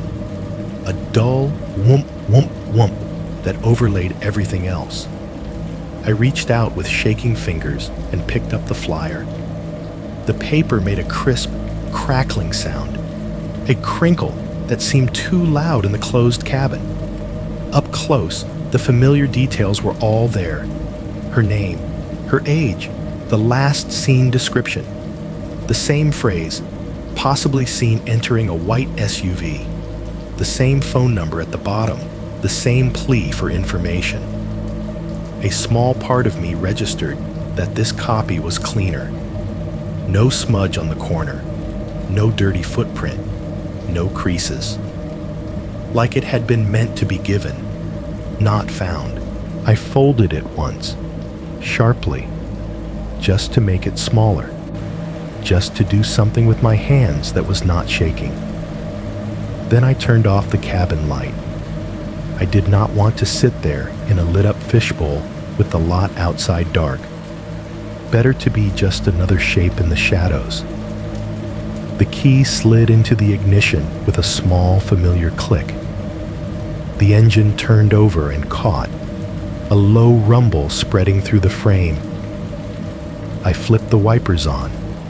They swept across the drenched windshield, pushing away the beads of water and giving me a momentary clear field of view. I did not look directly at the white SUV as I eased out of the spot. My peripheral vision caught enough. The pale outline still sitting where it had been. No lights, no movement. It stayed dark as I pulled toward the lot exit, turned onto the access road, and pointed my car back toward the on-ramp. For a few blessed seconds, my rearview mirror showed only the diffuse glow of the diner's windows receding behind me and the long stretch of wet asphalt in my taillights. Then the SUV's headlights flicked on. Twin beams stabbed out of the dark behind me, cutting through the mist.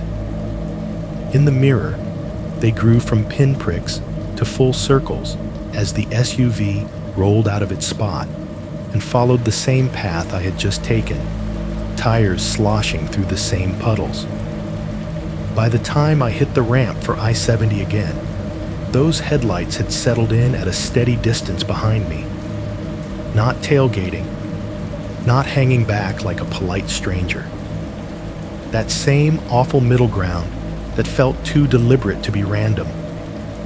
This is happening, I said, to force myself into the present. Do something now, or you will be the next damn flyer. My phone was on the seat beside the folded paper, screen dark. I grabbed it with one hand while the other kept a death grip on the wheel. My thumb fumbled across the glass, waking it, swiping, hitting the emergency dial without bothering to scroll for contacts. 911. The ring barely lasted a second. 911. What is your emergency? The dispatcher's voice was calm, clipped, almost bored. My brain supplied an image of some woman in a headset in a bland room, coffee cup near her elbow, screens around her flashing things she had learned to triage emotionally years ago. "I am being followed," I said. My voice wobbled, but held.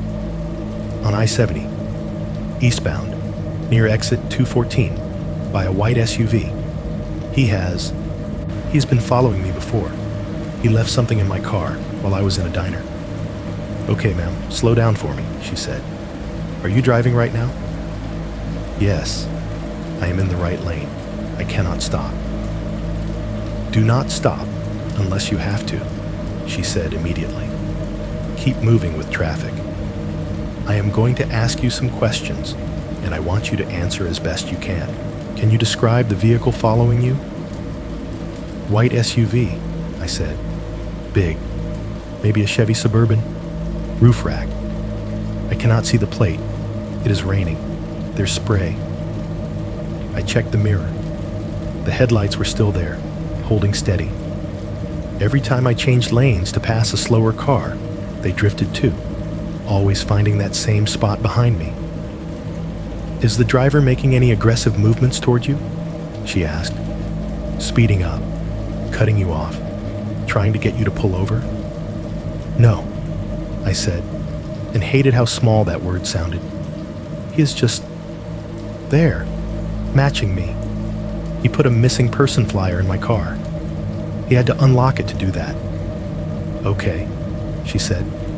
"You did not give anyone permission to access your vehicle, correct?" "No, of course not." "Do you feel that your immediate safety is in danger?" "Yes," I said. "It came out too fast this time." "Yes.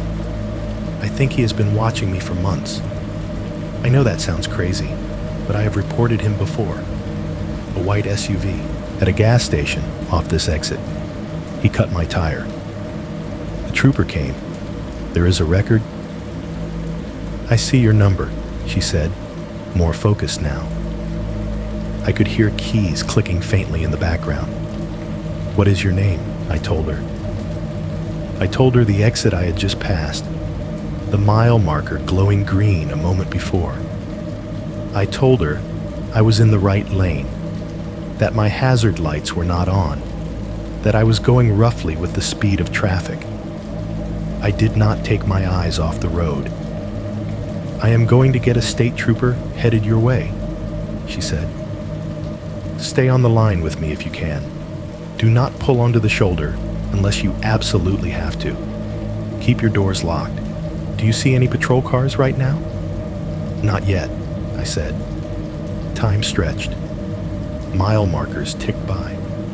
The rain thinned, then thickened, then thinned again, wipers changing tempo as I adjusted them. The headlights behind me stayed, unwavering.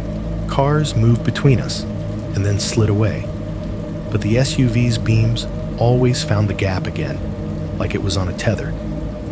Every so often, the dispatcher would speak, grounding me. "You are doing fine," she said. "We have a unit about 5 miles up ahead. Keep your speed steady, no sudden stops. Let me know if anything changes with the vehicle behind you."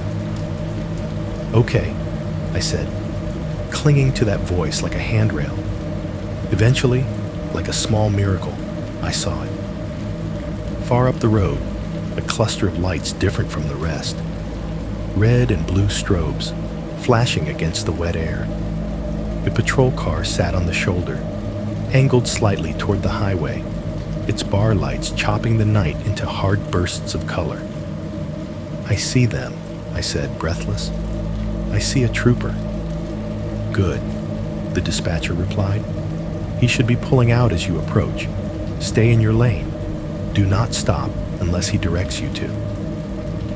As if on cue, the patrol car's turn signal came on. The cruiser eased into the right lane ahead of me, its lights still spinning, then matched my speed for a few seconds. My shoulders dropped a fraction. There is a very specific kind of relief that comes from suddenly no longer being the only authority figure in your own situation. I checked the mirror. The white SUV was still there, until it was not. Just as the gap between us and the trooper began to close, the SUV's headlights flicked off. For a second, it vanished into the dark behind a spray of water kicked up by another car. When its lights came back on, they were no longer centered in my lane. They were angling toward the right, toward an exit I had not even registered was coming up.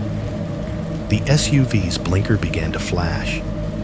Then, without any dramatic swerve or squeal, it peeled off the highway. 1 second, it was behind me. The next, it was rolling down the curve of a ramp, indicators blinking, body leaning slightly with the turn. It did not gun the engine. It did not roar away. It just took a quiet, sharp right out of my nightmare and slipped into the dark beyond the guardrail, disappearing behind the embankment like it had never been there. By the time the patrol car fully overtook me and the trooper glanced over, all he saw was a wet, wide-eyed woman driving alone in the right lane, gripping her steering wheel like a lifeline. The dispatcher's voice came through my speaker again. "Ma'am, is the vehicle still behind you?" "No," I said. I wanted to scream it, to throw it like an accusation out the window, but it came out flat. "He just exited, right before the trooper reached me." There was a pause, then the faint sound of typing. "Okay," she said slowly. "I am going to add that to the call. The trooper will be looking for a white SUV near that exit ramp. You are almost to your home exit, correct?" "Yeah," I said, glancing at the next sign. My exit number blinked up at me. "Yeah, almost." "Go straight home," she said. "Do not stop anywhere else. Make sure your doors are locked when you get there. If you see that vehicle again, or anything that makes you feel unsafe, call 911 immediately." I promised I would. We hung up. The rest of the drive was a blur of wet pavement and exhaustion. At my apartment complex, the lot was half empty and slick with rain. The usual mix of sedans and compact SUVs sat under the dim poles, droplets catching the light. No white Suburban stood out to my eye, but by then, every pale vehicle looked suspicious if I stared too long. I parked closer to the building than I usually did, under a lamp that bathed my hood in pale yellow.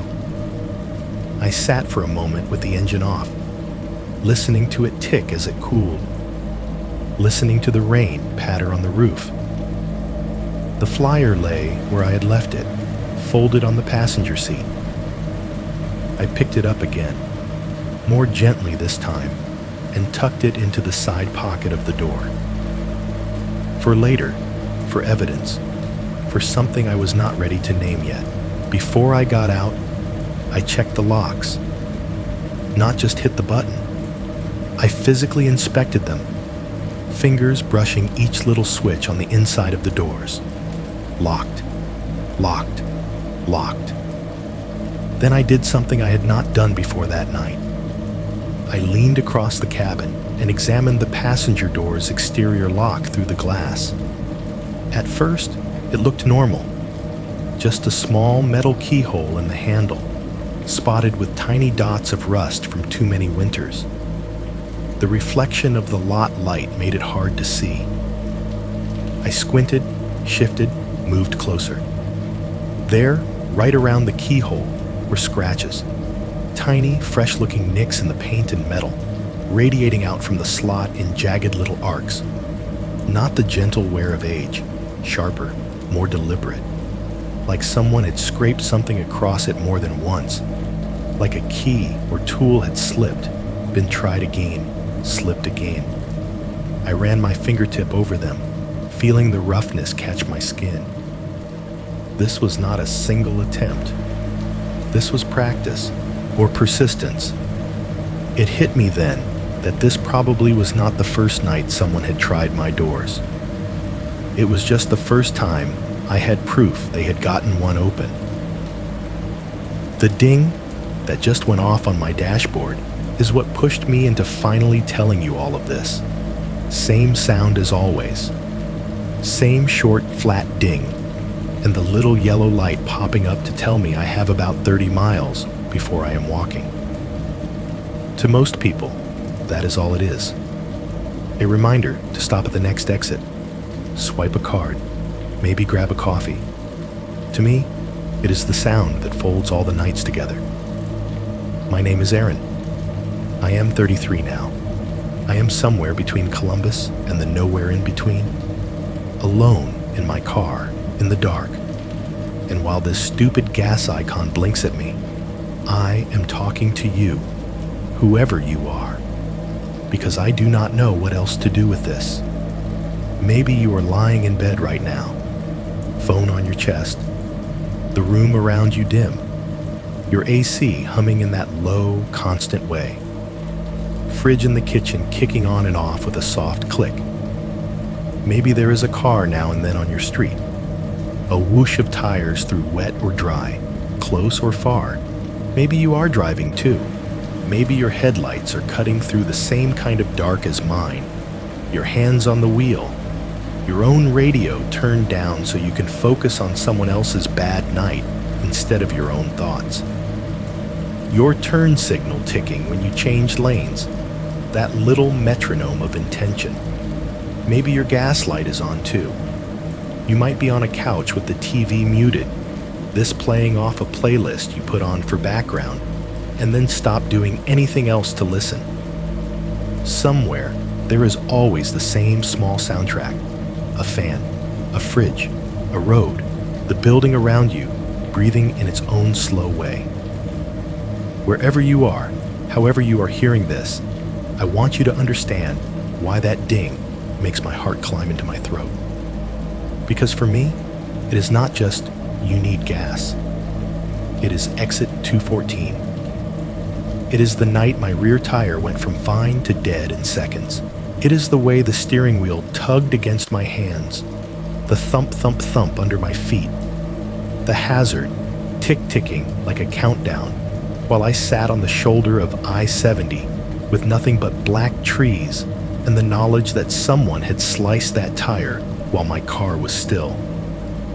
It is the shape of a man in a tan work jacket, leaning in the dark beside a white Suburban at a place called Fuel Plus Mart that looked like any other sad little highway station, until I realized he was not smoking, not scrolling, not doing anything except watching me. It is knuckles against glass, 3 soft knocks on my window, and the way his hand almost casually tested the handle like he already knew what it would feel like when it opened. It is red and blue lights finally washing over us, a trooper pulling up behind, and the jittery relief of thinking I am saved just long enough to watch the whole thing get filed under nothing happened. No plate run, no real report, no crime, just a gentleman stopping to help a woman on the side of the road. It is the missing posters in the break room after, her face, her name, the words, last seen near exit, 221, off I-70, possibly seen entering a white SUV. It is how many times I walked past that paper before I actually read it, before the sound of the microwave ding made me look up and put it together. It is the quiet way the white SUV started turning up around my life after that. The one I saw at the edge of the hospital lot, engine idling, the rear end disappearing around a column in the parking garage. The story from another nurse about housekeeping, about a guy in a white SUV offering a ride when the bus was late. The way the security camera caught a blurry figure in a reflective striped jacket standing too still in the shadows. It is that first night I went back in daylight. Fuel Plus Mart, under full sun, the Walmart lot at exit 221, full of kids and carts, and nothing obviously wrong. And still, came back to my car to find a missing flyer plastered to my windshield like it had blown there on the wind. The same woman staring at me from cheap paper, the bottom edge scuffed like someone had kicked it across asphalt. It is the second night, months later, when I tried so hard to avoid this stretch, and the storm and construction signs pushed me right back here anyway. When I thought I could hide in a diner for an hour while the weather calmed down, vinyl booths, greasy air, a jukebox that did not work, the bathroom with the too bright fluorescents and the vent fan, and the sound of slow, heavy footsteps coming into the restroom and stopping right in front of my stall without saying anything. You know that feeling when you realize it is not just that you are alone. It is that someone else has decided you are alone. That whoever it was never used the other stall, never washed their hands, just stood there long enough for the sound of their breathing to soak into the silence, then left. I came back to my booth, and my coffee had been refilled for me. The gentleman in the cap said to top you off, the waitress told me. He paid for it. Outside, under the sodium lights, the white SUV was waiting at the edge of the lot, engine running now, headlights on, and pointed straight at the diner door. I got into my car as fast as I could, locked it, turned on the lights. That is when I found a new copy of the missing woman's flyer placed gently on my passenger seat. Dry, centered, not tucked under a wiper or jammed in the door, not moved by wind. Placed. The old one, the one with the dirty corner from the Walmart lot, was gone. Someone had opened my car and swapped them while I was sitting 20 feet away, pretending to be safe with a fork in my hand and pie on my plate. If you are waiting for the moment where I outsmarted him, there is not one. If you are waiting for the part where a clever detective saw a pattern and kicked in a door and dragged him off in cuffs, that is not this story either. There is a 911 call, my voice shaking but clear, saying the words, "I am being followed on I-70 and white SUV, and he left something in my car." There is a kind dispatcher who told me to keep moving, to stay with traffic, to keep the doors locked. There is the blessed sight of a trooper's lights flaring up on the shoulder ahead, the patrol car pulling out, that first wash of real safety. And then there is the moment, right as that patrol car started to close the gap, when the SUV behind me quietly turned off its headlights, slid over, and took an exit ramp like it had just remembered it lived somewhere else. By the time law enforcement reached me, it was just me and the road and my story. And I think we all know, those are the kinds of things that do not leave much of a mark in any system. There are therapy sessions after that, sitting in a room with soft lamps and a sound machine pretending to be ocean waves, telling a woman with a legal pad about gas stings and tire cuts and flyers and footsteps and bathroom stalls. "Your nervous system has been living in threat mode," she said. "That makes your brain scan for patterns. It is natural to connect dots, sometimes even when there is not a full picture." She was kind. I believe she meant well. It just sounded too much like the trooper, like the clerk, like everyone else. Maybe your anxiety is projecting. Maybe the world is not as targeted as it feels. I am a nurse. I know what hypervigilance looks like on a chart. I know what trauma does to sleep and pulse and cortisol and memory. I know what it is to ask someone to rate their pain and then have to decide if that number is real enough compared to the numbers you can measure. So let me give you what I actually have. Instead of the need ending, I do not. I can give you the settings. Highway shoulders at 1 in the morning. Gas pumps under flickering canopy lights. A diner that smells like coffee and old grease and carpet cleaner. A hospital parking garage where your footsteps echo back at you louder than they should.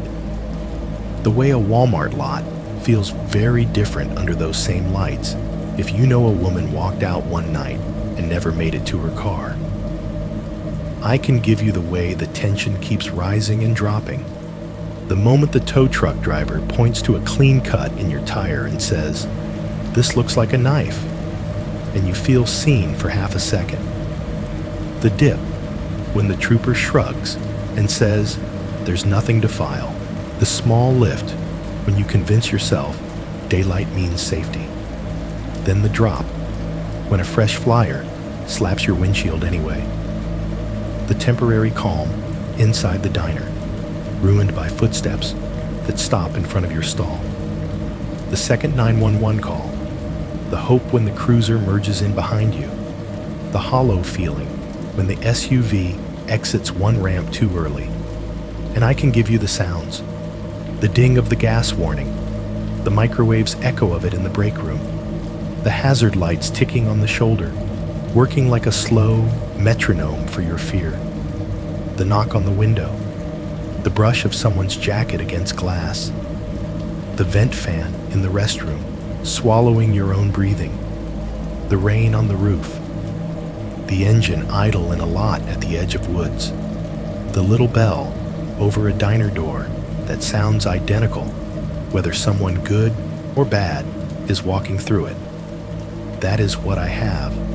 Plus one more thing I do not say out loud in therapy because it does not fit neatly into any box they can code for billing. Sometimes, when it is really quiet, when the apartment is dark and I can hear the fridge cycling and the faint whoosh of a car on the street outside, I think about the fact that I made noise. I called 911. I flagged down troopers. I went to a station and sat in a chair under a "see something, say something" poster, and I did exactly that. I talked to security. I talked to a clerk. I sent emails. I pushed, in my small way, for this not to stay invisible. And then I think about that woman on the flyer. The last time anyone saw her, she was walking alone across a lot not that different from mine. Probably as tired as I am right now. Probably just wanting to go home. The cameras caught her silhouette. The cameras maybe caught a shape of a white SUV. No recorded 911 call from her. No report in some system with her name on it before she vanished. No long, messy story like this for anyone to pick apart online. Sometimes the thought crawls in anyway. What if all my noise made me more trouble than I was worth? What if yelling and locking doors and dialing 3 numbers with shaking hands nudged him just a little to pick someone quieter next time? Someone who did get into his car. Someone who did not live long enough to sit where I am sitting and tell anybody about it. I am not saying that is exactly what happened. I am saying it is the thought that keeps the ding from ever being just about gas again. The thing about telling you all of this while I drive is that real life does not pause for the monologue. The gas light is still on. The little icon is glowing stubbornly on my dash. This sullen yellow reminder that at some point I have to stop being the woman with the story and go back to being the woman with a very real, very finite fuel tank. I watch the miles to empty number tick down. 28, 26, 24. I know. I tell it under my breath. I am getting there. If you are listening to this in bed, this part probably sounds boring. Just another person on a road talking about gas. But out here, in the dark, after everything I have told you, deciding where to pull off is not a neutral choice, it is strategy. I pass an exit with the same kind of small blue service sign I have learned to hate. Gas, food, lodging. No brand names listed, just generic icons. That is a Fuel Plus Mart exit. A maybe one camera, two pump, empty lot exit. I let it go by. I would rather roll the dice on running out of gas in traffic than give whatever lives in the shadows of those places another shot at me. I keep going until I see a different kind of sign. Big green overhead, white letters, next exit, Travel Plaza, 1 mile. Under it, smaller logos, Starbucks, a burger chain I recognize, one of those faux Italian fast food places, a big gas brand, a little symbol of a shower head, a proper truck stop style plaza, bright, busy, cameras, people awake at all hours for reasons that have nothing to do with following women home.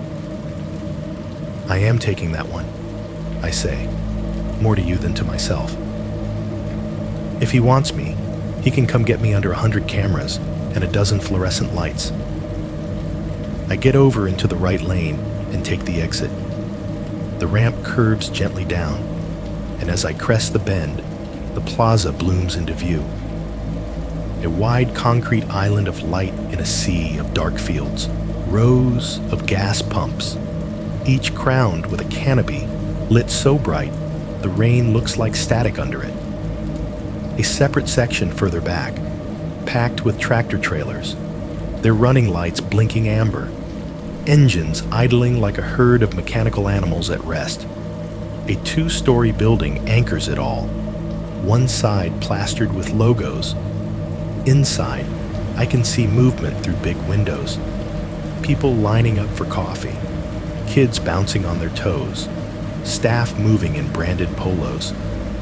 The sound hits when I crack the window an inch to wipe away some fog. It is not the lonely hush of a half-dead highway exit. It is layered. Engines grumbling, air brakes sighing, the occasional hiss of compressed air, the rhythmic beeping of a truck backing up somewhere unseen. From the building's open doors, a PA system carries faint words across the lot. Truck 23, your shower is now ready. Truck 23. As I pull into the car section, I catch other noise too. A kid laughing too loud, suitcase wheels rattling over pavement, the distant clink of a cart being corralled. A door whooshes open and shut, over and over, the automatic mechanism exhaling tiredly. I choose a pump near the front of the building, where the light is worst for your skin, but best for not getting murdered. There are several other cars around me. People in hoodies and yoga pants and office clothes pumping gas, scrolling phones, staring into the middle distance. None of them spare me more than half a glance. For the first time in this whole drive, I feel something close to safety. I get out, swipe my card, start the pump. The handle clunks, and then the gas starts flowing with that familiar rushing noise, a soft roaring inside the hose. The numbers spin upward, gallons and dollars, faster than they should. The air smells like fuel and wet asphalt and whatever the fast food place is frying. Over the canopy, the sky is a flat, lightless black. The edges of the plaza glow, then drop off into nothing. Inside, above the pumps, speakers twitter tinny music. Some pop song I have heard 100 times in patients' rooms plays half a verse before cutting awkwardly into an advertisement for the rewards program. When the tank is full, the pump clicks off with a hollow thunk. The sound makes my shoulders jump anyway. I hang up the nozzle, lock the car, and head inside. The automatic doors slide open with a soft whoosh and a rush of conditioned air, almost too cold against my damp skin. The smell inside is stronger. Coffee, fryer oil, sugar, mop water. Floors bright with the sort of gloss tile gets when it has been polished and repolished into near permanence. To the right, the Starbucks counter hums, with its own miniature chaos. Whir of blenders, hiss of steam wands, a barista calling out complicated names and drinks, a sleepy woman in leggings and an oversized sweatshirt waits with her arms folded, eyes half closed. Behind her, a guy in a reflective vest scrolls his phone while his name is mangled over the intercom for a shower. To the left, there is a row of fast food counters, heat lamps glowing over fries and nuggets. A kid whines about a toy. Somewhere overhead, a voice on the PA repeats, "Truck 23, last call. Your shower is ready at Bay 2. I am almost overwhelmed by how alive it all is. Noise everywhere, movement everywhere. It hits the nervous system in a different way, but after so many nights of silence that meant danger, the bustle feels like armor. I find the restroom by following the universal signage, the little stick figure in a dress, the arrow pointing down a hallway that smells faintly of bleach. This bathroom is bigger than the diners, brighter, cleaner. Multiple stalls, multiple sinks, the occasional hand dryer blasting. There are people in here. A mom wrangling a toddler at the sink, an older woman redoing her lipstick in the mirror. The stalls open, close, flush, the usual choreography. Nobody stands silent in front of my stall. When I wash my hands, the water runs warm. The mirror shows a face that looks tired, yes, a little hollow around the eyes, but not wild. Not like someone seeing things that are not there. You might think this is the part where I relax. I do not. But I loosen my jaw enough to remember what it feels like not to have my teeth grinding together. I buy a coffee from the chain in the plaza, more out of habit than need. The cup is thicker, the logo more familiar. The barista's bored, "Have a good night," so automatic it barely counts as speech. I hold the lid between my fingers, feeling the faint heat press into the thin skin there. And I keep talking to you, in my head and under my breath, as I walk back out into the lot. The point, I say quietly, is that you do not have to be at a creepy nowhere station for bad things to happen. But also that sometimes bright places do what they are supposed to. They make people like him show their seams. The night beyond the doors is almost gentle compared to earlier. The rain is a mist now, kissing the skin instead of slapping it. The parking lot looks like a movie set, trucks lined up like sleeping animals, cars drifting in and out, lights making halos in the damp air. My car is where I left it, its roof beaded with water, its windshield smeared with the ghost of old droplets. I unlock it, slide in, lock it again. The cabin smells faintly of my own shampoo and the cardboard pine hanging from the mirror.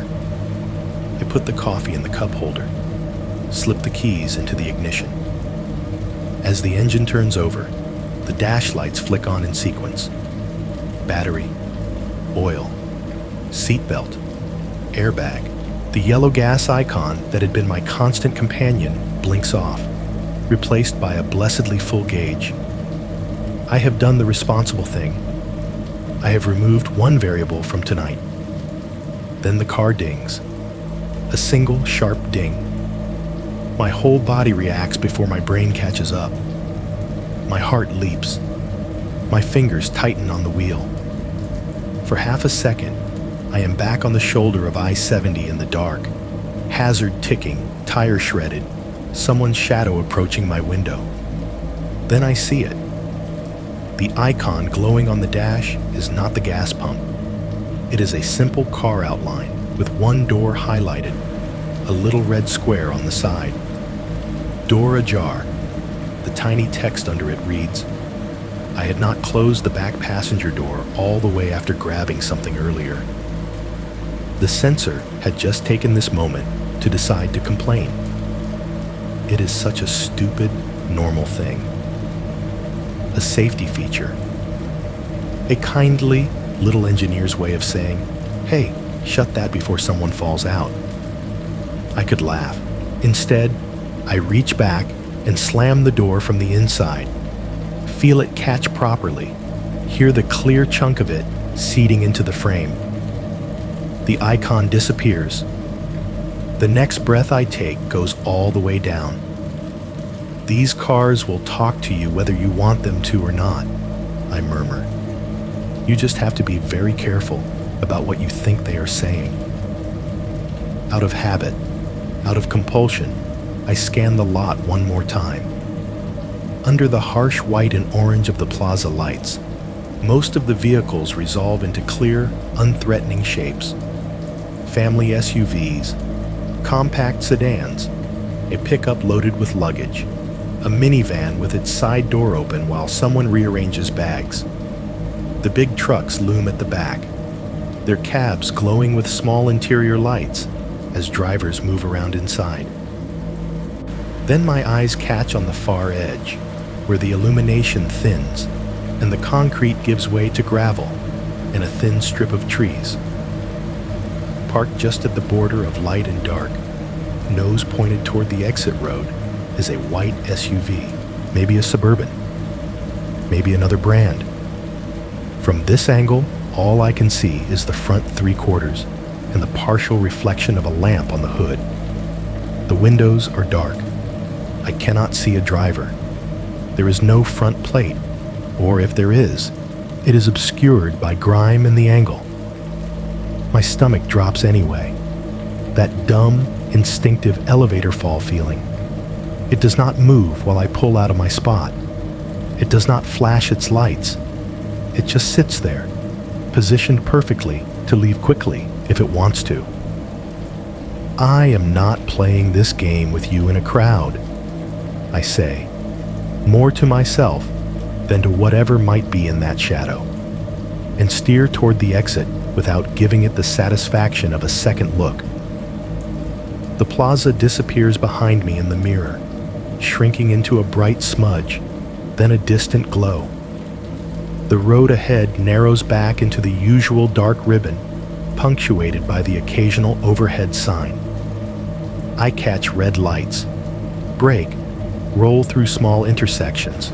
At one of them, a long red holds me in place beside a storefront with a glass facade.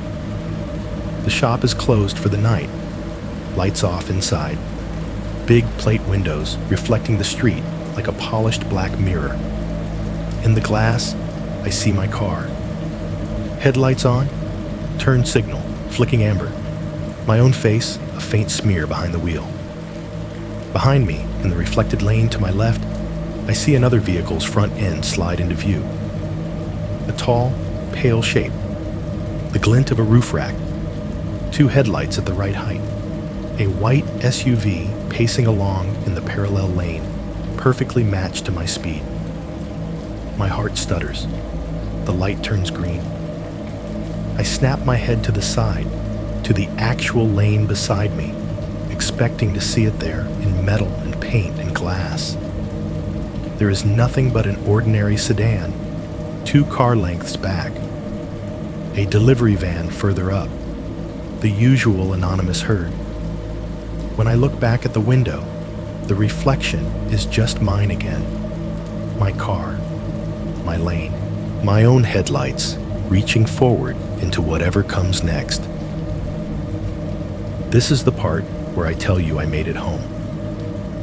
You probably assumed that already, because I am talking to you from a parking lot and not from the inside of some trunk. But I promised myself I would not skip the unremarkable parts, the parts where nothing happens, because that is where the important things keep sneaking in. I am parked now. Same car, different building. After the second night, after the diner and the flyer and the useless patrol car and the scratches around the lock, I moved. Not far. Nurses do not get to just pick up and reinvent their lives, but far enough that my old commute patterns would not work anymore. New apartment complex. New set of numbered spots painted crookedly on cracked blacktop. New route that avoids I-70 as much as possible. I switched to more day shifts when I could. I swapped some nights with coworkers, learned to trade my way into slightly safer hours without saying out loud what I was doing. But hospitals do not stop at sundown. People's lungs do not schedule their collapses. There are still weeks where my car and I are back out in the dark, driving the same kind of roads we always have. Tonight was one of those nights. The engine is off now. The headlights clicked out a few minutes ago, leaving only the glow from the building's exterior lights painting the hood. I have not turned off the recorder, though. My phone is on the console between the seats, its little red dot still going, because I promised I would take you all the way to the end. Listen with me for a second. That faint ticking? That is the engine cooling. The metal pinging as it shifts back into whatever shape it has when it is not carrying me through storms. The low, constant whoosh you might barely hear is the building's big AC unit on the roof, cycling air through 24 tired apartments. Somewhere down the row, a door just closed with a hollow thunk. Someone's TV is bleeding laughter through their blinds. It is all so aggressively normal, it feels staged. If you were to walk out here right now, you would see a totally ordinary scene.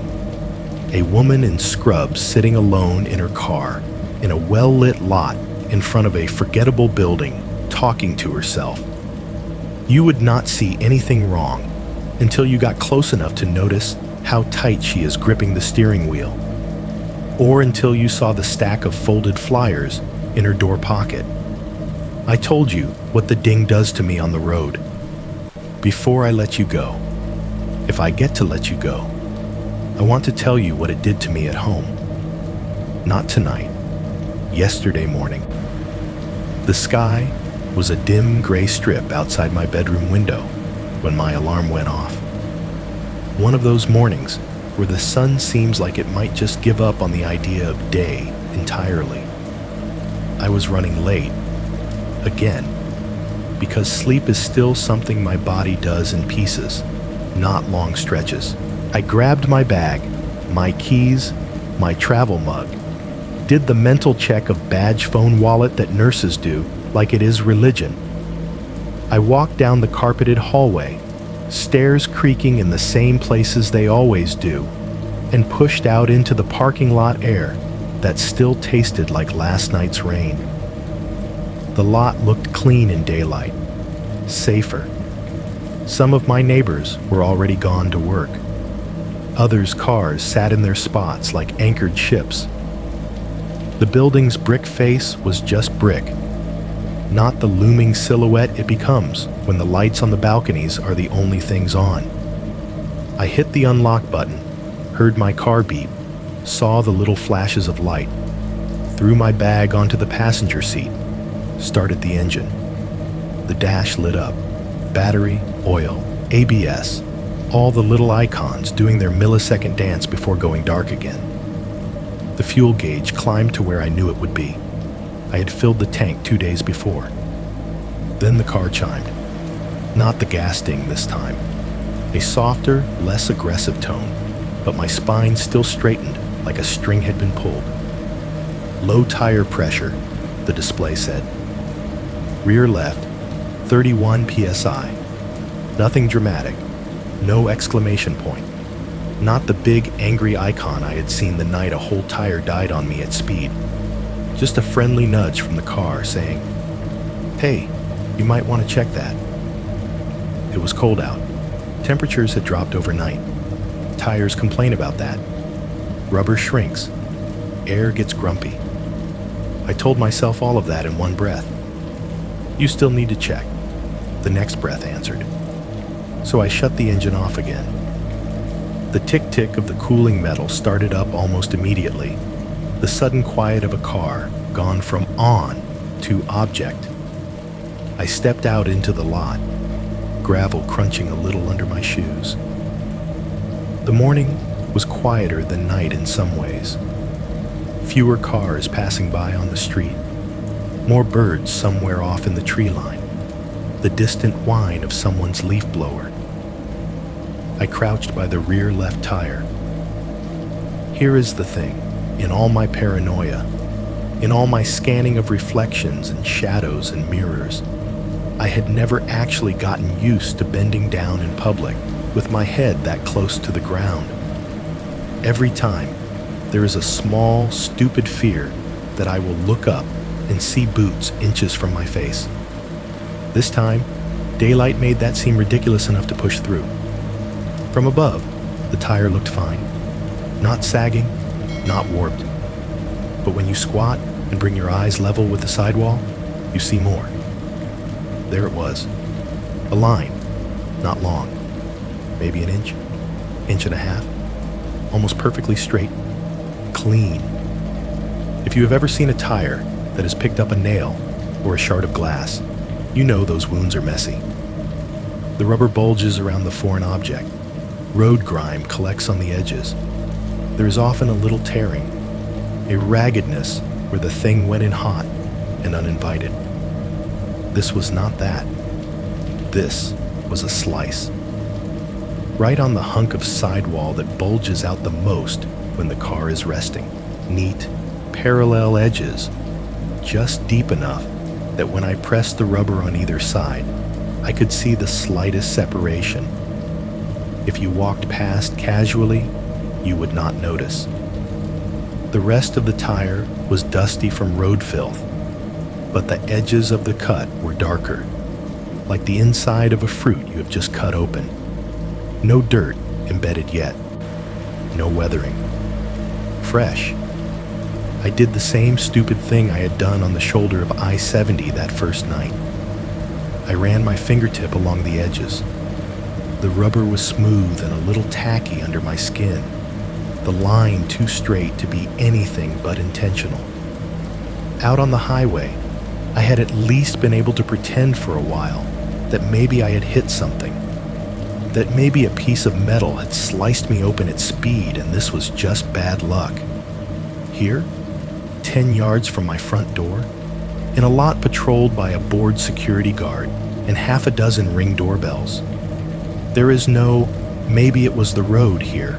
Someone had stood where I was standing, on the same patch of cracked pavement, with their face probably a few inches from my bumper. They had bent down, just like I was bent down, and looked at this same tire. They had taken a knife or a box cutter or some other nothing tool out of a pocket and drawn it across the rubber with enough pressure to go deep, but not lethal. Not yet. A slow leak. A warning. A message. Or just the beginning of the same old trick. Started early. Finished later on a different dark stretch. They had done this close enough that if I had looked out my window at the right moment, I could have watched them. I could have opened the door and said something stupid like, "Can I help you?" And then we would be telling a different story. But I did not. And they did. And now I was here, in bright gray daylight, feeling my stomach hollow out while my neighbors carried trash bags to the dumpster and scrolled their phones, and had no idea any of this was happening 3 parking spaces over. So when my car dings now, it is not just about fuel or tires. It is a voice reminding me that somewhere out there, someone has memorized the sound it makes when I pull into a dark place and turn off the engine. That is what I wanted you to understand, whoever you are, wherever you are listening. Maybe you are the kind of person who pulls over for everyone. Maybe you grew up hearing that decent folks help, and that refusing a stranger on the side of the road is some kind of moral failure. Maybe you already know you would roll your window down if someone in a jacket tapped and said, "You okay? Need a hand with that flat?" I am not telling you never to accept help.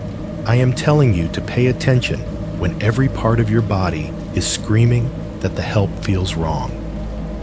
Be careful with empty exits, with lonely pumps under flickering lights. Be suspicious of the person who becomes a recurring character in your peripheral vision. At the gas station, in the lot, at the diner, in the parking garage. Even if they never technically do anything you can put on a form. And if you are ever out on a dead stretch of highway, your hazard ticking away on the shoulder, and a white SUV pulls in behind you and your heart goes cold in a way that has nothing to do with the weather. Trust that. I did, and I am still here. I do not know about the others. I am almost done now. The phone is still recording on the console. My hand is on the door handle. You and I both know there is no real conclusion coming. Not the kind we like in movies, with mugshots and timestamps and big red text that says case closed. You get me. In a parking lot that could be anywhere in America. You get a story full of almosts and warnings and sounds that do not mean what they did when I was 25 and invincible. You get this. As I sit here, about to shut this off, the dash is dark. The keys are out of the ignition. The car is as off as a car gets. And somewhere inside the panel, something chimes. A tiny, delicate ding. The kind of quiet system check noise cars make when some circuit wakes up that you did not know was asleep. It is so faint, I almost convince myself you will not pick it up on your end. But my brain hears it and files it immediately where all the other dings live. I let out a laugh that does not have any humor in it. Of course, I say, you just had to get one more in.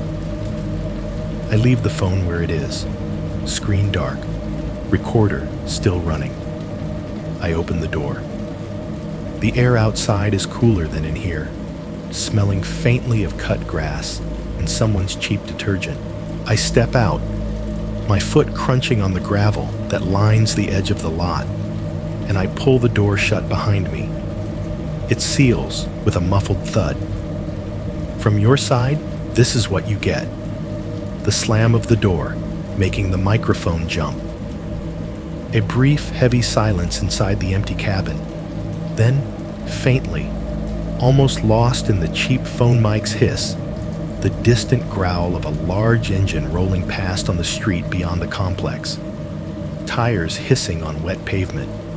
A soft, gritty crunch as another set of wheels turns in off the main road and onto the lot, rolling over loose stone. The sound grows a little louder, then steadies, like something big is easing itself into a space not too far away. And then the recording ends,